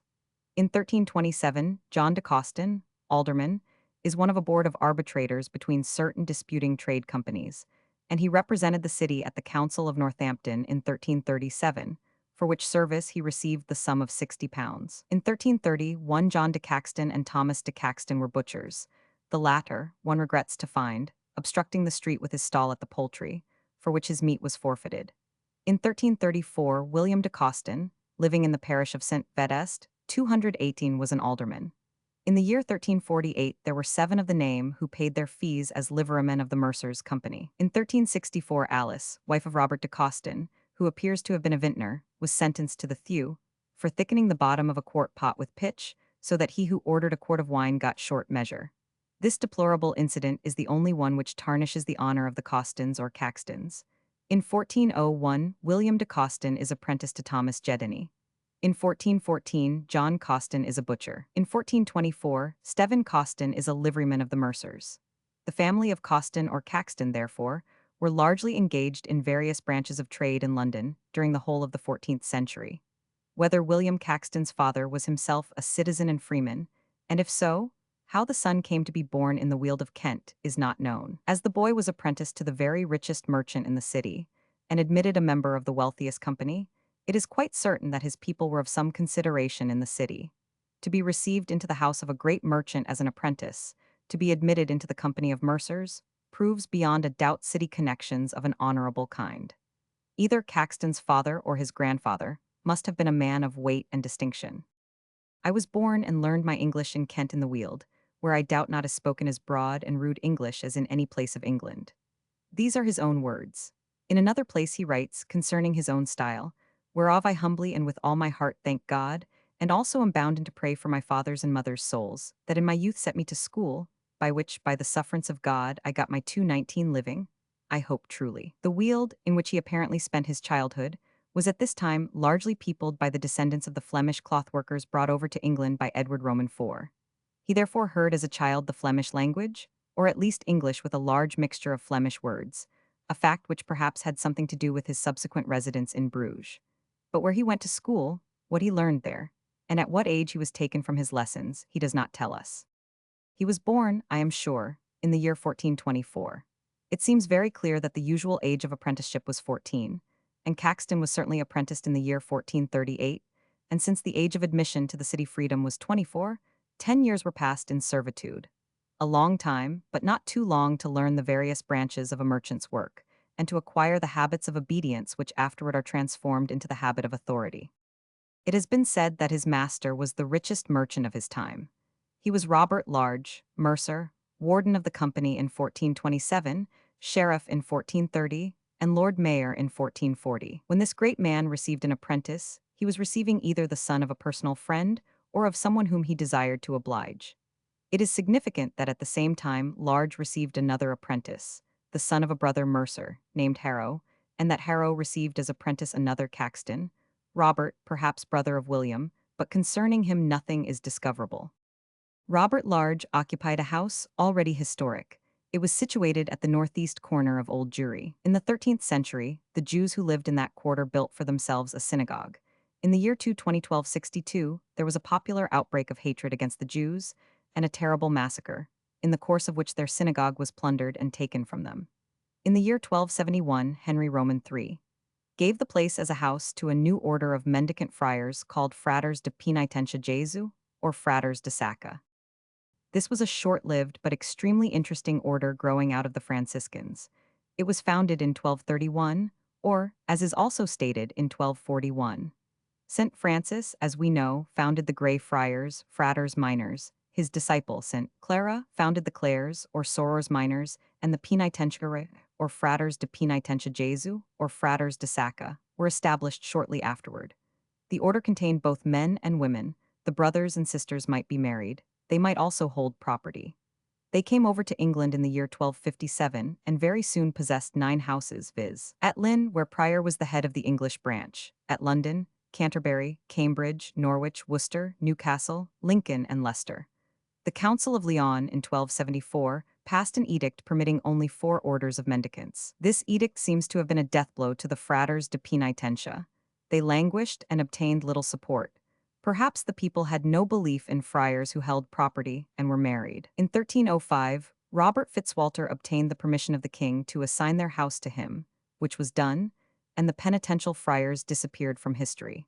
100 years later, Robert Large obtained the house and held his mayoralty in it, as did Lord Mayor Clipton in 1492. It was afterward turned into a tavern called the Windmill. In this house Caxton began his apprenticeship. He too 21 did not finish it here, because, unfortunately, in the year 1441 Robert Large died. As there is no document in which a man reveals himself so much as in a will, wherein may be found his religion, his superstition, his love, his hatred, his charity, the whole heart and soul of a man, I transfer to these pages a part of Robert Large's will, by which you may understand what manner of man was this rich merchant, Caxton's master, from whom he received his ideas of honorable trade. He begins, after the usual preamble, by leaving money to the high altar of his parish church, to the structure of the church, to buy vestments for the church, the endowment of a chaplain to say mass daily. He then gives money to his widow and children, for the poor of the mercer's company, for a vestment in the mercer's chapel, to the 4 orders of mendicants, to the crutched friars, for bedding in the hospitals of St. Bartholomew and St. Mary Spital, to the parish church of Challerton, where his father was buried, to the parish church of Allerton, where his ancestors were buried, to his servants and apprentices sums of money varying from 1 mark to 20 marks. There are 5 apprentices, including William Caxton, who gets the larger sum. Then there are more bequests to churches. To the poor of Coleman Street Ward he gives £20. His soul thus cared for by so many gifts and bequests, a thing that no one in that age could possibly neglect, and his children and servants remembered, the testator applies himself to things practical and worldly. And here we observe what a practical citizen of the times most desired. He gave 400 marks toward the completion of an aqueduct lately begun in the city. He gave 100 marks toward 222, the repairs of London Bridge. He gave 300 marks to the cleansing of Walbrook. Also 100 marks to 10 poor girls of good character on their marriage. Also £100 to be divided among poor servants in Lancashire and Warwickshire. Also £20 to be distributed by his executors where it might be most needed. Also 5 marks for bedding at the Hospital of St. Mary of Bethlehem. Also 40 shillings for bedding for St. Thomas's Hospital, and £6 for bedding at the lepers' houses of Hackney, St. Giles, and St. George of Southwark. Also 100 shillings for the prisoners in Newgate, and 100 shillings for the prisoners in Ludgate. He forgets nobody, this good citizen. He desires good water and plentiful. He wants the bridge to be kept in repair. Where would trade be without the bridge? He wants cleanliness in the city. Why should Walbrook be allowed to be converted into an open sewer? Hospitals for the sick, marriage portions for girls, worn-out servants, prisoners, lepers, he remembers all. Surely, to have been brought up in the household of such a man, so kindly, so thoughtful, with so great a heart, must have been an education for the boy. At this time, the principal market of Western Europe was Bruges, and the center of the trade carried on by the merchant adventurers. An association containing members of various companies was that city. There stood Domus Anglorum, the house of the English merchants. It was not uncommon for a young man to be sent to this house in order to learn the foreign trade before he completed his time. Thither, therefore, went Caxton, having 7 years still to serve, and there he remained for 30 years. Those who know the history of the Hanseatic 223. The Domus Anglorum, Bruges. Merchants and the steelyard will understand the position and meaning of the Domus Anglorum. The Englishmen in Bruges, just as the Germans in London, lived separate and apart, a community by themselves in their own house, which was surrounded by a wall, contained offices, warehouses, sleeping chambers, a common hall, and perhaps a chapel, I say. Perhaps because a chapel belonged to every great house. The people of the London steelyard, whether they had a chapel or no, worshipped in the church of All Hallows the Great, just outside their walls, and very likely the English merchants observed the same practice. They lived separate from the Flemings. They were never allowed by the citizens of Bruges to consider themselves otherwise than as strangers and foreigners. They had certain privileges and rights jealously accorded, jealously 224 watched, by the Duke of Burgundy and by the worthy burghers of Bruges, jealously guarded and resolutely claimed by the foreign merchants themselves. In order to avoid, as much as possible, the ever-present danger of a popular rising against strangers, The Englishmen lived by strict rule. Abroad they walked with circumspection. They kept as much as possible within their own walls. It is not likely that the prejudice against foreigners was so strong in any European country as it was in England. Certainly not at Bruges, Ghent, and Antwerp, whither foreigners flocked from every port. At the same time, to be a foreigner anywhere invited curiosity, and medieval curiosity was the mother of hostility. And hostility too often took a practical and an active line. The English factory, therefore, lived under rule like the Germans of the steelyard. They lived in a college, they observed hours of closing the gates, they had a common table. Save for vows and midnight prayers, the life was monastic. On no pretense were women to be admitted, and all the residents were unmarried. These factories or foreign stations of English merchants were continued into quite modern times. In the 17th century, and perhaps later, there was an English factory at Aleppo. The Indian Empire sprang out of English factories. The establishment of a factory was the first step toward a footing in foreign trade. The position of governor or rector of such a community was, it will be readily understood, one requiring special, rare, and valuable qualities. He must be, first of all, a man of courteous and conciliatory manners. He must know how to be firm and how to assert his rights. He must be watchful for the extension, and 225 jealous for the observance of privileges. He must be ready to seize every opportunity for advancing the interests of the community. He must not be afraid to stand before kings. He must be a linguist and able to speak the language of the court and the language of the market. When we learn, therefore, that Caxton was presently raised to the very important office of governor of all the English merchants, not only in Bruges, but in other towns, Ghent, Antwerp, Dam, Sluys, we understand from this single fact the manner of man he was supposed to be. When we learn in addition that he continued to hold his post till he was 45 years of age, we understand what manner of man he must have been. There is, as one who studies this time cannot fail to remark, a special kind of dignity belonging to these centuries. It is the dignity that springs from the knowledge of one's own rank or place, at a time when rank, place, or station belonged to every possible occupation of life. A bricklayer or a carpenter, as well as a mercer, or a monk, or a priest, belonged to a trade association. He was prentice first, full member next, officer, or even warden in due course. The most humble employment was dignified by the association of its members. Everybody, from the king to the lowest craftsman, understood the dignity of associated labor. Everybody recognized office and authority, whether it was the episcopal office or the presidency of a craft company. You may see Caxton in every picture that presents a bourgeois of the time. He wears a long gown of red cloth, something like a cassock, the sleeves and neck trimmed with rich fur. Round his neck hangs a gold chain. His belt is of leather, gilt, and from it hangs his purse. His hair is cut shorter 2/26 than the nobles wear it, and it is seen under a round cap, the sides of which are turned up. It is a costume admitting of great splendor in the way of material. The fur lining or trimming may be broad and costly. The gold chain may be rich and heavy. The belt may be embossed by an Italian artist. All the advantages of medieval costume are not with the knight and soldier. As for his face, it is grave. His eyes are serious. It is not for him that the court fool plays his antics. It is not for him that the minstrel strikes his mandolin.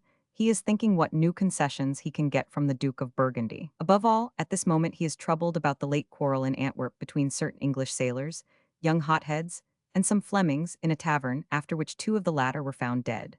And the town, without considering who began the brawl, was of course in an uproar against the accursed English.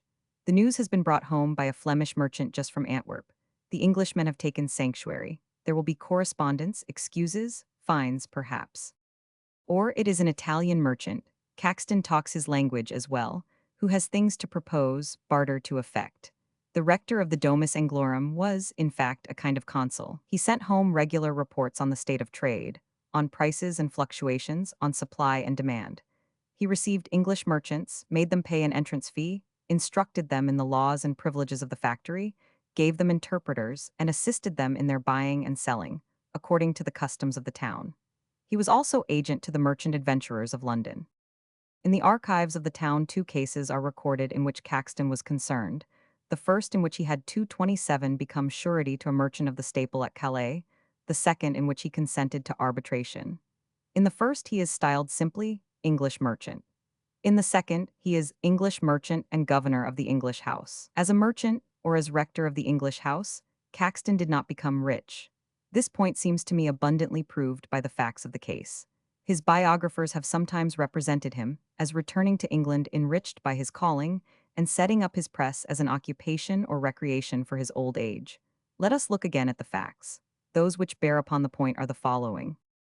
He remained in the Domus for 30 years, leaving it at the age of 47 or thereabouts. Merchants who grow rich do not continue in the service of their company so long. He married on leaving the Domus. Those who prosper do not continue in celibacy till they are past their prime.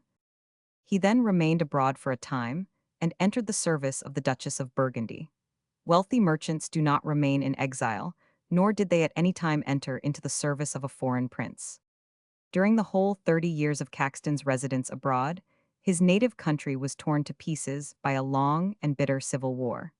It has been shown that the towns suffered comparatively little from this conflict, but its effect upon the merchant adventurers was most certainly disastrous. Where, when all the country was covered with armies, and every great noble had to take a side, was the market for imports? Where were they to get the exports when the land was ravaged throughout its length and breadth? The merchant adventurers could neither sell their imports nor 228 ship their exports. The condition of London was something like that when the Saxons overran the country on all sides, and also, like that time, the flower of the London youth were called out to fight. Of money-making there was small thought, happy the merchant who could hold his own. I have known London, Caxton writes, in my young age much more wealthy, prosperous, and richer than it is at this day. While the red and the white roses were tearing at each other's throats, one fears that the Domus Angli showed empty warehouses and a deserted hall. Lastly, if there were any doubt on the subject of Caxton's comparative poverty, it should be removed by the grateful words in which he speaks of the money given him when he entered the service of the Duchess of Burgundy. These are not the words of a prosperous man. Caxton, therefore, one may be quite sure, left Bruges as slenderly provided as regards store and treasure as when he entered the city. After this preamble, we now arrive at the invention of printing. The 15th century, the beginning of the Renaissance, was also remarkable for the production of beautiful and costly books. The art of the illuminator had never been finer, the writing had never been more beautiful, the demand for books had never been so great. The numbers of those engaged outside the monasteries in the production of books rapidly increased. In every town they formed themselves into guilds. Thus, at Bruges, there was the Guild of St. John, in which were enrolled booksellers, painters, scriveners and copyists, illuminators, bookbinders, couriers, makers of parchment and vellum, and engravers. 229, and they could not produce books fast enough to meet the increased demand. Now, it is perfectly certain that if the demand for anything that is made, grown, or produced is increased from any cause, the methods of production of that thing will be reconsidered, and men's ingenuity will devise means of making the production easier, cheaper, and more practicable. What happened with the production of books was exactly what happened with everything else. "Give us more books," cried those who, 100 years before, had wanted no books. "Give us more books." Those who were interested in the production pondered continually over the enormous labor and cost of copying. Could there be found any way to lessen that labor? The result was the invention of printing. Who was the first printer? But the time was come, and the invention, happily, came with it. Had printing been invented 2 centuries before, it would have been neglected and speedily forgotten, because there was no demand for books. Had it been invented 2 centuries later, it would have had to contend against some other contrivance for shortening labor and cheapening books. If an ingenious projector discovers some great truth or invents some useful contrivance before or after his time, he is lost, he and his discovery. Thus, in the reign of James, the first a man of great ingenuity contrived a submarine boat. He was before his age. In the middle of the last century, another ingenious person discovered a way of sending messages by electricity. He was before his age. In a romance, now 150 years old, the possibility of photography was imagined by another person before his age. Men whose ideas are much before their age receive, as their reward, contempt, certainly, imprisonment, probably, and perhaps death in one of its more unpleasant forms. Caxton's house in the Almonry, Westminster. 230, 3232. That it should spread was certain. The work was simple. The press was not a machine which could be kept secret. Before long, printers were setting up their presses everywhere. At Bruges, the first printer was one Collard Mansion, a native of the place. He was a member of that fraternity or guild of St. John already mentioned. He was himself a writer, or at least a translator, as well as a printer. Caxton followed him in this respect. He printed and published 22 works, of which one, called The Garden of Devotion, was in Latin. The others were all in French except two, which were in English. These two were printed for Caxton. The use of French shows that the court and the nobles did not use Flemish. One of his books, the cost of which seems to have ruined the unfortunate printer, was a splendid edition in folio of Ovid's Metamorphoses, translated into French and illustrated with numerous woodcuts. It is worthy of note that Collard's workshop was the chamber over the north porch of the Church of St. Donatus. The first chapel of printers may have been begun in the modest room over a church porch. When troubles fell upon poor Collard, he was fain to run away. He left the city, and he disappeared. History knows nothing more about Collard Mansion. That he printed these two books for Caxton, there seems no reason to doubt.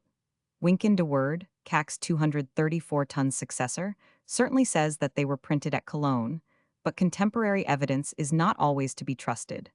The character of the type alone is held to prove that they are the work of Collard.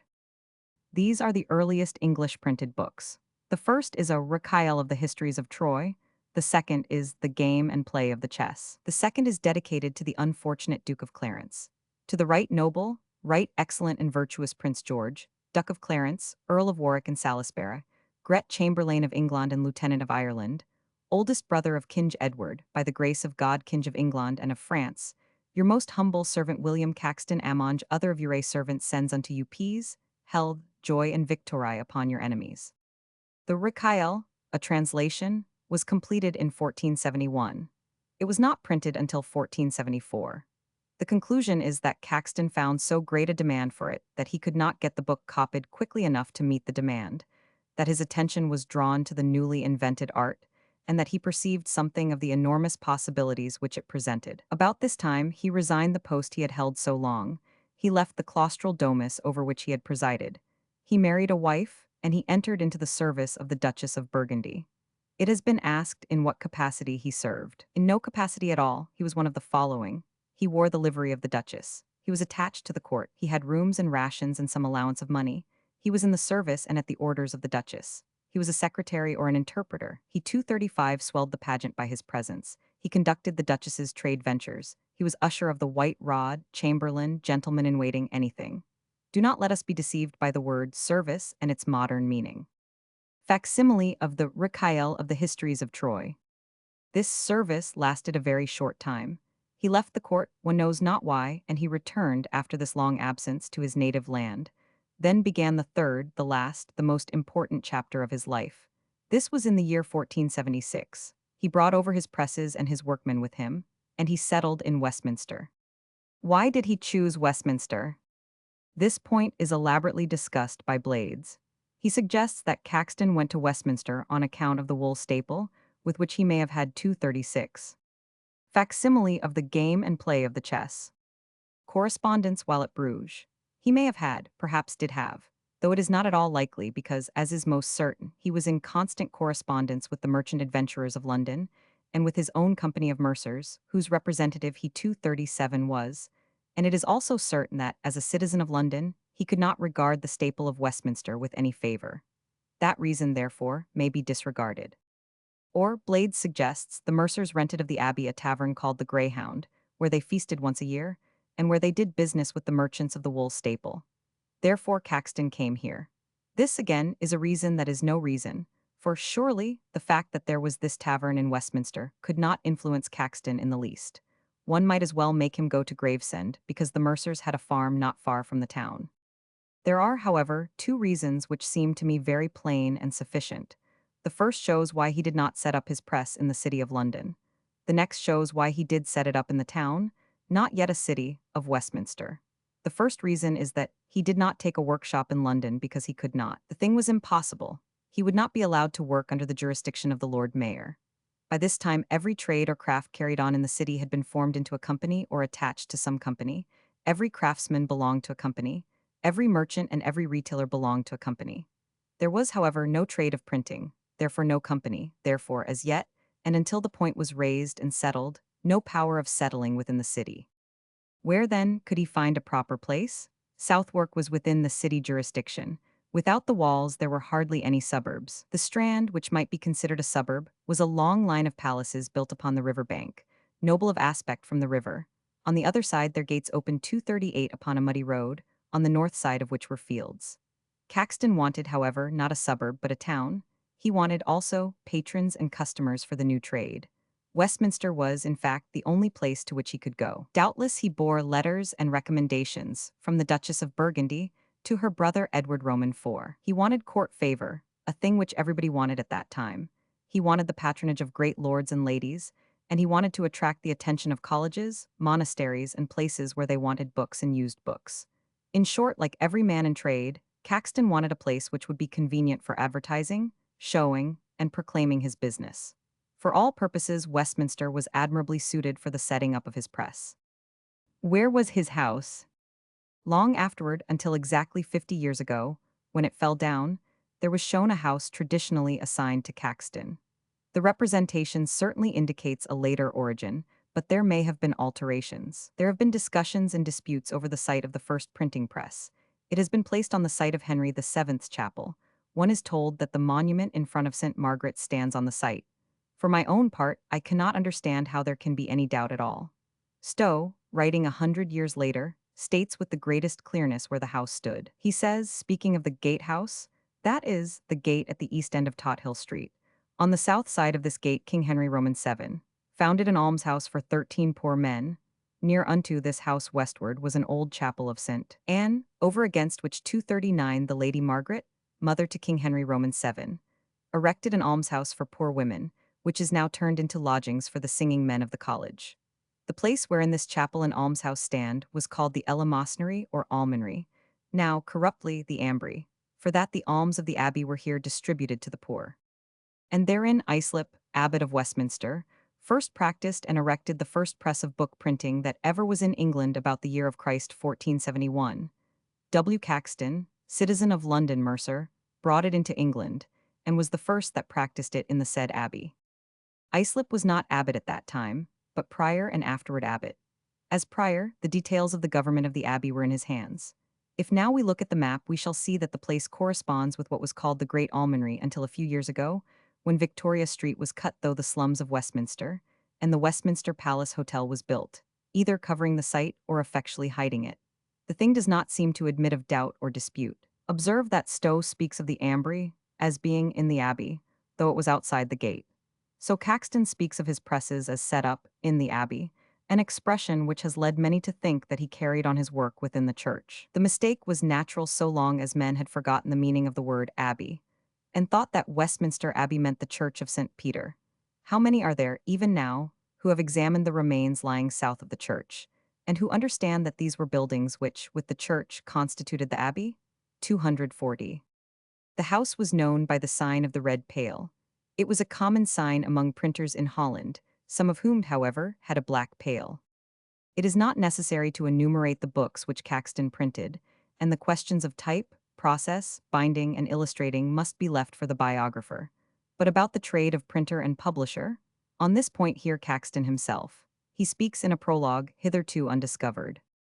When, he says, I resolved upon setting up a press in Westminster, I knew full well that it was an enterprise full of danger. For I had seen my friend Collard, printer of Bruges, fain to fly from the city in poverty and debt, and I had seen Melchior of Augsburg dying a bankrupt, and I had heard how Swainheim and Panarts in Rome had petitioned the Pope for help. Yet I hoped, by the favor and countenance of His Highness the King, to succeed. This have I done, yet not as I hoped to do. For I thought that the quick production and the cheapness of books would cause many to buy them, who hitherto had been content to live without the solace of poetry and romance, and without the instruction of Cato and Boethius. Again, I thought that there are schools and colleges where books must be studied, and I hoped that they would find it better to print than to copy. And there are religious houses where they are forever engaged in copying psalters and service books. Surely, I thought, it will be better for the good monks to print than to copy. I forgot, moreover, that there was a great stock in hand of written books, in every monastery a store which must first be used up, and in every college there were written books for the student which must first be worn out before their 241. Facsimile of the dicts or sayings of the philosophers would be question of replacing them with printed books. Also I forgot the great company of copyists, illuminators, limners, and those who make and sell vellum and fine parchment for the copyists. And I found, moreover, to my surprise, that there were many great lords to wit, who cared nothing for cheapness, and who scoffed at my woodcuts compared with the illuminations in red and blue and gold, which adorned their written books. He who would embark upon a new trade must reckon with those who make their livelihood in the old trade. Wherefore my art of printing had many enemies at the outset, and few friends. So that the demand for my books has not yet been found equal to the number which I have put forth, and I should have been ruined like Collard, and 242 bankrupt like Melchior, were it not for the help of my Lord of Arundel and others, who protected me against the certain loss which threatened. There are many points connected with the first English printing press on which one would like to dwell. The mechanism of it, the forms of type, the paper used, the binding, the price. These things belong to a biography and not to a chapter. It must suffice here to say that the form of the press was simple, being little more than such a screw press as is used now for copying letters. As to the books themselves, Caxton, in the true spirit of trade, gave the world not what he himself may have wanted, but what the world wanted. Books of romance, chivalry, and great achievements were demanded by the knights and nobles.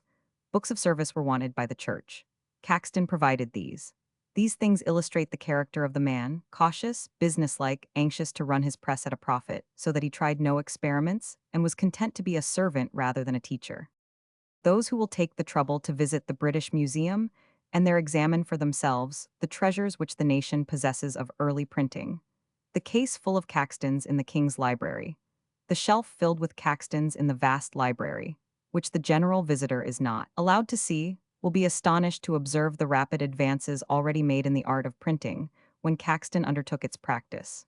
Printing was first invented sometime in the first half of the 15th century. 6. The type is clear and strong. Clearer type we have never made since. The 243.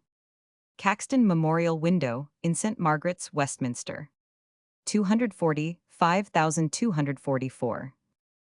Ink is perfectly black to this day. The lines are even and in perfect order. The binding, when an ancient binding has been preserved, is like any binding of later times. But the shape of the book was not newly invented, nor the binding, nor the form of the type. In these matters the printer followed the copyist. In the earlier examples the illuminator was called in to adorn the book, copy by copy, with his art initials, colored letters, pictures delicately and beautifully drawn, colored and gilt in the printed page. The illuminator, however, very soon gave way to the engraver. The wood engravings of the late 15th century, rough though they are, and coarse in drawing and outline, are yet vigorous and direct. They illustrate what they desire to illustrate. One can believe that those who could afford the illuminations continued to order and to buy the manuscripts, for the sake of their delicacy and beauty. But the printed book, with its rough engraving, was within the reach of student, priest, and squire, to whose slender means the illuminated work was forbidden. Facsimile of Caxton's handwriting, from the Papisian Library. The more one considers this figure of the 15th century workman, the more clearly he stands out before us, grave, anxious, resolute of face. The more he 246 becomes admirable and wonderful. For 30 years engaged in protecting English interests in the Netherlands, patient, tenacious, conciliatory, the friend and servant of the most powerful lady in Europe, the friend of all those at home who regarded literature, himself a lover of poetry and of romance, and at the mature age of 65 engaged in translating the latter, a good linguist, a good scholar, and most certainly one who could look into the future and could foretell something of the influence which the press was destined to have upon the world. And all this in a simple liveryman of the mercer's company, without education other than that enjoyed by all lads of his position, without wealth, and without family influence other than that derived from the long connection with the city in various trades of his kith and kin. Admirable and wonderful is the life of this great man. Admirable and wonderful are his achievements. He died in harness. Thus saith Wynkyn de Worde in the Vit Patrum. Thus endeth the most virtuous history of the devout and right-renowned lives of holy faders Lewinge and Desert, worthy of remembrance to all well-disposed persons, which hath been translated out of French into English by William Caxton of Westminster late deed, and finished at the last day of his life. He died in the year 1491, and was buried at St. Margaret's, where his wife, Maud, and perhaps his father were also buried. He left one child, a daughter. He left a will, which is lost, but one clause was a bequest of 15 copies of the Golden Legend to the parish church. These were afterwards sold at prices varying from 5s, 4d, to 6s, 8d. If money was then worth 8 times its present value, we can understand that books, although 247 they were greatly cheapened by being printed instead of written, had not yet become cheap. Many of the books which he published were romances, as has been said, and tales of chivalry. He loved these tales himself, as much as the noble ladies and gallant knights for whom he published them. Let us end this notice with his own words on the excellence and the usefulness of romance. He is speaking of the history of King Blanchardine and Queen Eglantine his wife, translated by order of the Lady Margaret. I know full well that the story of it was honest and joyful to all virtuous young noble gentlemen and women, for to read therein, as for their pastime.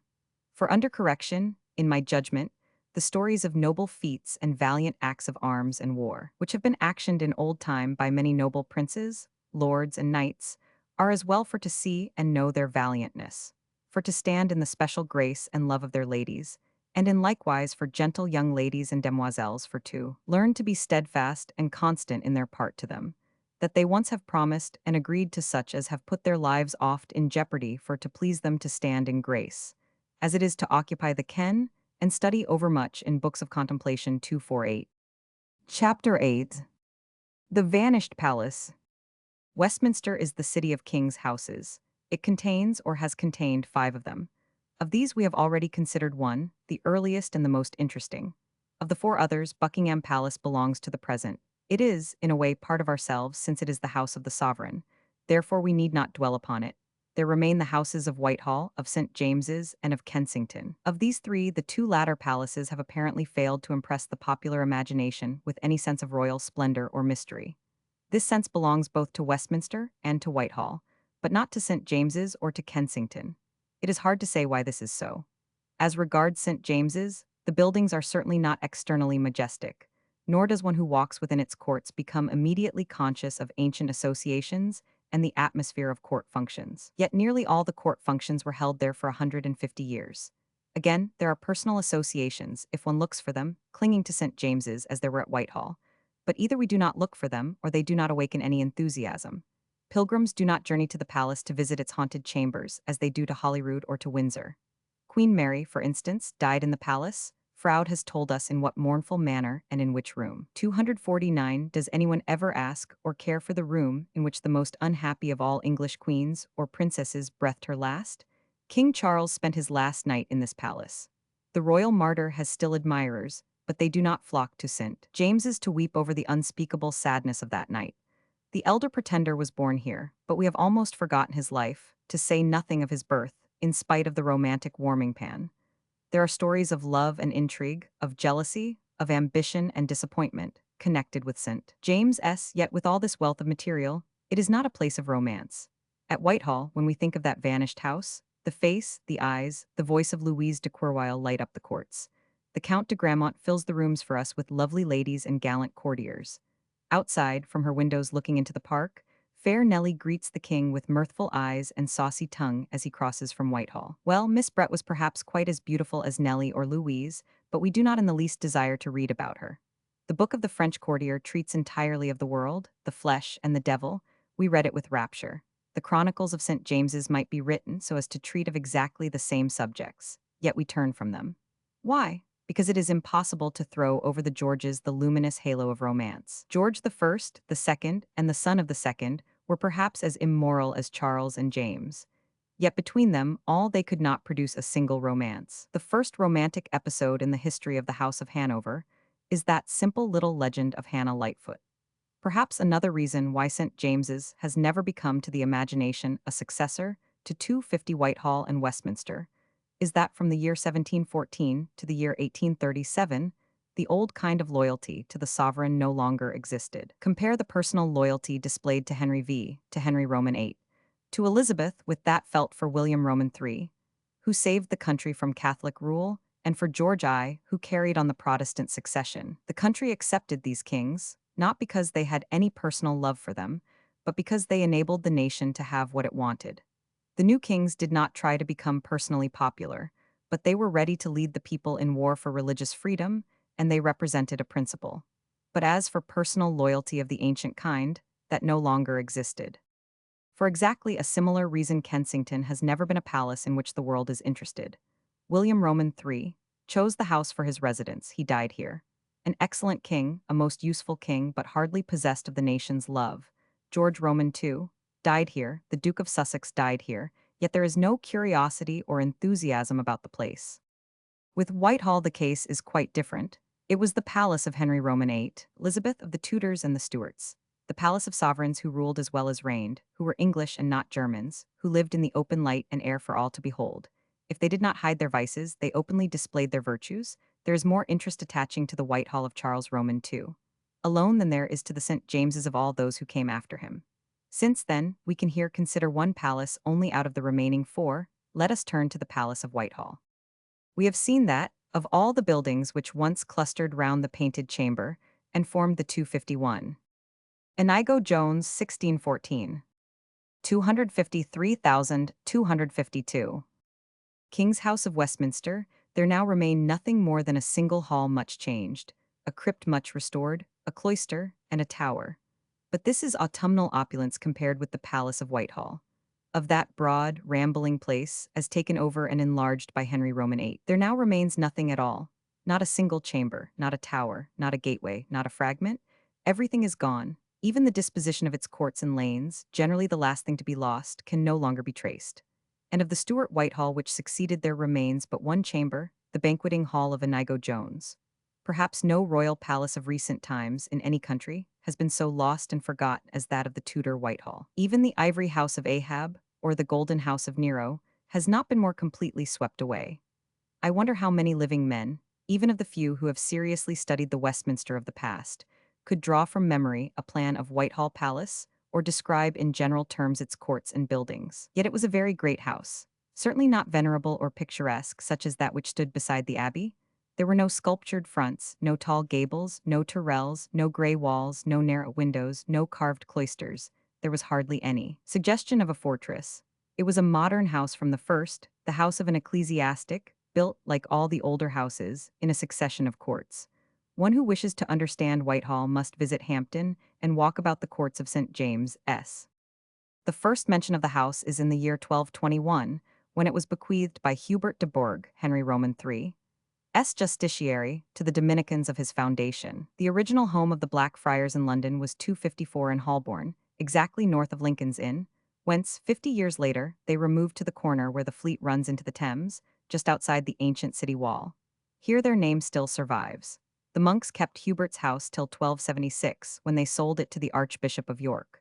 For 250 years it was the town house of the Archbishop. Wolsey, the last archbishop who held it, greatly enlarged and beautified the house. Concerning the magnificence with which he lived here, such magnificence as surpassed that of the king his master, such splendor as no king of England, not even Richard II, had ever shown at his court, we are informed by his biographer, Cavendish.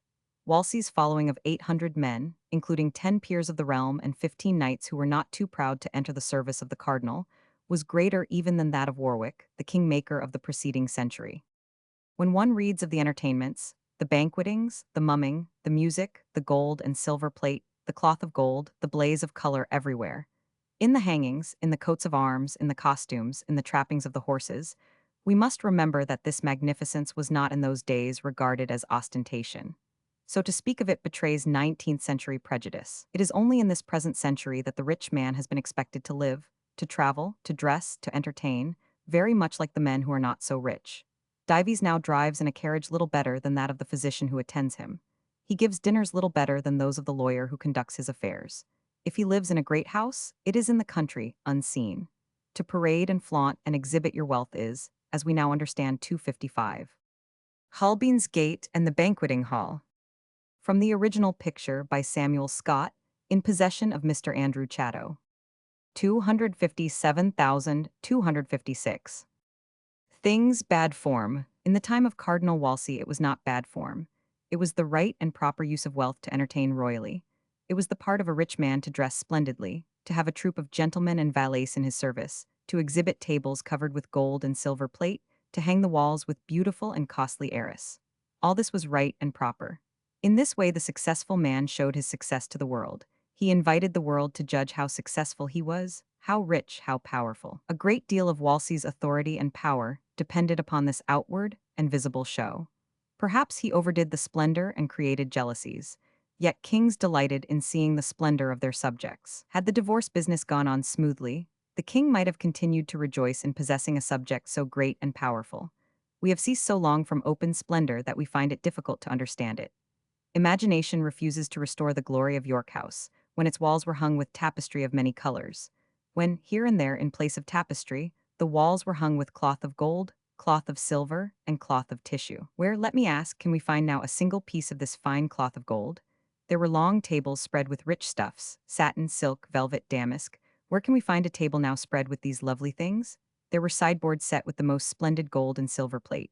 Where now can we see gold and silver plate, save at a Lord Mayor's dinner? A following of 800 people rode with the cardinal. What noble in the land has such a following now? Alas, the richest and greatest lord that we can produce has nothing but a couple of varlets behind his carriage, and 258 three more in his hall, with never a knight or squire or armiger among them. As for the cardinal himself, when he went abroad, he was all scarlet and red and gold and silver gilt. His saddle was of crimson velvet, his shoes were set with gleaming diamonds, his stirrups were silver gilt. Before him rode two monks carrying silver crosses. Every day he entertained a multitude with a noble feast and fine wines, with the singing of men and children, and with the music of all kinds of instruments. And afterward there were masks and mummeries, and dances with noble dames and gentle damsels. What have we to show in comparison with this magnificence? Nothing. The richest man, the most noble and the most powerful, is no more splendid than a simple gentleman. The kingmaker, if he existed in the present day, would walk to his club in Pall Mall, and you would not distinguish him from the briefless barrister taking his dinner, the same dinner, mind, at the next table. The decay of magnificence accompanies the decay of rank, the decay of individual authority, and the decay of territorial power. Wolsey fell. Great and powerful must have been that dread sovereign, that occidental star, that king who could overthrow by a single word so mighty a lord as the cardinal. And the king took over for his own use the town house of the archbishops of York. At this time, the old palace of Westminster was in a melancholy condition. A fire in 1512 destroyed a great part of it, including the principal offices and many of the chambers. The central part, the king's house, however, escaped, and here the king remained. Rooms for visitors were found at Baynard's Castle, Bridewell, and St. James's, which was built by Henry on the site of St. James's Hospital. Norton, who wrote in the year 1592, says that the old palace at that time lay in ruins, but that the vaults, cellars, and walls still remaining showed how extensive had been the buildings in former times. In converting York House into a palace, Henry added a tennis court, a cockpit, a bowling alley, and a tilt yard. He built a gateway after Holbein's designs across the main street. And besides these, according to the Act of Parliament which annexed Whitehall to the Palace of Westminster, he most sumptuously and curiously builded and edified many beautiful, costly, and pleasant lodgings. He laid out the park, and he began a collection of pictures, which Charles I afterward enlarged. James I designed to erect a new and very costly palace on the spot. He entrusted the work to Inigo Jones, but the design never got beyond the banqueting hall. Had the palace been completed, it would have shown a front of 1152 feet in length from north to south and 874 feet from east to west. The plan of the palace, as it was in the reign of Charles Roman II, exists. It is here reproduced from the Crace collection in the British Museum. It will be seen that the place was much less in area and contained fewer buildings than the Westminster Palace. The chief reason for these diminished proportions was the separation for the first time in English history of the High Courts of Justice from the King's Court, and the change from the army, King Cnut's huscarls, which the kings had always led about with them, to a small bodyguard. The place is rambling, as we should expect from the manner in which it grew. On the south side the palace began with the bowling green. Next to this was the Privy Garden, a large 260. The waterside elevation of Inigo Jones Palace. Larger view, 439 kb. Piece of ground laid out formally. The front of the palace consisted of the banqueting hall, the present Whitehall, the gate and gate tower, neither stately nor in any way remarkable, and a row of low gabled houses almost mean in appearance. The gate opened upon a series of three courts or quadrangles. The first and most important, called the court, had on its west side the banqueting house.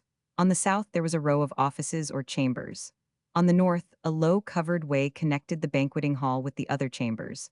On the east side was the great hall or presence chamber, the chapel, and the private 261 rooms of the king and queen. This part of the palace contained what was left of the old York House. The second court, that into which the principal gate opened, was called the courtyard. By this court was the way to the audience and council chambers, the chapel, the offices of the palace, and the water gate. The art collections and library were placed in the stone gallery, which ran along the east side of the Privy Garden. A third court was called Scotland Yard. In this court was the guard house. The old custom of having everything made in the palace that could be made, and everything stored under re 262 sponsible officers, was continued at Whitehall as it had been at Westminster. Thus we find cellars, pastry house, pantry, cider house, spicery, bakehouse, charcoal house, scalding house, chandlery, poulterer's house, master glazier's, confectionery, and the rest, each office with its responsible officer, and each officer with his own quarters in the palace. One long building on the right hand of the picture was the small beer buttery. The length shows its importance. Its situation among the offices indicates for whom it was erected. Remember that the common sort of Englishman has never at any time used water as a beverage unless there was nothing else to be had, that as yet he had no tea, that his habitual beverage was small beer, and that in all great houses small beer was to be had for the asking in the intervals of work. Beyond the banqueting hall and the gatehouse there is a broad street, now Parliament Street, then a portion of the palace. On the other side, where in King Henry's reign were the tilt yard and the cockpit, are the old horse guards in Wallingford House, afterward the Admiralty. Beyond these buildings is St. James's Park, with fine broad roads which remain to the present day. On the left is Rosamond's Pond in its setting of trees, to which reference is constantly made in the literature of the 17th century. At the south end of the open space stood the beautiful gate erected by Holbein. It was removed in 1759. The appearance of the palace from the river has been preserved in several views, in none of which do the details all agree. The one produced here is taken from Wilkinson's Londina Illustrata and shows the palace in the time of James Roman II. The general aspect of 263. St. James's Palace, 265,264. The palace is that of a great collection of chambers and offices built as they were required, for convenience and comfort, rather than for beauty or picturesqueness. There are no towers, cloisters, gables, or carved work. It is essentially, like St. James's, like Hampton, a palace of brick. The greater part of Whitehall Palace was destroyed by fire in 1691 and 1697. After the deposition of James Roman II, it ceased to be a royal residence. Then the site of the palace was gradually built over by private persons. The banqueting hall was for a long time a chapel royal. It has now become the house for the collections of the United Service Institute. One could wish that some of the palace had been preserved. From the marriage of Anne Boleyn to the deposition of James Roman II is a period which contains a great many events of interest and importance, all of which are associated with this palace. The destruction of the ancient faith, the dissolution of the religious houses, the rebirth of classical learning, the vast development of trade, the widening of the world, the beginning of the empire outre-mer, the humbling of Spain, the successful resistance of the nation against the king, the growth of a most glorious literature, the revival of the national spirit, all these things belong to Whitehall Palace. Other memories it had, not so pleasing: the self-will of Henry, the misery of his elder daughter, the execution of Charles I, the licentious court of Charles Roman II. One wishes that the place had been spared. We have copied the plan of the palace. It is, however, impossible to fill in the plan with the innumerable offices, private rooms, galleries, and chambers mentioned by one writer and another. We must be 266 content to know that it was a vast nest of chambers and offices. There were hundreds of them. The courts were crowded with people. There was a common thoroughfare through the middle of the palace from Charing Cross to Westminster.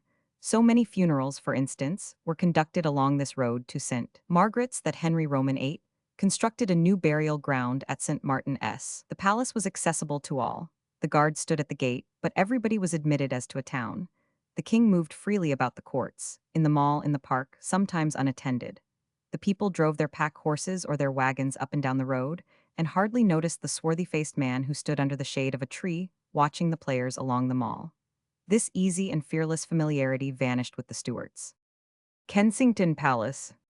Between this palace and that of Westminster there were certain important points of difference. 1. The absence of the law courts has already been noticed. At Whitehall there was a guard house. It stood, as has been said, in Scotland Yard. No doubt the gate was guarded. In 1641 the old Horse Guards was built for the gentlemen pensioners who formed the guard, but there was no wall round the palace. There 267 was no suggestion of a fortress. There was no suggestion of a camp. Next, the Palace of Westminster was always, as had been intended by Edward the Confessor, connected with the abbey. It had, to be sure, its own chapel, that of St. Stephen S., but it was connected by historical associations of every kind with the abbey. The ringing of the abbey bells, the rolling of the organ, the chanting of the monks could be heard by day and by night above the music and the minstrelsy, the blare of trumpet and the clash of arms. At Whitehall there was a chapel, but the abbey was out of hearing. When Henry removed his palace from Thorney Island to York House, it was a warning or a sign that he would shortly remove himself from the domination of the church. Buckingham Palace. As for the court in the reigns of Elizabeth and James, we have full details. The yeomen of the guard, who were the bodyguard, wore red cloth roses on back and breast. When the court moved from 268, the horse guards, Whitehall to Greenwich or to Theobald's, a vast quantity of baggage went with it. 300 carts were required to carry all that was wanted. What did these carts contain? Not furniture, certainly. Table linen, gold and silver plate, wine and stores of all kinds, tapestry, dresses and bedding, kitchen vessels. As for furniture, there were as yet no tables such as we now use, but boards on trestles, which were put up for every meal. There were chairs and stools. There was tapestry on the walls. There were beds. There were cabinets and sideboards. Except in the presence chamber or the banqueting hall, there were no carpets. All who write of England at this time speak with admiration of the chambers strewn with sweet herbs, the crushing of which by their feet brought out 269 their fragrance, the nosegays of flowers placed in the bedrooms, and the parlors trimmed with vine leaves, green boughs, and fresh herbs. It is a pleasant picture. Of treasures such as exist at the present day in Buckingham Palace, Windsor, and other royal residences, there were few. Hentzner, a traveler in the year 1598, found a library in Whitehall well stored with Greek, Latin, Italian, and French books. He says nothing of English books. They were all bound in red velvet with clasps of gold and silver. Some had pearls and precious stones in the bindings.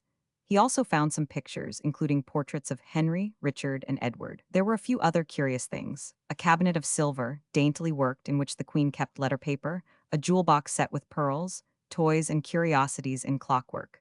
A few years later, in 1613, the pictures in Whitehall are enumerated. There were then portraits of Henry Roman VII, Henry Roman VIII, Edward Roman VI, Elizabeth, and Mary Queen of Scots. There were also portraits of French and Spanish kings and queens, and of the great ladies of court. It is curious to remark that no portrait then existed in Whitehall either of Mary or of Philip. The list includes the portraits in the other palaces. There is not one of Mary. Let us assist at a royal banquet. It is an entertainment offered to Juan Fernandez de Velasco, Duke de Frias, Constable of Castile, on Sunday, August 10, 1604, in which the king opened his mind without reserve as to peace with Spain. The audience chamber was furnished with a buffet of several stages, filled with gold and silver plate. People were freely admitted to look on, but a railing was put up on either side 270 of the room to keep them from crowding or pressing. The table was 15 feet long and 3 feet broad. The dishes were brought in by the king's gentlemen and servants, accompanied by the Lord Chamberlain. The Earls of Pembroke and Southampton were gentlemen ushers.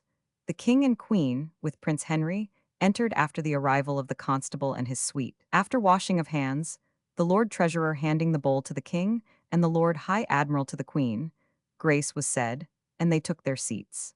The king and queen occupied thrones at the head of the table under a canopy of state on chairs of brocade, with cushions. On the queen's side sat the constable on a tabret of brocade, and on the king's side sat the prince.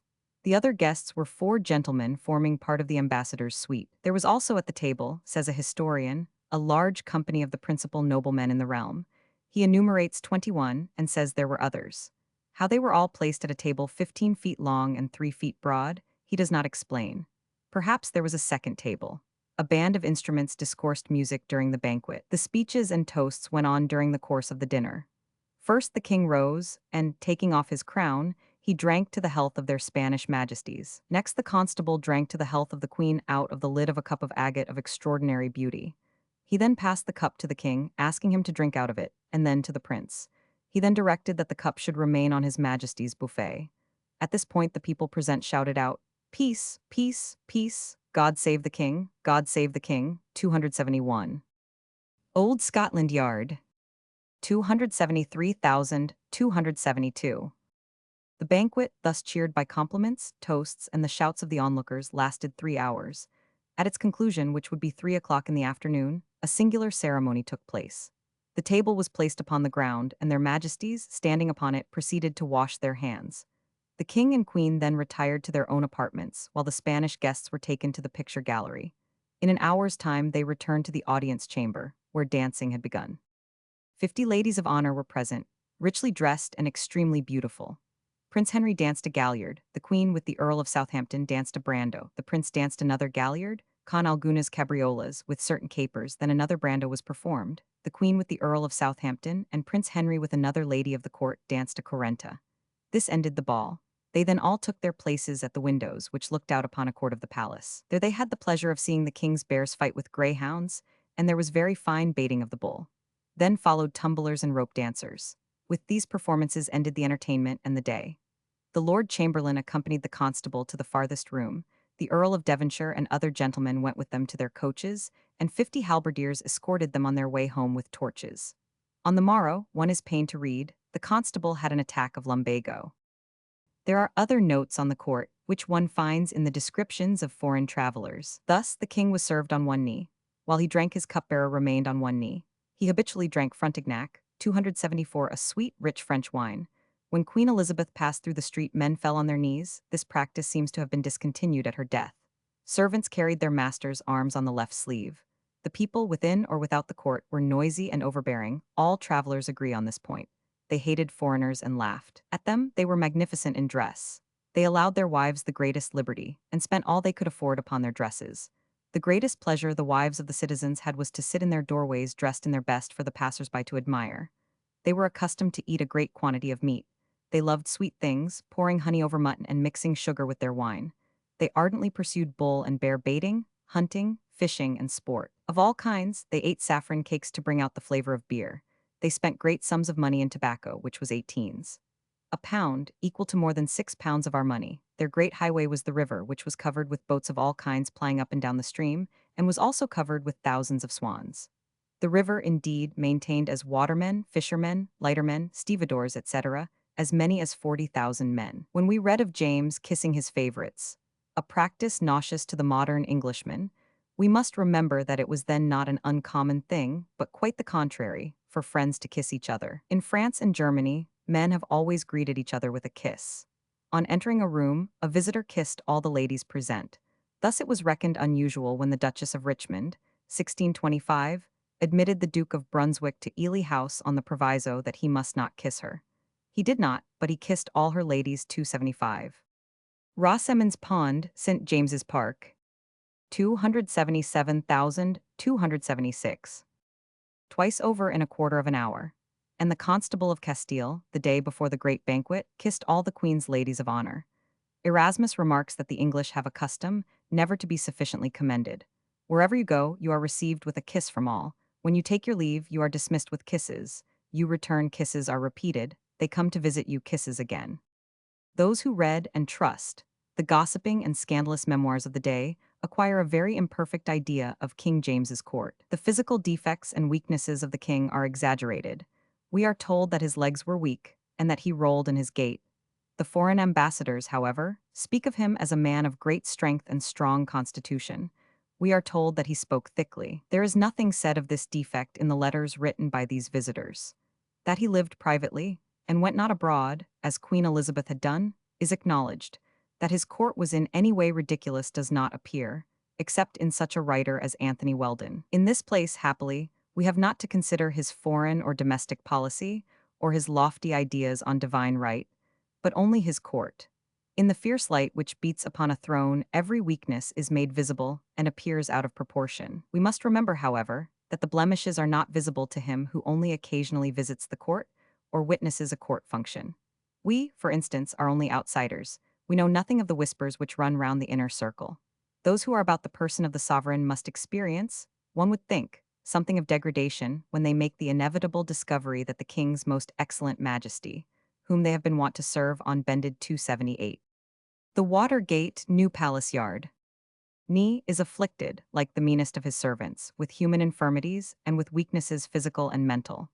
There are, however, two kings, the one as he appears to the outer world, which only sees him at court functions, the other as he appears to his servants and those about his person. If one of these servants, 279, reveals to the world that the sovereign in hours of privacy was wont to relax from the cares of state, in the company of persons little better than buffoons, we may acknowledge that the dignity maintained by the king in public, and before the eyes of the world, was greater than James could always sustain. He relaxed, therefore, too much in the opposite direction. Why parade the fact? When one of his servants describes a drunken orgy at the palace, we remark that James was king for more than 20 years, that there is no mention of any other drunken orgy, and that this deplorable evening was in honor of the Queen's brother, King of Denmark, who probably thought that general excess of wine was part of the honor paid to him. When we are told that James was afraid of a drawn sword, and turned his eyes away when he knighted a certain person, we remark that this outward and visible sign of fear is only recorded of him once and by one writer, that no one else speaks of it, and that there is no proof whatever that on this occasion he turned his head in sign of fear.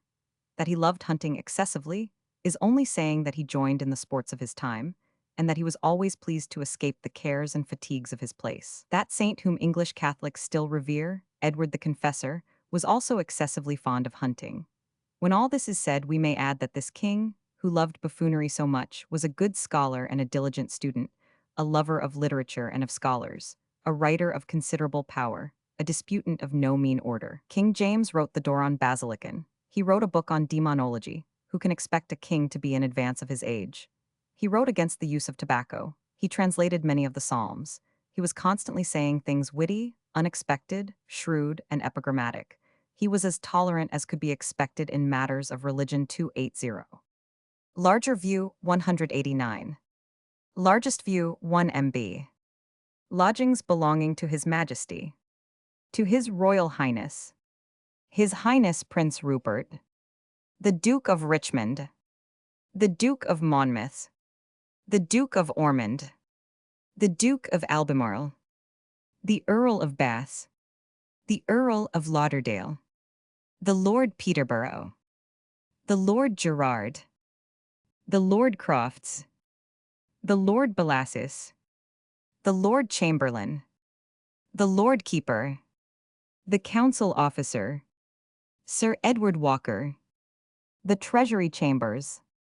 The King's Laboratory and Bath. The Lord Arlington's Office. Sir Robert Murray. The Wardrobe. Her Majesty's Apartments. The Maids of Honor. The Countess of Suffolk. The Queen's Wardrobe. Madame Charlotte Killigrew. The Lady Arlington. The Lady Silvis. The Countess of Falmouth. Mrs. Kirkes. Countess of Castlemaine's Kitchen. Colonel Darcy S. Sir Philip Killigrew. Captain Cook. Mrs. Kirk. Mr. Hyde. Mr. Povey. Mr. Chiffinch. Sir William Killigrew. Sir Francis Clinton. Dr. Frazier. Father Patrick's. To Mr. Bryan. Sir Henry Wood. Sir George Carteret. The officers of Ye Jewel Office. The quarter waiters. Sir John Trevors. To Mr. Lightfoot. To Mr. Vass. To Mr. Lyle. Sir Paul Neal. The King's Music House. To Mr. Early. To Sir Stephen Fox. To Mrs. Churchill. To Mr. Duper. On this spot, King Charles I was beheaded. Lastly, James made the court of Whitehall magnificent during the whole of his reign, by the splendor of the masks. When we think of this vanished palace, our thoughts turn to the masks, which belong especially to Whitehall. There were none at Westminster and none at St. James's. The mask is of the 16th and 17th centuries. It was a play performed on one night only, not by professional actors, but by lords and ladies of the court. The jewels worn were real jewels. The dresses were of velvet and silk, embroidered with gold and pearls. The scenery was costly and elaborate. The music was new and composed for the occasion. The dances were newly invented for that night only.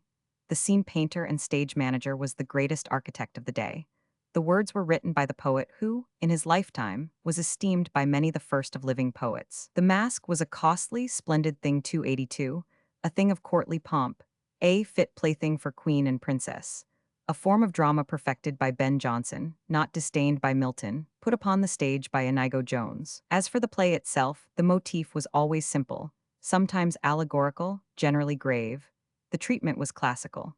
The masks of Ben Jonson would be wearisome for the length of the speeches and the slowness of the movement, did we not keep before our eyes the scenery and the grouping of the figures. Their tedium in the reading is also retrieved by the lovely verses and songs scattered freely over the piece. The acting, the music, the scenes, the singing, the dancing kept up the life and action and interest of the piece. There was an immense amount of stage management, stage machinery, and decorations. Shakespeare and his actors at the Globe and Fortune could neither afford these splendors, nor did they attempt even a distant imitation of them. When the king commanded a play, it was put on the stage with none of the accessories which belonged to the masque. At Whitehall, as at Bankside, the back of the stage represented a wall, a palace, or a castle. The hangings, black or blue, showed whether it was night or day. But the masque was not a show for the people. It is certain that the groundlings of the globe would not have understood the classical allusions with which it was crammed. At the present day, a masque would only be endured as a spectacle for the picturesque grouping, the beauty of the actresses, the splendor of the dresses, the perfection of the dancing, the lovely songs, and the admirable skill and discipline of the company. When the principal actress was no other than the queen herself, who led off a dance, followed by ladies representing mythologue 283 Eichel characters perfectly well understood by a court of scholars. When the scenery, new and beautiful, was changed again and again, even though the fable was no great thing, the entertainment was delightful. The general care of these and other shows was entrusted to the Master of Revels. This office is described in an official book compiled by Edmund Tilney, a Master of Revels, 1579-1610. He says, "The office of ye revels consisteth of a wardrop and other several rooms, for artificers to work in, viz., tailors, embroiderers, property makers, painters, wire drawers, and carpenters, together with a convenient place for ye rehearsals and setting forth of plays and other shows for those services." The first Master of Revels was Sir Thomas Cowardin, appointed in 1546. He was followed by Sir Thomas Benger, Edmund Tilney, Sir George Busk, Sir John Astley, and Sir Henry Herbert. With him the importance of the post ceased. The office, however, was still continued. It survives or lingers in the licenser of plays. So few read Ben Jonson's masques that I ask no excuse for presenting one. We will take the masque called The Hue and Cry After Cupid. It was written as a wedding entertainment. The scene represented a high, steep red cliff mounting to the sky, a red cliff because the occasion was the wedding of one of the Radcliffes. The cliff was also a note of height, greatness, and antiquity. Before the cliff on the two sides were two pilasters charged with spoils and trophies of Venus and Cupid, hearts transfixed, hearts burning, young men and maidens buried with roses, garlands, arrows, and so forth, all of burnished gold. Over the pillars hovered the 284 figures of triumph and victory, twice the size of life, completing the arch and holding a garland of myrtle for the key. Beyond the cliff, cloud and obscurity. Then music began, the clouds vanished. Two doves followed by two swans drew forth a triumphant chariot, in which sat Venus crowned with her star, and beneath her the three Graces, all attired according to their antique figures, which is obscure and doubtful. Venus descends from the chariot, and is followed by the Graces. It is no common cause, you will conceive. My lovely Graces makes your goddess leave her state in heaven tonight to visit earth. Love late is fled away, my eldest birth. Cupid, whom I did joy to call my son, and whom long absent, Venus is undone. Spy, if you can, his footsteps on the green. For here, as I am told, he late hath been. Find ye no track of his strayed feet. First G not I. 2D G not I. 3D G not I. Venus, stay nymphs, we then will try. A nearer way, look at these ladies' eyes, and see if there he not concealed lies. Perchance he hath some simple heart to hide. His subtle shape in. Begin, soft Graces, and proclaim reward. To her that brings him in, speak to be heard. Then the Graces begin, and one after the other for 9 verses sing the hue and cry for Cupid 285. First, G beauties, have ye seen this toy? Called love, a little boy. Almost naked, wanton, blind. Cruel now and then is kind. If he be amongst ye, say, he is Venus runaway. 2DG trust him not, his words though sweet. Seldom with his heart do meet. All his practice is deceit. Any gift it is a bait. Not a kiss but poison bears, and most treason in his tears. First G, if by these ye please to know him. Beauties be not nice but show him. 2 DG, though ye had a will to hide him. Now we hope ye'll not abide him. 3 DG, since you hear his falser play. And that he's Venus, run away. After this Cupid himself comes running out from behind the trophies. He is armed. He is followed by 12 boys, most antically attired, representing the sports and pretty lightnesses that accompany love under the titles of Josai and Ryssus. Cupid, come, my little jock in sports. Come away, the time now sorts. With your pastime this same night. Is Cupid's day, advance your light. With your revel fill the room. That our triumphs be not dumb. Then the boys fall into a subtle, capricious dance, bearing torches with ridiculous gestures. Venus all the time stands on one side, the Graces grouped around her. Can we realize what a pretty picture this would make? When the dance is over, Venus and her 286 maidens surround Cupid and apprehend him. What has he been doing? Have you shot Minerva or the Thespian dames? Heat aged ops again with youthful flames? Or have you made the colder moon to visit? Once more a sheepgoat, say what conquest is it? Can make you hope such a renown to win? Is there a second Hercules brought to spin? Or, for some new disguise, leaves Jove his thunder? At this point Hymen entered, and the manner of his entry was thus. He wore a saffron-colored robe, his undervesture white, his socks yellow, a yellow veil of silk on his left arm, his head crowned with roses and marjoram, in his right hand a torch of pine tree. After him came a youth in white, bearing another torch of white thorn, behind him 2 others in white, the one bearing a distaff and the other a spindle. Then followed the auspices, those who handfasted the pair and wished them luck, i.e., prayed for them. Then one who bore water and another who bore fire, and lastly musicians. Cupid at sight of Hymen breaks off. Hymen's presence bids away. Tease already at his night. He can give you further light. You, my sports, may here abide, till I call to light the bride. Hymen addresses Venus, paying the most charming compliments to King James under the name of Nice. He tells her that he has come to grace the marriage of a noble virgin styled the Maid of the Red Cliff, and that Vulcan with the Cyclopes are at that moment forging something strange and curious to grace the 287 nuptials. And indeed, at that moment, Vulcan himself, dressed like the blacksmith that he is, comes upon the stage. He has completed the work. Cleave, solid rock, and bring the wonder forth. Then, with a burst of music, the cliff falls open and discloses an illustrious concave filled with an ample and glistering light in which an artificial sphere was made of silver, 18 feet in diameter, that turned perpetually. The colliery were heightened with gold. So were the Arctic and the Antarctic circles, the tropics, the equinoctial, the meridian, and horizon. Only the zodiac was of pure gold, in which the maskers under the characters of the 12 signs were placed, answering them in number. This is the description. The system of the zodiac seems a strange thing to present as part of a wedding entertainment.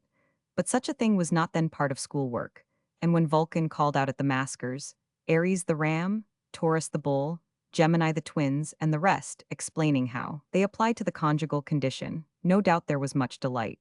This done, Venus, Vulcan, Hymen, and their trains sat or stood while the maskers, assisted by the Cyclopes, alternately sang and danced.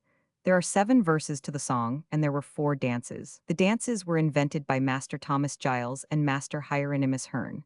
The tunes were composed by Master Alfonso Farabosco, the scenes by Master Inigo Jones, and the verse, with the invention of the whole, by Ben Jonson himself. The attire, says the poet, of the maskers throughout was most graceful and noble, partaking of the best, both ancient and later figure. The colors, carnation and silver, and 288 riched with embroidery and lace. The dressing of their heads, feathers, and jewels. The names of the maskers were the Duke of Lennox, the Earls of Arundel, Pembroke, and Montgomery, Lords Daubigny, Walden, Hay, and Sanker, Sir Robert Roth, Sir Joseph Kennethier, and Master Erskine. Here are 2 of the verses. What joy or honors can compare with holy nuptials when they are made out of equal parts, of years, of states, of hands, of hearts? When in the happy choice, the spouse and spoused have the foremost voice, such, glad of Hymen's war, live what they are, and long perfection see, and such hours be. Shine, Hesperus, shine forth, thou wished star. Love's commonwealth consists of toys. His council are those antic boys. Games, laughter, sports delights, that triumph with him on these nights, to whom we must give way. For now their reign begins and lasts till day. They sweeten Hymen's war, and in that jar, make all that married be. Perfection see. Shine, Hesperus, shine forth, thou wished star. The masque was short-lived. It was stately and dignified, it was courtly, it was classical, it was serious. Nobody laughed much, except perhaps at the antic dances which were sometimes introduced. It required fine, if not the finest, poetic work. It could not be adequately presented without lavish expenditure. It demanded the performance of amateurs. 289, when the troubles of the next reign began, there was little desire for such entertainments, and no money to spare for the production of a masque on the old scale of splendor. When Charles Roman II returned, all the world wanted to laugh and to sing. The masque, slow and stately, was out of fashion. Charles made an attempt to revive it, but without success. It was quite forgotten. The old properties were stowed away and molded in the cellars till the fire came and burned them all. And the stage effects, the sudden changes of scene, the clouds and the rocks and streams were all forgotten, until they were revived in the present century. There are many memories of Whitehall on which we might enlarge. Scenes in the later life of Henry Roman VIII, scenes in the court of Queen Mary, tilts, feasts, and entertainments by Queen Elizabeth, the death of Charles, the occupation by Cromwell, the mistresses of Charles the Deplorable, with a great many more. These, however, belong to the things already narrated. I have endeavored to recall certain associations which have hitherto belonged to the book of the things left out, and among them there are none so pleasing and so characteristic as the masque in the reign of James I. Now there is nothing left of Elizabeth's palace at all. Of Charles's palace, only the latest and last construction, the banqueting hall. When the fires of 1691 and 1697 swept all away except this building, there perished a collection of courts and houses for the most part dingy, without the picturesque appearance of the old palace, which, if it was crowded and huddled together, was full of lovely medieval towers, gables, and carved work. Whitehall as a building was without dignity and without nobility. Yet one wishes that 290 it had remained to the present day. Hampton Court, as I have said above, remains to show the world what Whitehall Palace was like. William Roman III talked of rebuilding the place, but he died. Queen Anne took up her residence in St. James's, and Whitehall Palace vanished 291. Chapter 9. The City. The Houses of Parliament, their history, their buildings, their constitution, belong to the history of the Empire. They happen to stand in the city of Westminster, but their history does not form part of the city history. The House of Commons has been called to Westminster almost without interruption for 600 years. It sat for 300 years in the chapter house of the Abbey, then for 300 years more in the chapel of St. Stephen. When that was burned down, the site was preserved and set apart for the new house, which arose when the ashes of the old had been cleared away. That site must not be considered a part of Westminster. It is part of the island, part of the empire. In a certain special sense, however, the House of Commons did belong to the city of Westminster for a long time. A great many of the country members lodged in the narrow streets round the Abbey. The reason is plain. There were no streets or houses in the meadows lying north and west of the Houses of Parliament. Either the members must lodge in the City of London and take boat for St. Stephen's, or they must 292 lodge in Westminster itself. It is stated by a writer of the last century that the principal means of support for the people of Westminster were the lodging and entertainment of the members. The monks were gone, sanctuary was gone, the court was gone, but the members remained, and so the taverns remained, too, and the ancient reputation of Westminster as a thirsty city was happily uninjured. In another way, Westminster created for itself a new distinction. As a borough, it became notorious for the turbulence and the violence of the elections. Its central position, the King's House always lying within its boundaries, the City of London its near neighbor, naturally caused an election at Westminster to attract more attention than an election at Oxford, say, or Winchester. Again, the electors of Westminster were not, probably, fiercer partisans than those of any other place, nor were their candidates always of greater importance. Yet it is certain that for downright bludgeon rowdiness and riot, the rabble at Westminster, when it turned out at election time, was equaled by few towns and surpassed by none. Let us observe one point which is instructive. The rabble had no votes. The butchers, those patriotic thinkers who paraded the streets with clubs to the music of marrow bones and cleavers, The chairmen, equal patriots of opposite convictions, who marched to the way of war and the breaking of heads with their poles, formidable as pike or spear. The jolly sailors, convinced as to the foundations of order, who came along with bludgeons, thirsting for the display of their political principles. None of these brave fellows had any vote. Yet the share they took, the part they played, the influence they exercised in every 293 election cannot be disputed. The vote, you see, about which nowadays we make such a fuss, is by no means everything. In those days, one stout fellow with a cudgel at the bottom of the steps of the hustings might be worth to his party 50 votes a day. He might represent as many voters sent home discouraged, or even persuaded, by a broken head, to a radical change of political principles. The House of Commons and Westminster haul from the river in 1798, from a contemporary drawing. In the year 1710, Swift says that the rabble surrounded his coach, and he was afraid of having dead cats thrown in at the window or getting his glass broken. The part played by the dead cat in all 18th century functions, elections, pillories, and outdoor speeches was quite remarkable. In times of peace and quiet, we hear of no dead cats. The streets did not then, and do not now, provide a supply of dead cats to meet all demands. It would seem as if all the cats of all the slums were slaughtered for the occasion. 294 throughout the last century, the elections of Westminster became more and more riotous. There were riots and ructions in 1711 and in 1721. In 1741, these were quite surpassed by the contested election in which Lord Sundon and Sir Charles Wager were candidates on the one side, the court side, and Admiral Vernon and Mr. Charles Edwin on the other. Lord Sundon, a newly created Irish peer, took upon himself to close the poll by the help of a detachment of guards before it was finished. 1 vote an hour was supposed to keep the poll open.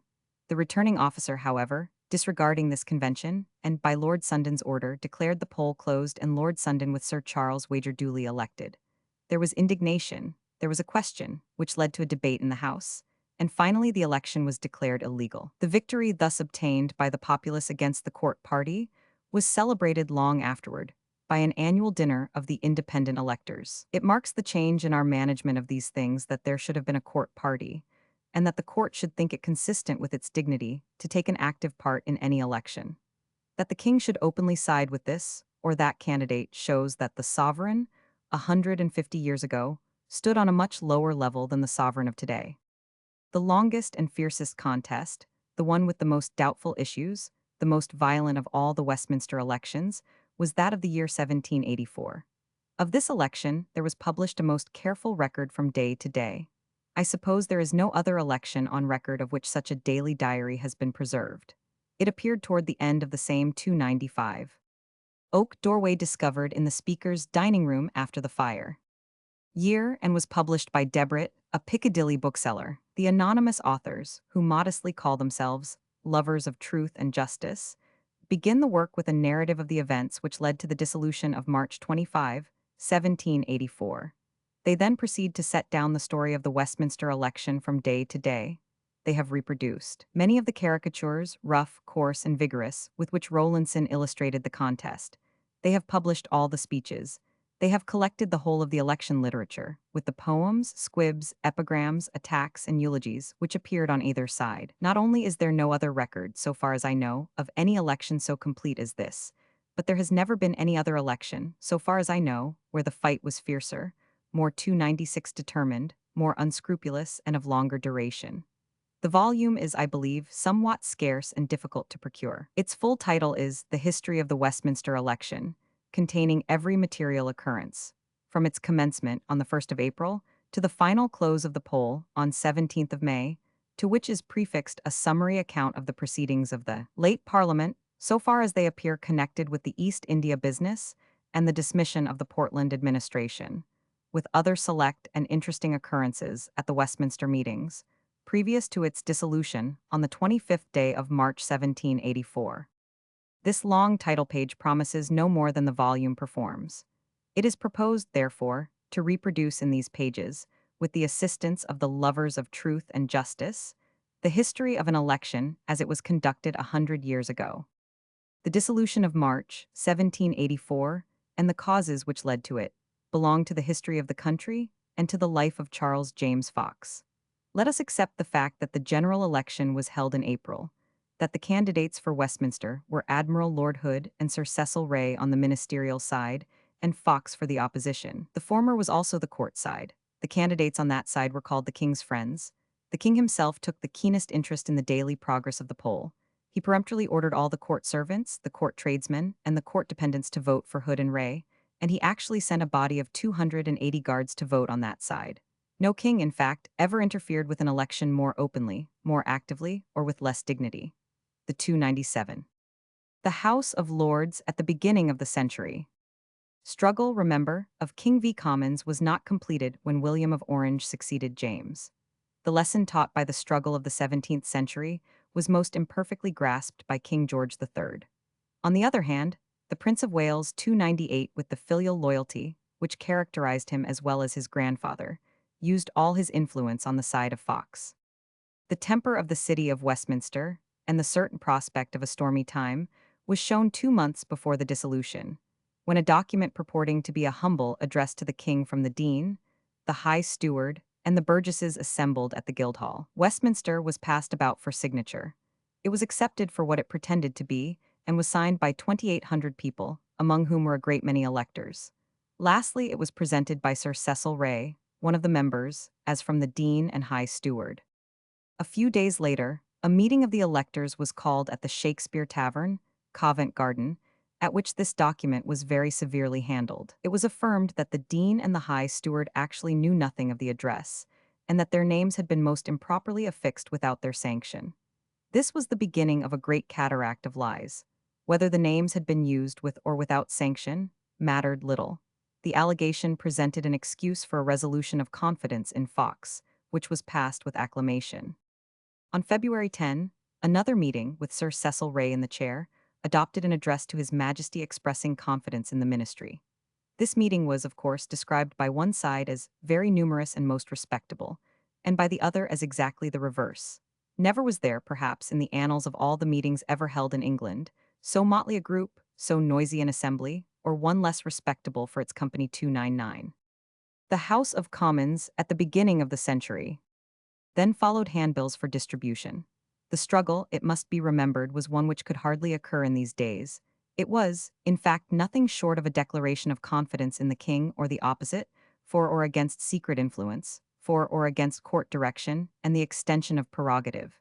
Here is a specimen of what was written at the outset, 300.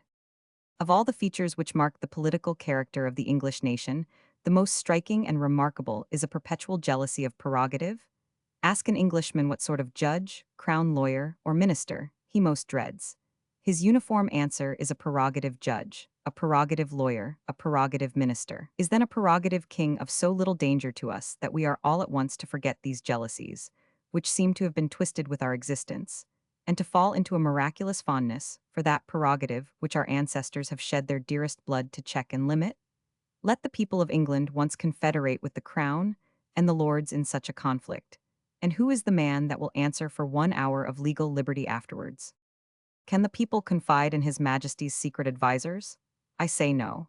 And I demand one instance, in the 23 years of this wretched reign, when a regard to the liberty of the people can be traced in any measure to the secret system. This document, which went on in a similar strain to a great length, was handed about from house to house. No doubt a copy was given to the king. A general meeting of all the electors was called on March 14, in Westminster Hall. This assemblage proved everything that could be desired. The hall was completely packed with an uproarious mob, chiefly on the king's side. The hustings were made a battlefield for the possession of the chair, which was pulled to pieces in the struggle. Then the hustings broke down, and a good many on either side were trampled upon and injured. Nobody could be heard. When it was understood that the meeting was asked to express an opinion on the address to the king, nearly all the 301. The entrance to Speaker's Yard, as it appeared before the fire. 303,302. Hands went up. Fox tried to speak. A bag of asafoetida was thrown in his face. His friends carried him out on their shoulders. Finally, he addressed the crowd from the bow window of the King's Head Tavern, in Palace Yard. After the speech, they took the horses from his carriage and dragged him all the way to Devonshire House, in Piccadilly, with shouts and cheers. A so-called report of the meeting was then drawn up by Fox's friends, stating that the chair had been taken by Fox, and that a new address to the king had been unanimously adopted. At the outset, therefore, Neither side was in the least degree desirous to present the bald, bare, cold, unsatisfying truth. On March 19, the Friends of Liberty held a great banquet at Willis's rooms. They numbered 500. The dinner was fixed for 5:30, but such was the ardor of the company, so great their determination to do justice to the feast, that they began to assemble at 3:30. It is pleasant to read of civic and electioneering banquets, to see pictures of the patriots enjoying some of the rewards of virtue. The dinner was spread on 6 tables, and in order to prevent confusion, everything was put on the table at once, so that when the covers, if there were any covers, were removed, the company saw their dinner. Then friends and neighbors helped each other with loving zeal from the dishes before them. The waiters looked to the bottles, while the guests handed the plates to each other. Only to think of this dinner makes one hear the clatter of knives and forks, the buzz of talk, serious talk, because the average elector of Westminster in 1784 was not a person who laughed much. Indeed, 1304. The Mysticles, Lord Hood, from the rival candidates. Imagines that, after the humiliations and disgraces of the American War, there could be very little laughter left in the country at all, even among the young and the light-hearted. Music there was, however, music to uplift the hearts of the despondent, violins and a cello with perhaps flutes and horns. Singing there was also after dinner. During the banquet there was not much drinking. It would be sinful, with the whole night before one, to destroy a generous thirst at the outset. Men of that age were very powerful performers at the table. We neither eat nor drink with the noble, copious, and indiscriminate voracity of our ancestors. Without any scientific observance of order, these Friends of Liberty tackled all that stood before them. Beef and mutton, fish and apple pie, turkey, tongue, ham, chicken, soup, and jelly, plentifully dispersed, and fashionably set out. Faces grew shiny with long-continued exercise. Those who wore wigs pushed them back. Those who wore powder found it slipping from their hair on their shoulders. Bones, the succulent bones of duck and chicken, were freely gnawed and sucked, as was still the custom even 305 in circles much higher than that which these Friends of Liberty adorned. Demosthenes, Charles James Fox, from the rival candidates. At last the dishes were removed, and the business of the evening, with the drinking, began. It is not stated, unfortunately, whether the Friends of Liberty drank port or punch. Contemporary pictures incline one to favor the theory of punch. We of too degenerate age are wont to complain of the after-dinner speech. Which of us could now sit 306 out the speeches and the toasts at this banquet, and survive? Even the speaker would recoil in terror at the prospect of such a night. They did not drink the health of the king. His name was purposely omitted, a thing astonishing to us, who cannot remember personal hostility to the sovereign. Fox, who was in the chair, began with the independent electors of the city of Westminster. He followed with the majesty of the people of England, the cause of freedom all over the world, the glorious and immortal memory of King William III. 27 toasts are enumerated at length, with the ominous words at the end. Several other toasts were given. Songs were sung by Captain Morris of Anacreontic fame, Mr. Bannister, and others of the tuneful choir. In the midst of this growing excitement, it was learned that the Great Seal of England, which was in the custody of the Lord Chancellor, had been stolen. Men looked at each other in amazement and dismay. What did this thing portend? Who had caused it to be done? What did it mean? Was it ordered by the king or by Pitt or by Fox? What deep-laid plot did the burglary conceal? Nobody could tell. The king, rising to the occasion, ordered a new seal to be made without delay. The robbery, which had no political significance, was forgotten, and the mind of the public returned to the general election. On March 25, the House of Commons was dissolved, and the candidates made haste to issue their addresses to the worthy and independent electors of the city of Westminster. The committee of Hood and Ray met at Wood's Hotel, and that of Fox at the Shakespeare Tavern, both in Covent Garden. The West 307 Minster hustings were at that time put up in front of St. Paul's, Covent Garden. If I remember aright, the hustings of the election of 1868 were erected in Trafalgar Square, and I think they were the last. Then, pending the opening of the poll, the merry game of abuse and misrepresentation began, and was carried on with the greatest vigor on both sides. Against Hood nothing at all could be alleged by the most rancorous opponent. He was an Irish peer, newly created, and a victorious admiral. Against Sir Cecil Ray, however, there were 2 or 3 unfortunate circumstances. Judas Iscariot, Sir Cecil Ray, from the rival candidates. Thus he had been put into his seat by the recommendation and influence of Fox, whom he now deserted. Of course, therefore, he was Judas Iscariot, traitor, monster of ingratitude. That was the first charge. In default of anything else, it was a good solid charge, to which his enemies could always return. Plain ingratitude, however, has always failed to command popular indignation. What can one expect? What does everybody's experience teach? Gratitude, sir, says the disappointed man of virtue. No one expects. But I do not suppose that the 308 charge of ingratitude lost Sir Cecil Ray one single vote, any more than unexpected inconsistency, or a sudden change of front, or a sudden change of principle in these days affects the seat of a modern politician. The electors, therefore, heard with unmoved faces that Sir Cecil was worse than Judas Iscariot as regards treachery and ingratitude. What had the election to do with private gratitude? They therefore proceeded to vote for him. There was, however, another weapon, and one far more effective. He had once called the attention of the House to the lavish expenditure of Chelsea Hospital, which maintained the old soldiers of the country at an annual cost of £51 apiece. And on that occasion he declared that, rather than continue this prodigality, he would like to see the abolition of the hospital. The abolition of Chelsea Hospital. And Chelsea Hospital was in Westminster Borough, and that a Westminster member should say this monstrous thing, and after he had said it should dare to become a candidate again. Here indeed seemed a chance for the other side. Would the electors, the patriotic, enlightened electors of Westminster, return one who would actually abolish, because it cost a little money, the old soldiers' hospital? And there was a third weapon. Sir Cecil Ray had even proposed a tax on housemaids. Horrible, wicked, this monster would actually drive out of their places all the housemaids in the country. What would become of these poor girls? What would they do? Must they be thrown, weeping and reluctant, into the arms of vice? Eloquence was exhausted, tears were shed, wrath was aroused by the mere description of what would have happened to these 309. The Westminster mendicant, Sir Cecil Ray. Poor girls, had this tax been passed. In vain did Sir Cecil explain away his words. There they were. In vain did he say that it would be cheaper and better to give every man a pension of £20 a year, with permission to live where he wished. He had wounded the popular sentiment. He said he would willingly abolish Chelsea Hospital. As regards the housemaids, it was quite useless to explain that the master would pay the tax, not the maid. The average 310 elector did not want to pay any more taxes. Rather than pay this tax, he would go without his maidservant. Then what was the poor girl to do? With such excellent weapons as these, the caricaturist, the lampooner, the writer of squibs, and the poet were amply provided. First, by way of catechism. Who, in his advertisement, professes to be the protector of the fair sex? Sir Cecil Ray. Who proposed a tax on the poorest of the fair sex? Sir Cecil Ray. Who calls himself a soldier and a man of humanity? Sir Cecil Ray. Who proposed to pull down Chelsea Hospital?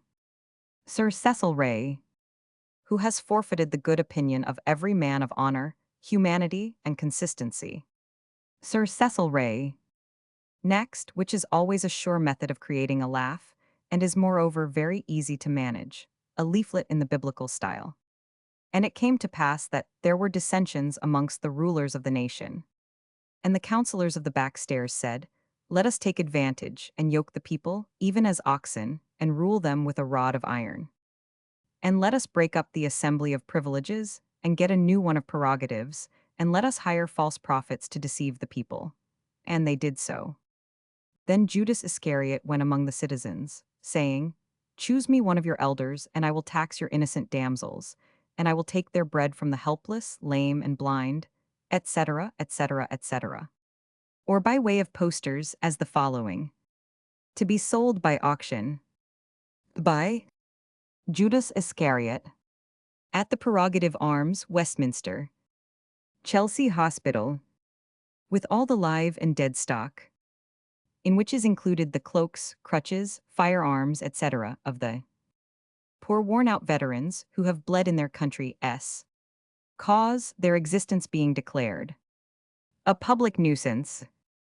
Likewise the virtue, innocence, and modesty of the harmless, inoffensive servant maids.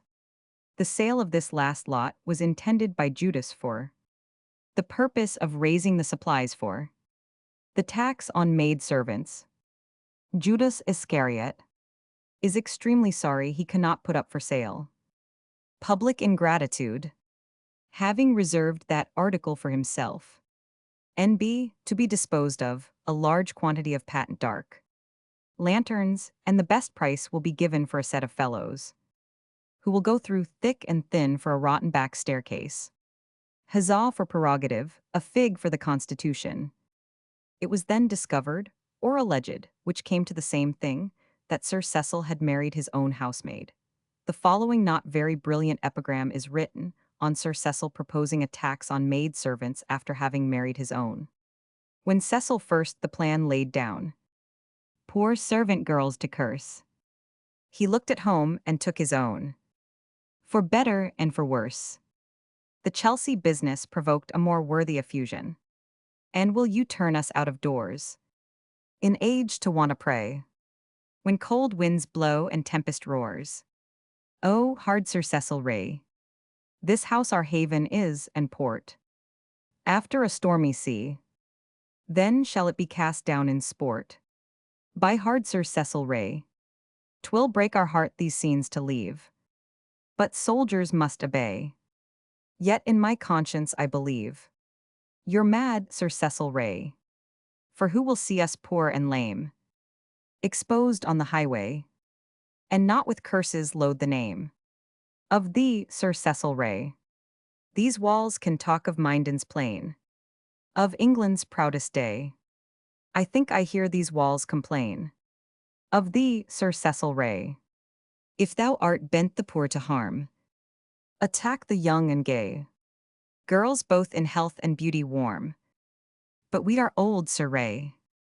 But Sir Cecil Ray had once published a volume of poems, perhaps the crudest stroke of all, if the poor man had the sensitive nature of most poets, must have been certain parodies of these verses. Here are some. The notes are, of course, part of the parody. On Celia killing a flea. Thou great epitome of little death, all hail. How blessed thy fate beneath my Celia's lovely nail. No more thou'lt skip from sheet to sheet alive and well. The furious nail and finger told thy passing bell. N.B. The allusion to the noise made by the animal's sudden death is beautifully descriptive of a passing bell. On a black sow with a litter of 13 pigs. To the head of that sow, what a back, chine 7 and tail, 8. Here, John, bring to Porky 9 some milk and some meal. Desire your mistress and Patty 10 my cousin. Come look at the mother, and her baker's dozen 11. How sweet is the smell of the straw in her sty, 12. It's a mixture of oaten and wheaten and rye. What an eye has this fat little creature, indeed. But no wonder at that, 'tis the true Chinese breed 13. The 13th my dear wife has told me she means to dress here at home, with sage 14 chopped in the brains. And the belly 15, she says, shall be stuffed with sweet things. With prunes and with currants, a dish fit for kings. And egg sauce 16 we will have, and potatoes 17 and butter. And we'll eat till neither one word more can we utter. The election took place during the time of dismal depression following the humiliation of the American 314 War. There was one branch of the service, and only one, which the country could regard with pride or even satisfaction.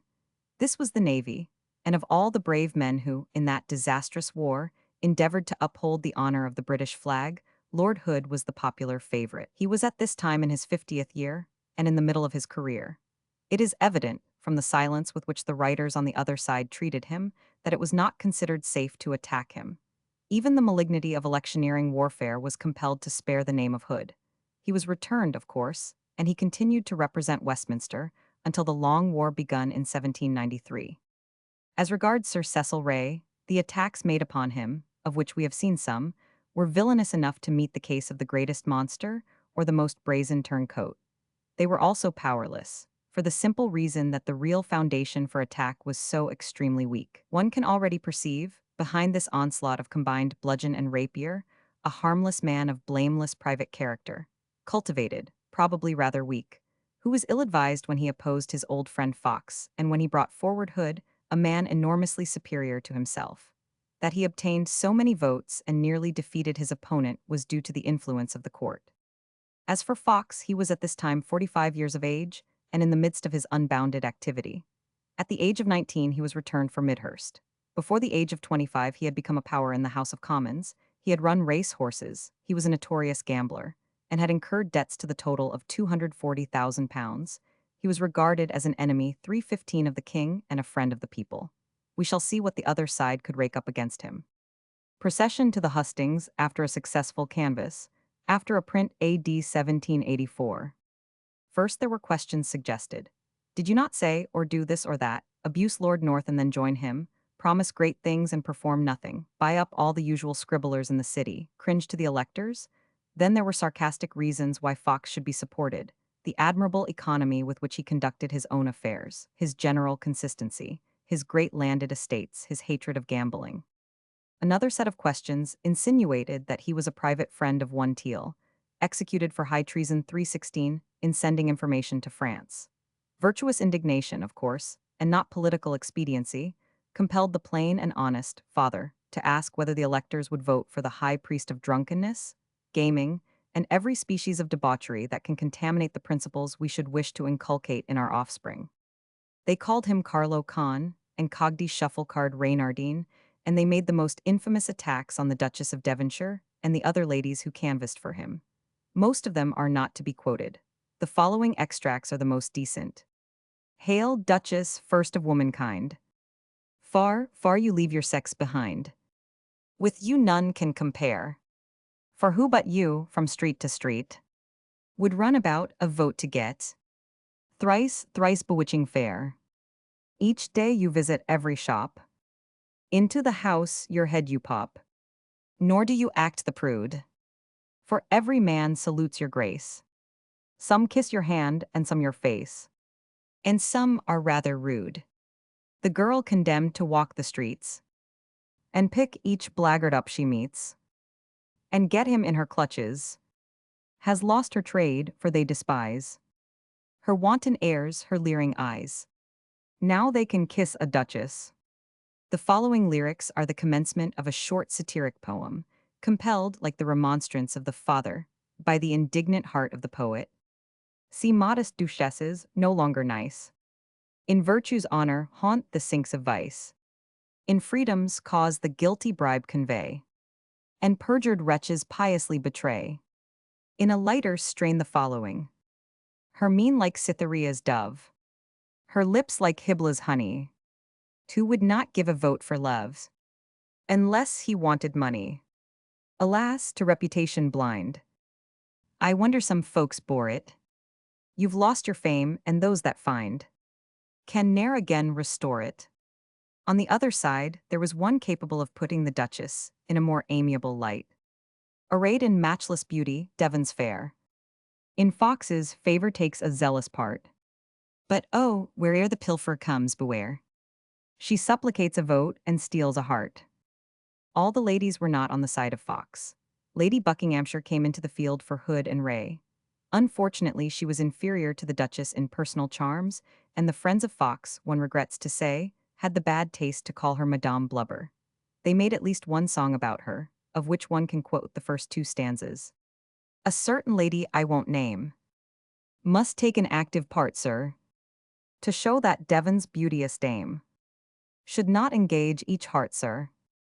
She canvassed all, both great and small, and thundered at each door, sir. She rummaged every shop and stall. The Duchess was still before, sir. Sam Marrowbones had shut his shop, and just had lit his pipe, sir. When in the lady needs must pop. Exceeding plump and ripe, sir. Gad zounds, said he, how late you be. For votes you come to bore me. But let us feel, are you beef or veal? The Duchess has been before ye. On Thursday, April 1, the polling began. The hustings were put up in Covent Garden, and at 11 a.m. the candidates appeared before an enormous mob. Fox's address was drowned in clamors and shouts and curses, and by the delectable music of Marrowbones and Cleavers. The show of hands was declared in favor of Hood and Ray. A poll was demanded, and was opened immediately. The polling went on, day after day, for more than 6 weeks. It was not until Monday, May 17, that it was finally closed. During the whole of that time, Westminster was the scene of continual fighting, feasting, and drinking. Lord Hood, about whose return there seems to have been no doubt from the beginning, thought it necessary to protect his voters by a body of sailors brought from Wapping. These gallant fellows were stationed in front of the hustings, displaying the king's colors, and actually commanded by naval officers. It seems incredible that such a thing should have been tolerated, but it was 100 years ago. The sailors assaulted and knocked down the voters on the other side. When complaints were made, Hood's committee refused to send them away. On Saturday, April 3, a body of guards, nearly 300 strong, were marched to Covent Garden under orders to vote for Hood and Ray. On April 5, the sailors met their match. For the chairman, all stout and sturdy Irishmen, came down to Covent Garden in a body.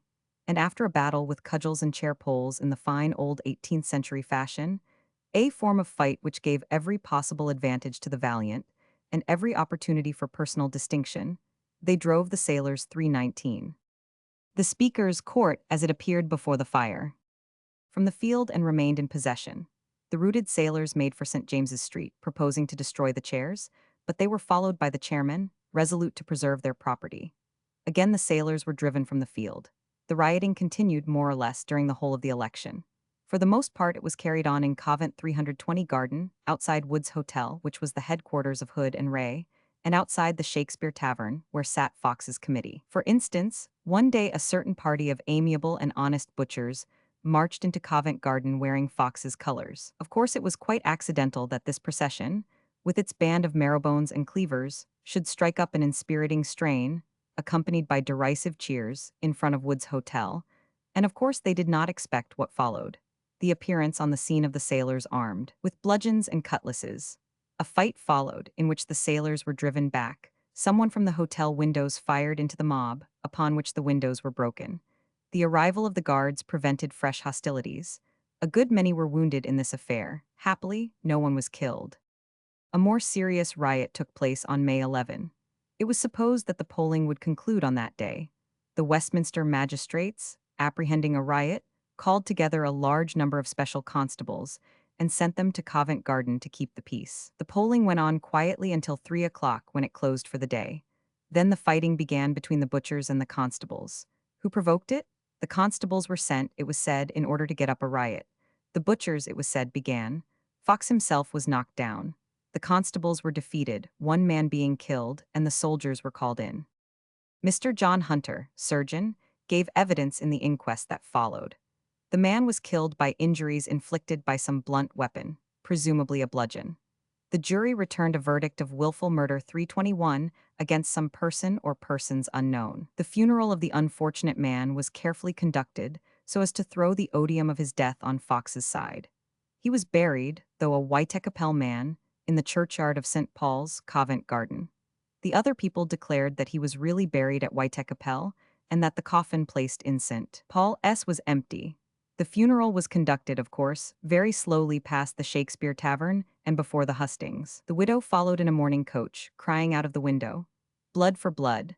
The procession was admirably arranged in order to provoke another riot, which would certainly have happened had not Fox's committee caused the polling to be stopped at 2, instead of 3 o'clock, so that when the funeral arrived Covent Garden was comparatively quiet. The last day of the struggle was on May 17, after 47 days of polling. The result was Lord Hood, 6694. Charles James Fox, 6234. Sir Cecil Ray, 5998. Sir Cecil Ray demanded a scrutiny, to which Fox objected.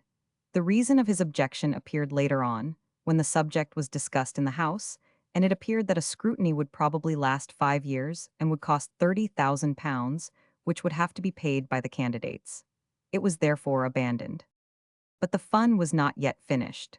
A triumphal procession was formed, and the successful candidate was escorted on his way to Devonshire House. The following was the order of the procession: 322. Heralds on horseback. 24 marrowbones and cleavers. The arms of Westminster. 30 firemen of Westminster. Martial music. Committees of the 7 parishes, with white wands following their respective banners and attended by numberless gentlemen of the several districts. Squadron of gentlemen on horseback in buff and blue. Trumpets. Flag, the rights of the commons. Grand band of music. Flag, the men of the people. Marshals on foot. Triumphal chair. Decorated with laurels, in which was seated the right Hun, Charles James Fox. Trumpets. Flag, the Whig cause. Second Squadron of Horse. Liberty Boys of Newport Market. Mr. Fox's carriage crowned with laurels. Banner sacred to female patriotism. Blue standard inscribed. Independence. State carriages of the Duchess of Portland and the Duchess of Devonshire, drawn by 6 horses superbly caparisoned, with 6 running footmen attending on each. Gentlemen's servants closing the procession, 2 and 2. The procession over, they all adjourned, Marrowbones, Cleavers, Liberty Boys and all, to Willis's rooms, where they made a glorious night of it.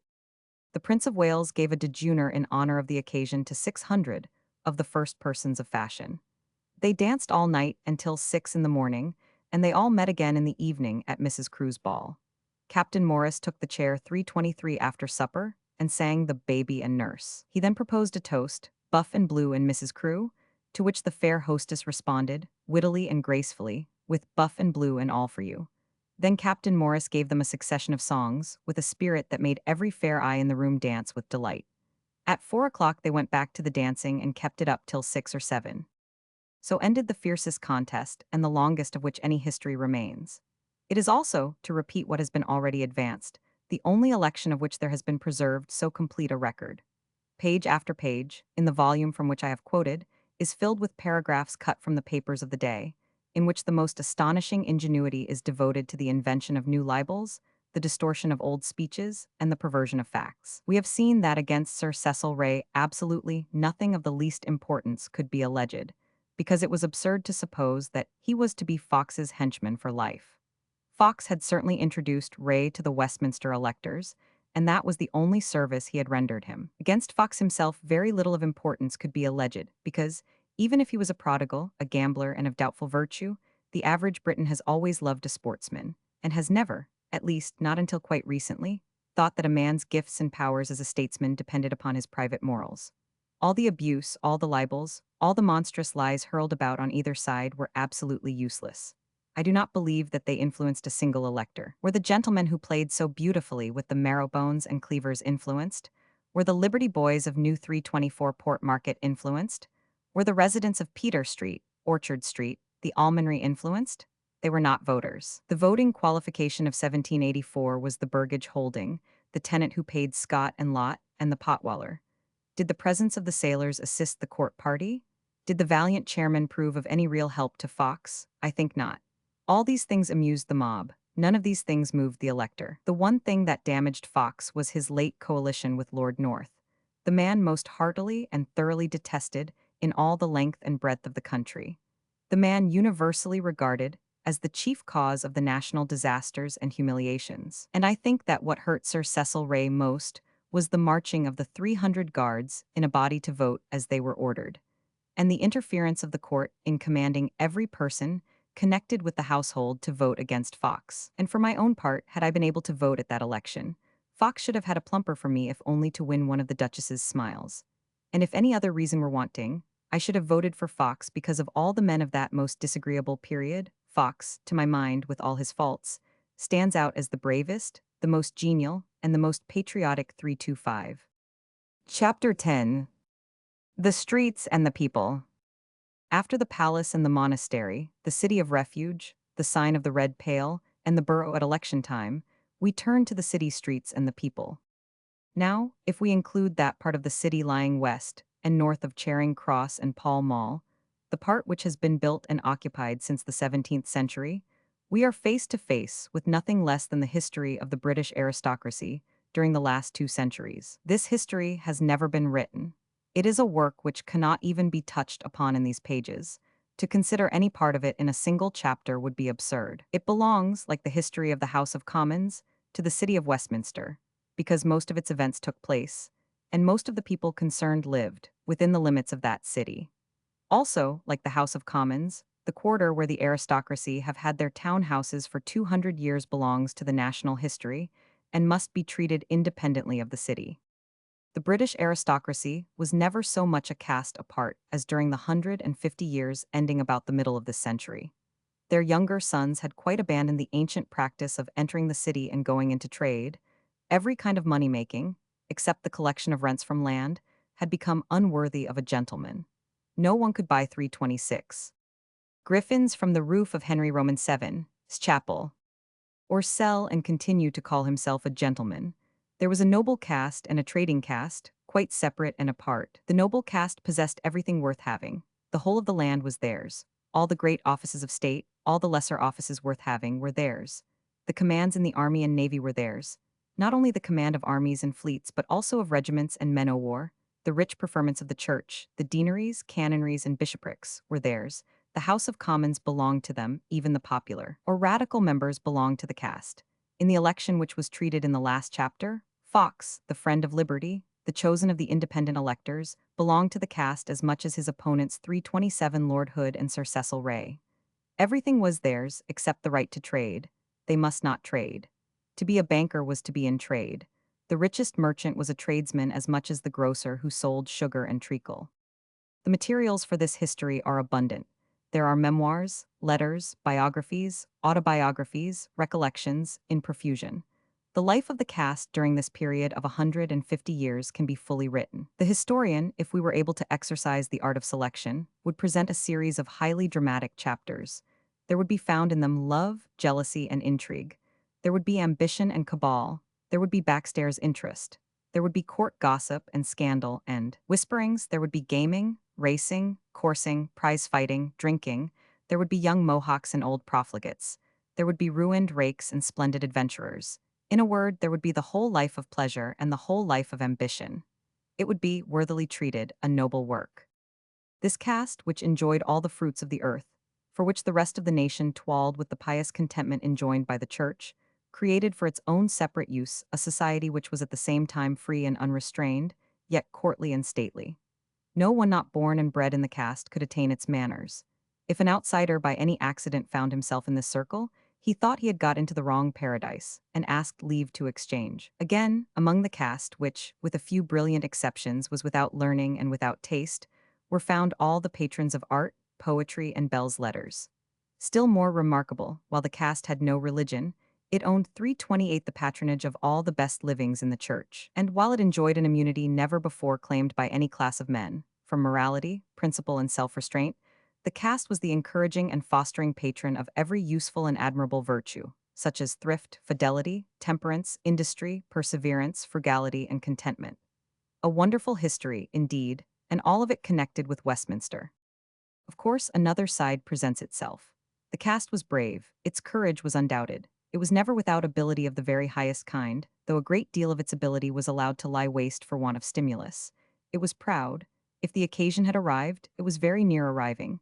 The caste would have faced the mob as dauntlessly as its cousin in France, whom the mob might kill, but could neither terrify nor degrade. Again, there is the literary side. With the exception of a few names belonging to Fleet Street and a few belonging to Grub Street, most of our literary history belongs to the quarter lying west of Temple Bar, in other words, to Westminster. One might go from street to street, pointing out the residence of Byron here, and of Moore there, of Swift, of Pope, of Addison. And in this way one could compile a chapter as interesting as a catalogue. In the same way, the connection of street and noble residence might be carefully noted down, with the same result. This, indeed, has been already done by Jesse. If you read one or two of his chapters, taken almost at random, you will presently feel that your wits are wandering. For instance, here is a passage concerning one of the least distinguished streets in Westminster, 329. Griffins from the roof of Henry Roman VII's chapel. In Cannon Row stood the magnificent residence of Anne Stanhope, the scorned and turbulent wife of the great Protector, Duke of Somerset. Here, in the reign of Queen Elizabeth, was the inn or palace of the Stanleys, Earls of Derby. Close by was the mansion of Henry, 2nd Earl of Lincoln, who sat in judgment on Mary Queen of Scots, and who was one of the peers deputed by Queen Elizabeth to arrest the Earl of Essex in his house. Here, in the reign of James I, the Sackvilles, Earls of Dorset, had their town residence. And here, in the time of Queen Elizabeth, was the mansion of the great family of the Cliffords, Earls of Cumberland. How much, gentle reader, are you likely to remember of such information as this 330 after reading 20 pages of it? How much, indeed, is it desirable to remember? Why encumber the brain with names and titles which are meaningless to your mind, and can restore for you no more of the past life and bygone actors than a handful of Helen's dust could restore her beauty? Griffin from the roof of Henry Roman VII's chapel. There is, however, another part of Westminster, a part which concerns us more than cast land. It is the part which lies around the ancient precincts of the Abbey. Here we touch Westminster. Here we are not on land that belongs to the country, nor among people 331 who belong to the country. We are in Westminster proper, in the streets which cannot even now, when all the former spaces of separation are covered up and built over, be called a part of London or a suburb of London. They are Westminster. These streets possessed, until quite recently, the picturesqueness that belongs to the aged vagrom man. He hardly exists in these days, but one remembers him. He was old, age had lent no touch of reverence or dignity. He was clad in many-colored rags and fluttering duds. He leaned upon a stick. His white locks were the only part of him that presented any appearance of cleanliness. His face was lined and puckered, his features were weather-beaten and prominent, his eyes were wolfish. He was admirable in a picture. Such were the streets, such the houses, of Westminster, that part of the city lying round about the Abbey. Those on the west and south of the Abbey are comparatively new streets. In the excellent map by Richard Newcourt showing London and Westminster in the year 1658, we find Tothill Street completely built. Rochester Row does not exist. Great St. Peter Street has a few houses, Great College Street none. St. Anne Street has houses with gardens. The crowded part of Westminster in the 17th century was that narrow area north of New Palace Yard, of which King Street was the most important thoroughfare. When we consider that this place was a great center of trade long before and long after the building of London Bridge, that for 600 years it was close to the King's house, with all his followers, huscarls, archers, or bodyguard, we are not surprised that there has always been about these streets the flavor of the tavern, always the 332 smell of casks and pint pots, of stale beer and yesterday's wine. Where there are soldiers, there are taverns. There also are the minstrels and the music and the girls. It may also be concluded, beyond a doubt, that the sanctuary was a thirsty place. Long after court and camp and sanctuary had left the place, the name and fame of Westminster for its taverns and its dens remained. These streets were a byword and a reproach well into the present century. One or two streets there were that claimed for a generation or so a kind of respectability.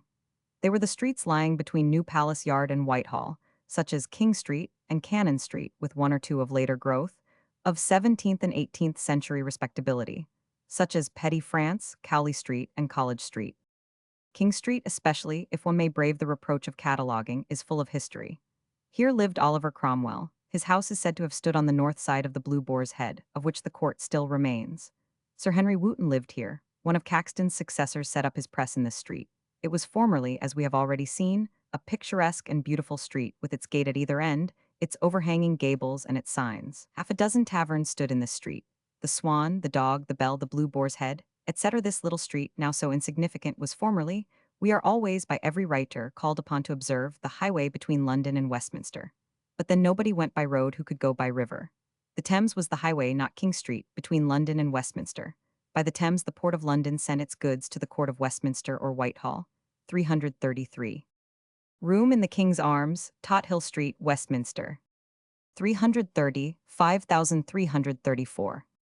By the river came down country produce for court and abbey. There was doubtless some traffic which found its way along King Street, but for communication between Westminster and all other parts of the country except the City and the Strand, we must remember that there was not only the river, but the old road, that which formerly ran down from the north to the marsh at St. James's Park and began again on the other side of the river. The marsh was now drained, and the road, no longer a ford, ran across it and formed the most direct entrance to the court or the abbey from the north. We must remember again that nobody walked who could ride, and that nobody rode who could take boat, walking along streets unpaved, foul with every kind of refuse, muddy after rain, stinking in dry weather, was never pleasant.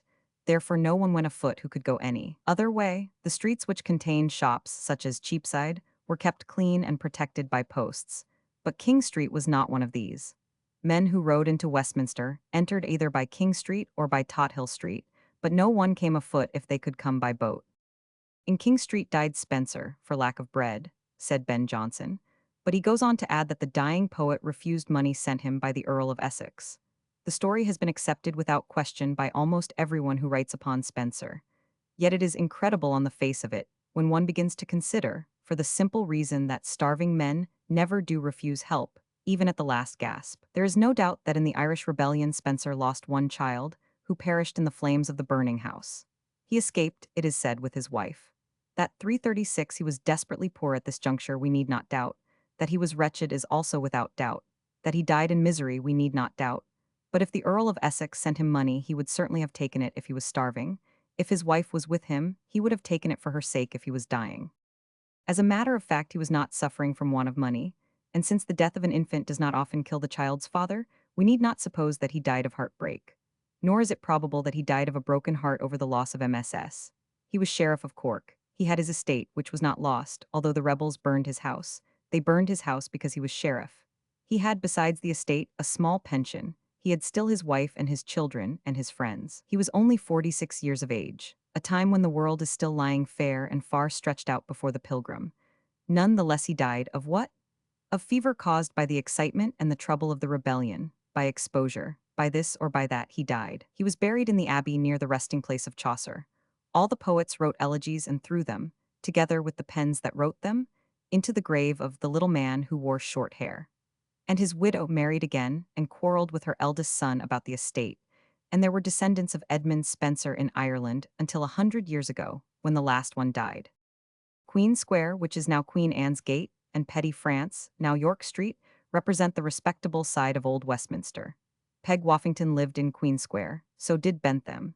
In Petty 337 France Milton lived when he gave up his chambers in Whitehall Palace. His house was taken down a year or two ago. Hazlitt occupied Milton's house for some years. Griffins from the roof of Henry Roman VII's chapel. Another respectable quarter was the group of streets at the back of Dean's Yard, known as Great College Street, Barton Street, and Cowley Street.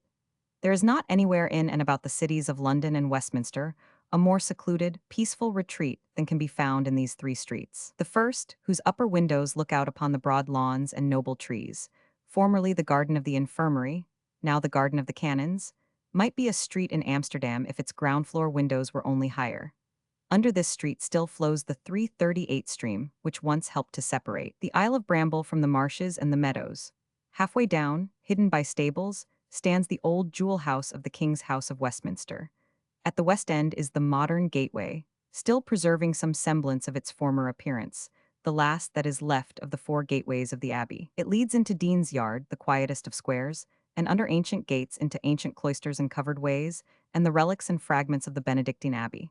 Behind Great College Street stand Barton Street and Cowley Street, and for quiet and solitude these should belong to a city of the dead, or better still, they should be what they pretend to be. For the houses among themselves pretend to be the cathedral close. They whisper to the stray traveler, seek no farther. This and none other is the close of the Cathedral or Collegiate Church of St. Peter. In this quiet retreat live, we assure you, the canons and the minor canons. Step lightly, lest you disturb their meditations. There are many such spots about London which thus pretend, and so carry themselves with pride. One such, for instance, is in Bermondsey, affected by the memory of the abbey and the presence of the parish church, and another there is at Hampstead, and in most country towns there is such a quiet, dignified street. One such street, so quiet, so dignified, stands in Albany, New York State, and one in Boston, Massachusetts. Once there was a tavern in Barton Street, known to all men by its sign as the Salutation. The excellence of the painting is proved by the fact that in the Commonwealth the same sign without alteration served for a new name, viz., the Soldier and Citizen, after 339. Wood carving and original sign of the Cock Inn, Tothill Street, Westminster. The Restoration, the soldier once more became an angel, and the citizen returned to the Virgin Mary. But I think that the tavern languished. Cowley Street was not named after the poet, as one would like to believe, but after the village of Cowley, in Middlesex, by Mr. Booth Barton, who built the two streets. There are other associations about these streets. The name of Keats is mentioned, but they belong to the 340 catalogue. It is enough for us to recall the babbling brook which once ran along the roadway here, on this side of the grey stone wall which still stands, the wall of the monastery. It ran then through the bending reeds and the tall grasses of the marsh, and so out into the silver Thames. The swans came sailing up the brook, and made nests in the low bank of the Ayat. The abbot's barge was moored close by the gateway, of which a modern successor still stands, and there were drawn up on the bank the boats in which the abbot's fishermen went out to catch salmon and sturgeon in the river. Later on they built these quiet houses along one side, something after the Dutch style, and they hung up before their fronts a curtain of green Virginia creeper, but not to hide from the windows the view of the broad lawns, the flower beds, and the walnut trees of the garden behind the wall. This part of Westminster has always been full of taverns, first for the solace of the men at arms, afterward for that of the members of Parliament. The tavern has always been the national place of recreation and rest. For a time, it is true, the coffee house displaced it, but only for a time, the tavern came back again to favor. The signs of these inns show the date of their erection. There was the White Hart of Richard Roman II, the Brown Bear of Warwick, the White Swan of Henry V, the Old Rose of Henry Roman VII. And there were the more common signs: the Blue Boar, the Salutation, the George, the Green Dragon, the Barley Mow, the Heaven Tavern, the Fleece. One of the oldest of these taverns, the Cock, remained with its open court and its galleries till 20 years ago, when it was pulled down to make room for the aquarium. The rafters and timbers of this tavern, 341, were of cedar, and the interior was also adorned with many curious carvings. Original sign, Cock Inn.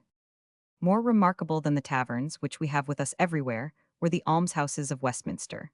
Until they were destroyed, they were remarkable for their number, for their endowments, and for the quaint pleasantness and beauty of their appearance. You may now look in vain for the old buildings. They are gone. In their place, we have the consolidated almshouses and the consolidated schools. There were almshouses, 8 of them, in the Woolstaple, which is now Cannon Street. They looked out upon the river, and the bedesmen turned an honest penny by letting them in lodgings for Parliament men. There were other almshouses founded by Henry Roman VII, outside the Gatehouse in Tothill Street. There was an almshouse for women founded by Lady Margaret in the Almonry. But these were ancient things. Perhaps they disappeared with the dissolution.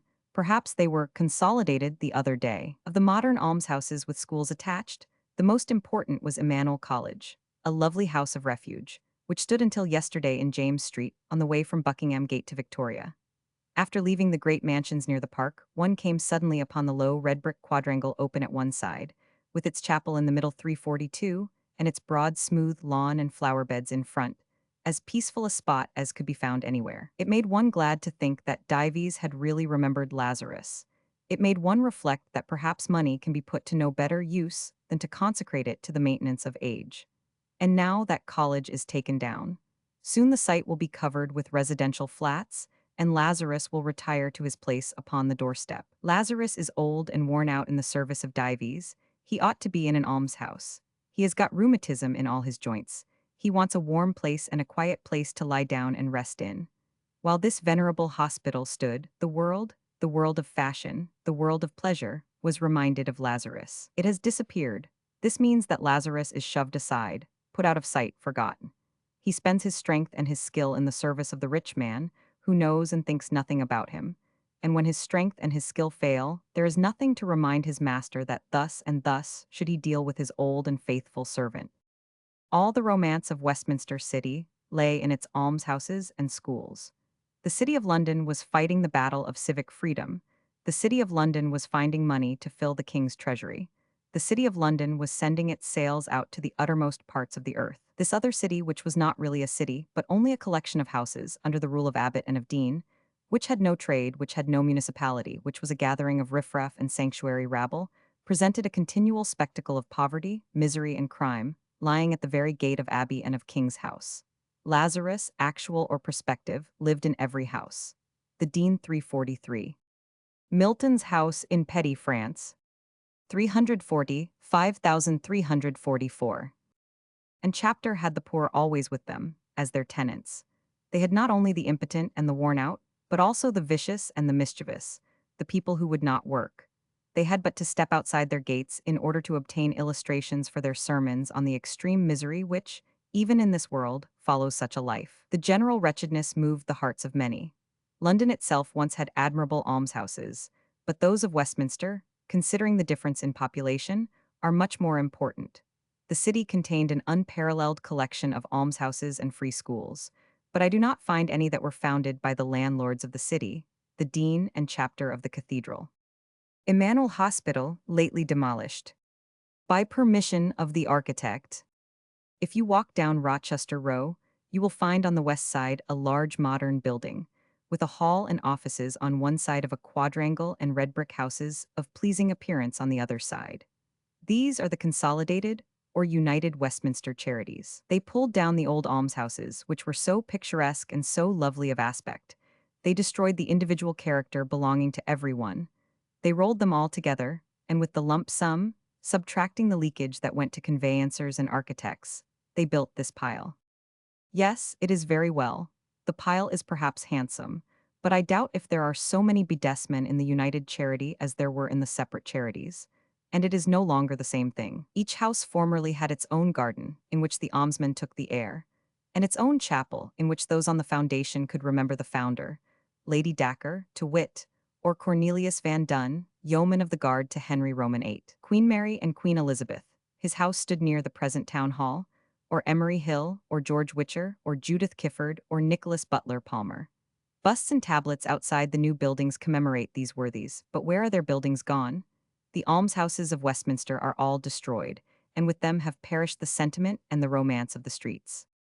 Something still remains, for, with the most laudable desire to destroy whatever can teach or suggest or soften manners or point to heaven, the charity commissioners have not been able to destroy one or two of the schools.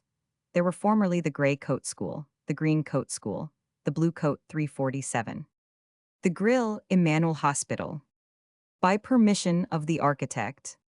340, 9348. School and the Black Coat School. The Grey Coat School has become a school for nearly 400 girls. Their old house still remains for them, a most beautiful monument, built in the 17th century for a poorhouse. The great hall in which the paupers formerly lived is now the school hall. Above it ran the old low dormitory, now thrown open to the roof. There are paneled old rooms for board rooms. There are broad passages and corridors. There are schoolrooms of later date, and at the back, still uninjured, lie the broad gardens that belonged to the time when every house in Westminster had its garden. In any map of London except those of the actual present, say, in Crutchley, S of 1838, there is laid down in its place, just north of Rochester Row, which is now Artillery Place, St. Margaret's Hospital, otherwise called the Green Coat School. This part of Westminster was once called Palmer's Village. The hospital was founded by the parish for the benefit of orphans. Charles Roman II. Endowed it, the Duchess of Somerset gave the school £1,000, other benefactions flowed in. 40 years ago the place was thus described by a writer who is not often eloquent in praise, Walcott, S. Westminster.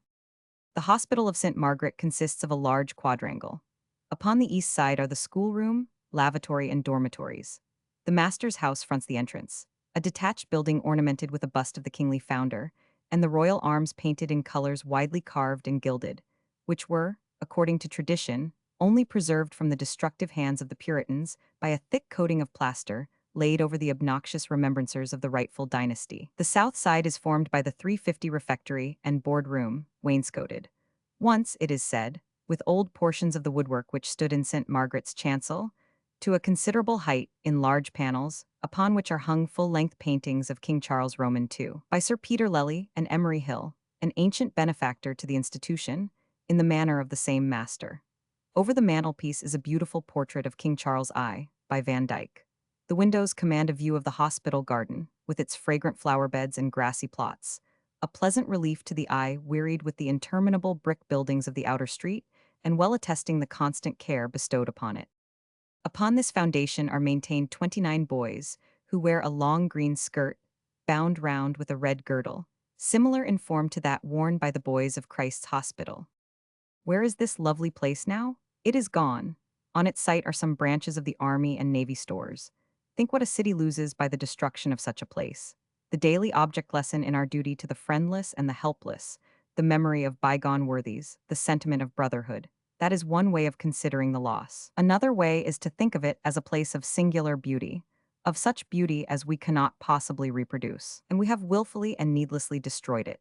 It is a national disaster of the gravest, the most irreparable kind, that such monuments as old almshouses, old city churches, old schools, old gates, old foundations of any kind, should be given over to any body of men, with permission to tear down and destroy at their will, and under pretense of benefiting the parish. Can one benefit a man by destroying his memory? Can one? 351. Grey Coat Hospital, the entrance. 350, 3352. Improve a parish by cutting off its connection with the past. Grey Coat Boy, Grey Coat Girl. From the statue in front of the hospital. There is one other endowed school not yet destroyed. It is the Blue Coat School, first opened in 1688 for boys. In the year 1709, the present school buildings were erected. They consist of a charming red brick hall with the figure of a scholar over the porch. A little garden full of greenery is at the back. At one side is the master's residence, a two-storied house covered all over with a curtain of Virginia creeper. Another little garden, full of such flowers as 354 will grow in the London air, is behind this house. But master and boys, when they look around them, begin to tremble, for their place is old, it is beautiful, it adorns the street.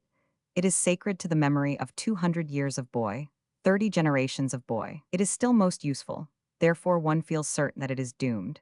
It must soon go, to make room for residential flats and mansions 15 stories high. It must, we have no doubt, follow the other monuments of the past, and be absorbed into consolidated schools. If there were any other reason wanted for the destruction of the school, it is the tradition that Wren built it. Grey Coat Hospital from the garden. To my mind, Westminster possesses, apart from the Abbey, but one church, that of St. Margaret's. Other modern churches there are, but one does not heed them. They are things of today. Even St. John's and St. Martin's are but of yesterday. St. Margaret 355 Ts is 800 years old. If not built by the confessor, it was built. That is to say, the first church on this site was built, soon after his death. The history of St. Margaret's Church must be told by an ecclesiastic. We need only remember that Caxton lies buried here. There is a tablet to his memory put up in 1820 by the Roxburgh Club. Raleigh is buried here within the chancel. James Harrington, author of Oceana, is buried here.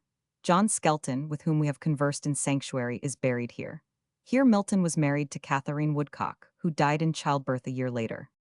Carving from the doorway of Emmanuel Hospital. Methought I saw my late espoused saint, brought to me, like Alcestis, from the grave. Mine, such as yet once more I trust to have. Full sight of her in heaven, without restraint. Came vested all in white, pure as her mind. Her face was veiled, yet to my fancied sight. Love, sweetness, goodness in her person shined. Medal worn by the captain of the Grey Coat Boys. In the churchyard of St. Margaret's were interred the remains of those persons who were turned out of the abbey at the Restoration.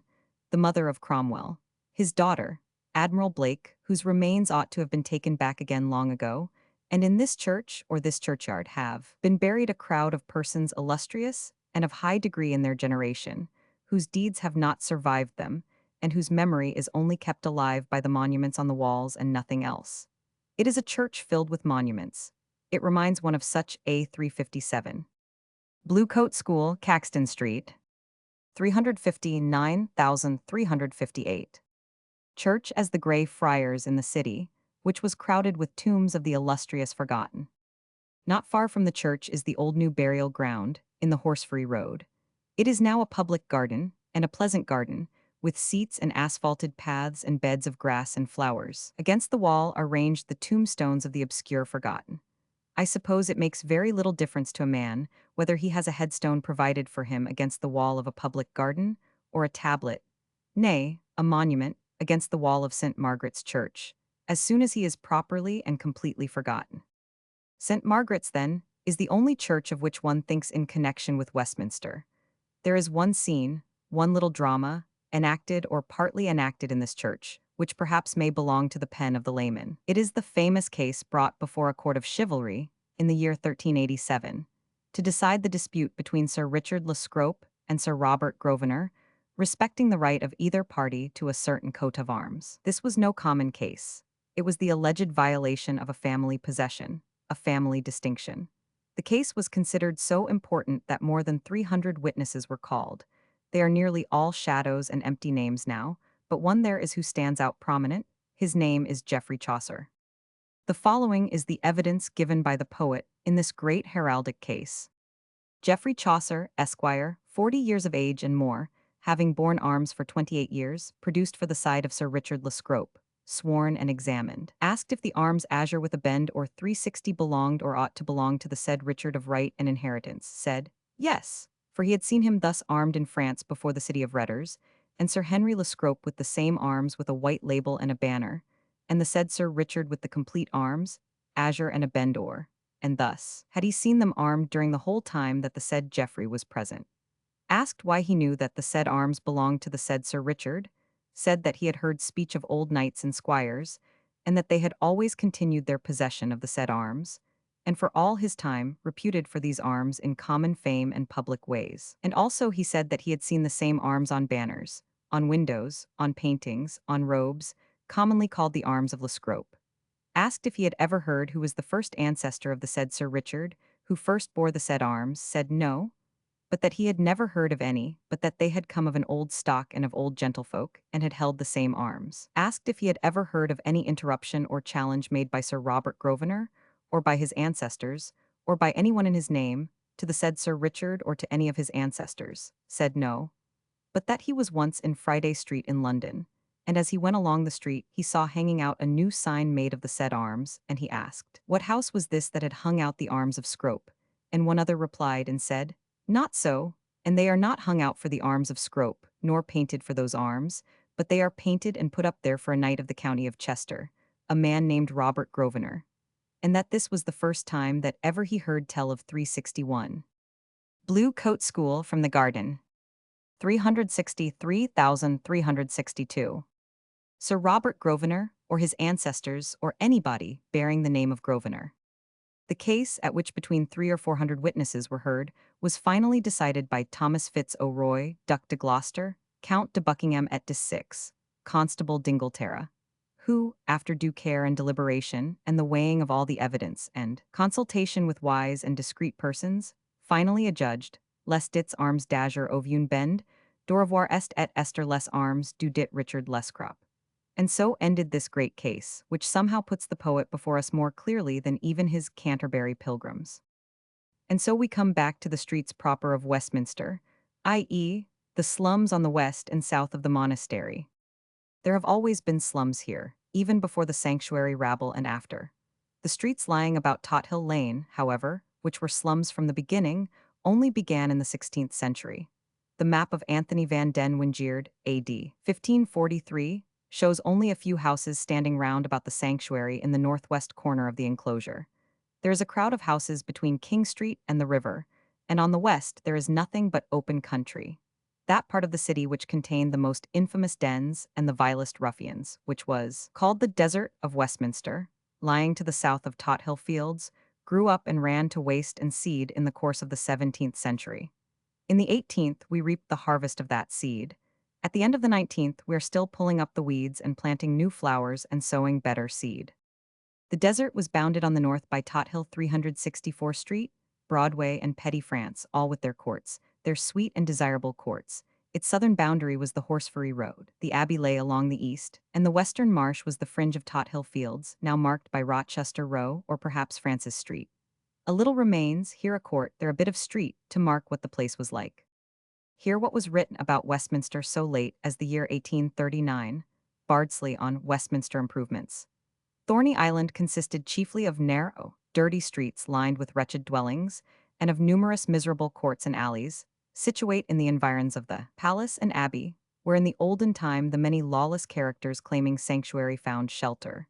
And so great had been the force of long custom that the houses continued to be rebuilt, century after century, in a miserable manner for the reception of similar degraded outcasts. The inhabitants of these courts and alleys are stated in the reign of Queen Elizabeth to be the most part of no trade or mystery, to be poor, and many of them wholly given to vice and idleness. And in James I.'s time, almost every fourth house is an alehouse, harboring all sorts of lewd and bad people. And again, in these narrow streets, and in their close and insalubrious lanes, courts, and alleys, where squalid misery and poverty struggle with filth and wretchedness, where vice reigns unchecked, and in the atmosphere of which the worst diseases are generated and diffused. In the little space of 1,000 feet by 1,200, the courts were sometimes so narrow that the people could shake hands across. The tenements were 365. Loving Cup presented to the Guardians of St. Margaret's, Westminster, by Samuel Pearson, in 1764. Sometimes built of boards nailed together. There were no sanitary arrangements at all. There was no drainage. Typhus always held possession, and actually under the very shadow of the cathedral were gathered together the most dangerous and most villainous wretches in the whole country.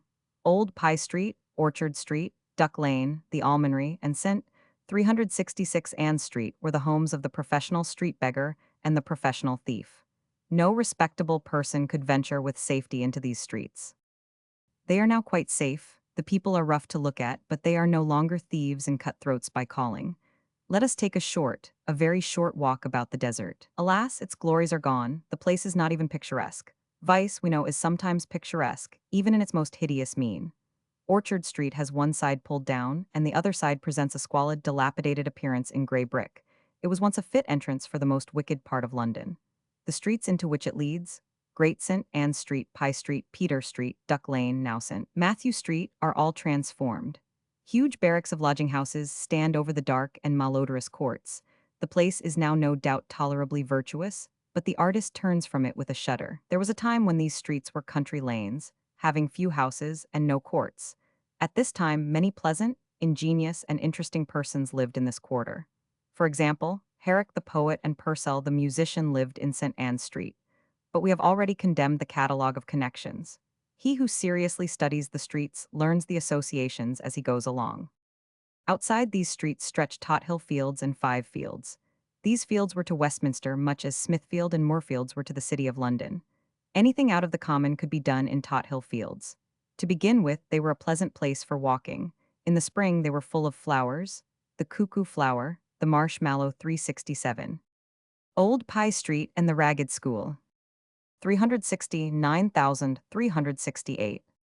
The spurge, the willow herb, the wild parsley are enumerated. They contain ponds and streams. In the streams grew watercress, always a favorite salad of the people. In the ponds there were ducks. The Westminster boys used to hire dogs to worry the ducks, it is not stated, who paid for those ducks.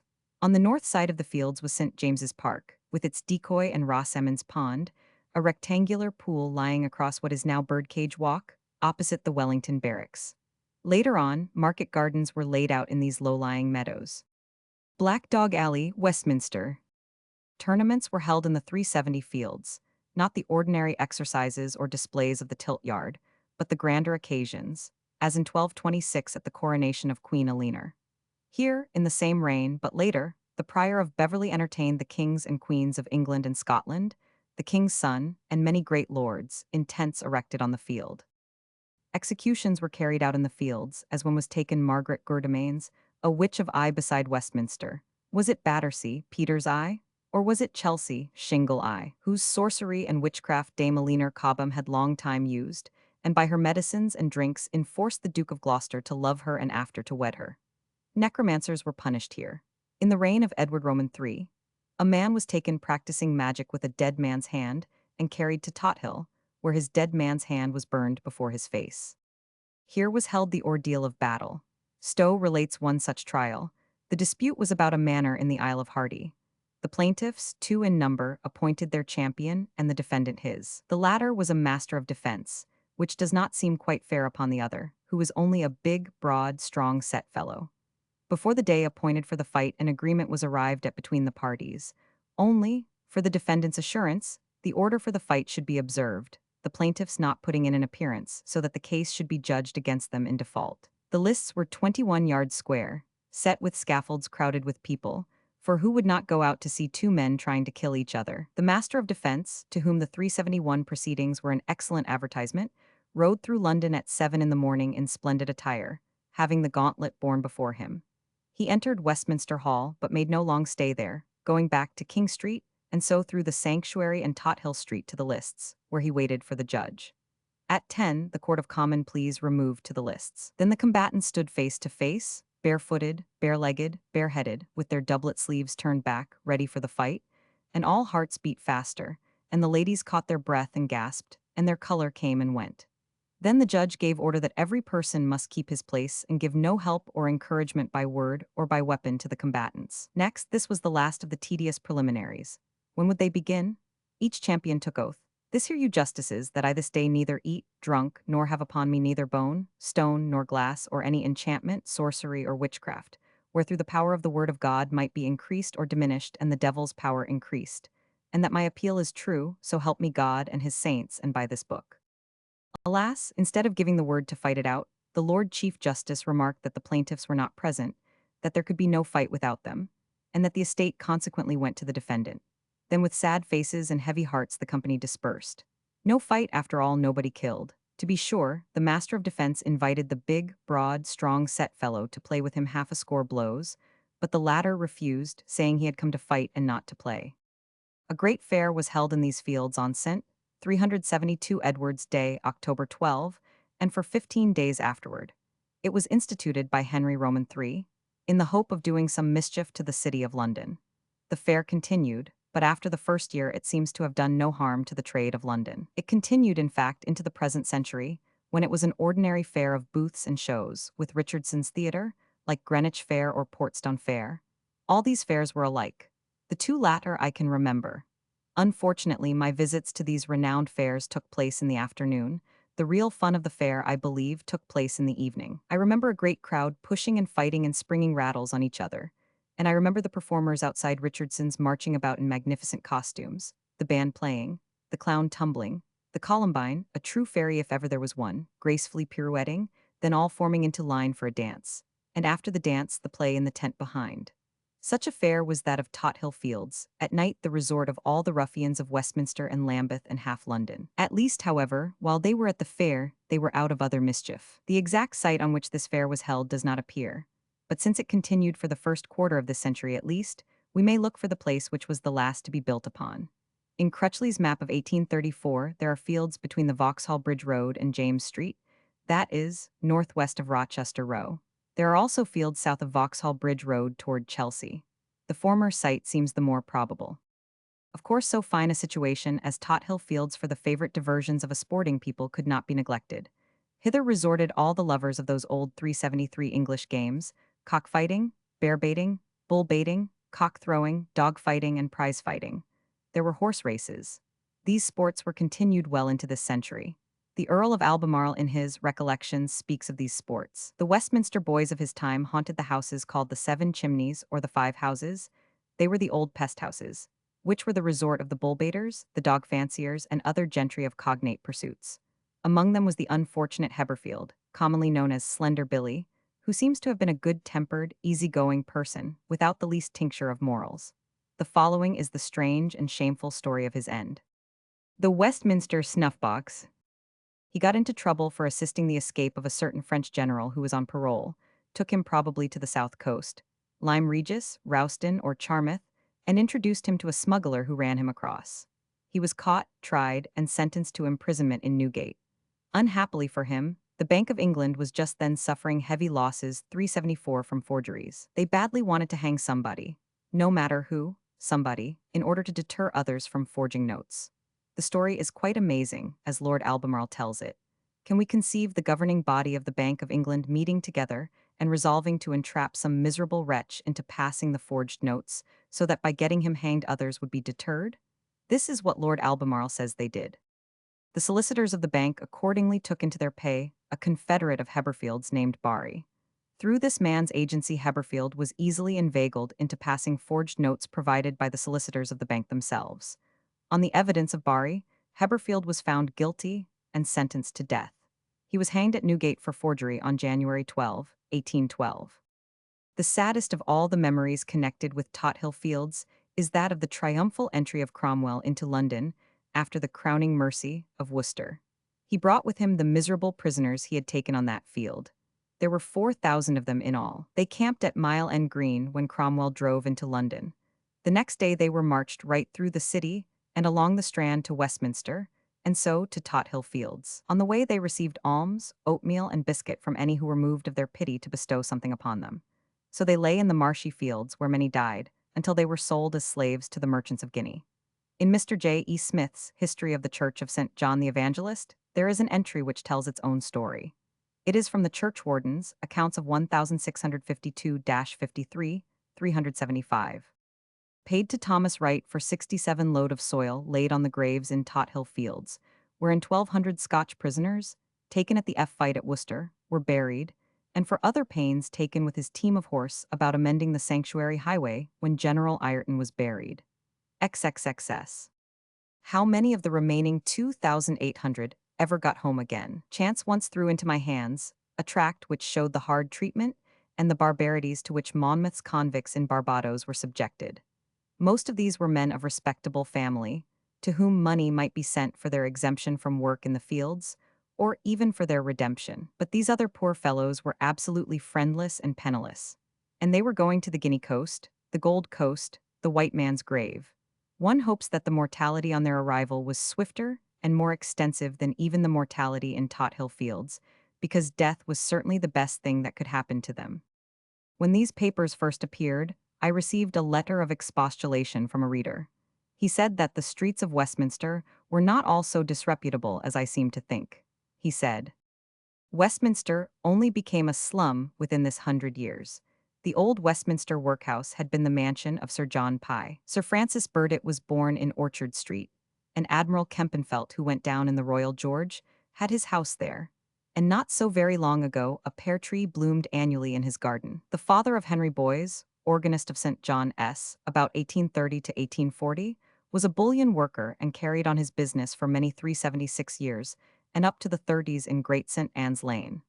My grandmother was born, 1770, in Peter Street, at the corner of Duck Lane. She told me that all that neighborhood was very respectable in her girlhood, Duck Lane being the only exception. She attributed the downfall of the locality to the cheap houses that were built at that time in New Peter Street. Towards the end of the century, there was only one shop in Strutton Ground, all the rest being public houses. My mother was born in 1802 in Marlborough House, Peter Street, then the premises of the Cudbear Company. She used to recall Brown's Gardens in her young days that were between St. Peter Street and the Horseferry Road. They were nursery gardens. Palmer's Village was a collection of houses for workmen, built about the beginning of this century or the end of last, between Emanuel Hospital and Brewer's Green, and accessible through an archway leading from the latter. I am glad to print this protest. I have, however, given my authorities for what I have stated. It is quite possible that respectable streets and good houses existed side by side with the slums. There are always respectable streets and great houses in every neighborhood, just as among associations of the greatest villains there are always some with redeeming traits. Among the residents of Westminster, our friend might have mentioned Lord Grey of Wilton, Cornelius Van Der, yeoman of the guard to 4 sovereigns, Oliver Cromwell, John Milton, and Dick Turpin. Here's, however, further from Mr. William Bardell, writing in 1839. Another of the peculiarities which this district presents is the number of middlemen it contains. 377. These generally possess themselves of a house or houses, with gardens, large or small as it may happen. Here they erect, in open defiance of all building or sewers acts, a number of tenements of the most wretched description, and to which the only access is by a passage through one of the front houses. In process of time, these become lanes or courts or alleys or places or buildings or yards. These tenements are divided into separate rooms and let weekly by the middleman, who subsists upon his beneficial interest in the concern. And so numerous are the houses of this description in the district, that considerably more than one half of the number proposed to be removed are let to weekly lodgers.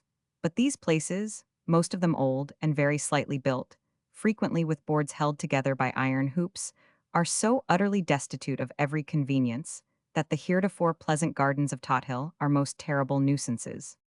It is in these narrow streets, and in these close and insalubrious lanes, courts, and alleys, where squalid misery and poverty struggle with filth and wretchedness, where vice reigns unchecked, and in the atmosphere of which the worst diseases are generated and diffused, that uncleanness and impurity are an unerring index, pointing out the situation where the malignancy of epidemics more or less exists, is a truth known and admitted from the earliest ages. Dr. Wright, the assiduous and highly intelligent medical officer to the parish, stated before the same committee that fever is exceedingly prevalent and had been very general in the months of April and May. The doctor had upwards of 30 cases of typhus fever in one court containing 4 houses, most of which cases it is probable would have termi 378 nated fatally had the sufferers not been removed from that locality. That fever is propagated and continued in these miserable courts long after the ravages of epidemics have ceased in more open parts. Mr. Cubitt also has stated that the ground between the almonry and the western end of Palmer's Village is occupied by the worst possible description of inhabitants. The land is exceedingly badly drained, or rather not drained, and there being no proper outlets for the water, a great deal of bad air must pass off by evaporation from the quantity of stagnant water upon the surface and in the cesspools. Here we make an end. It is not a survey of Westminster to which you have been invited.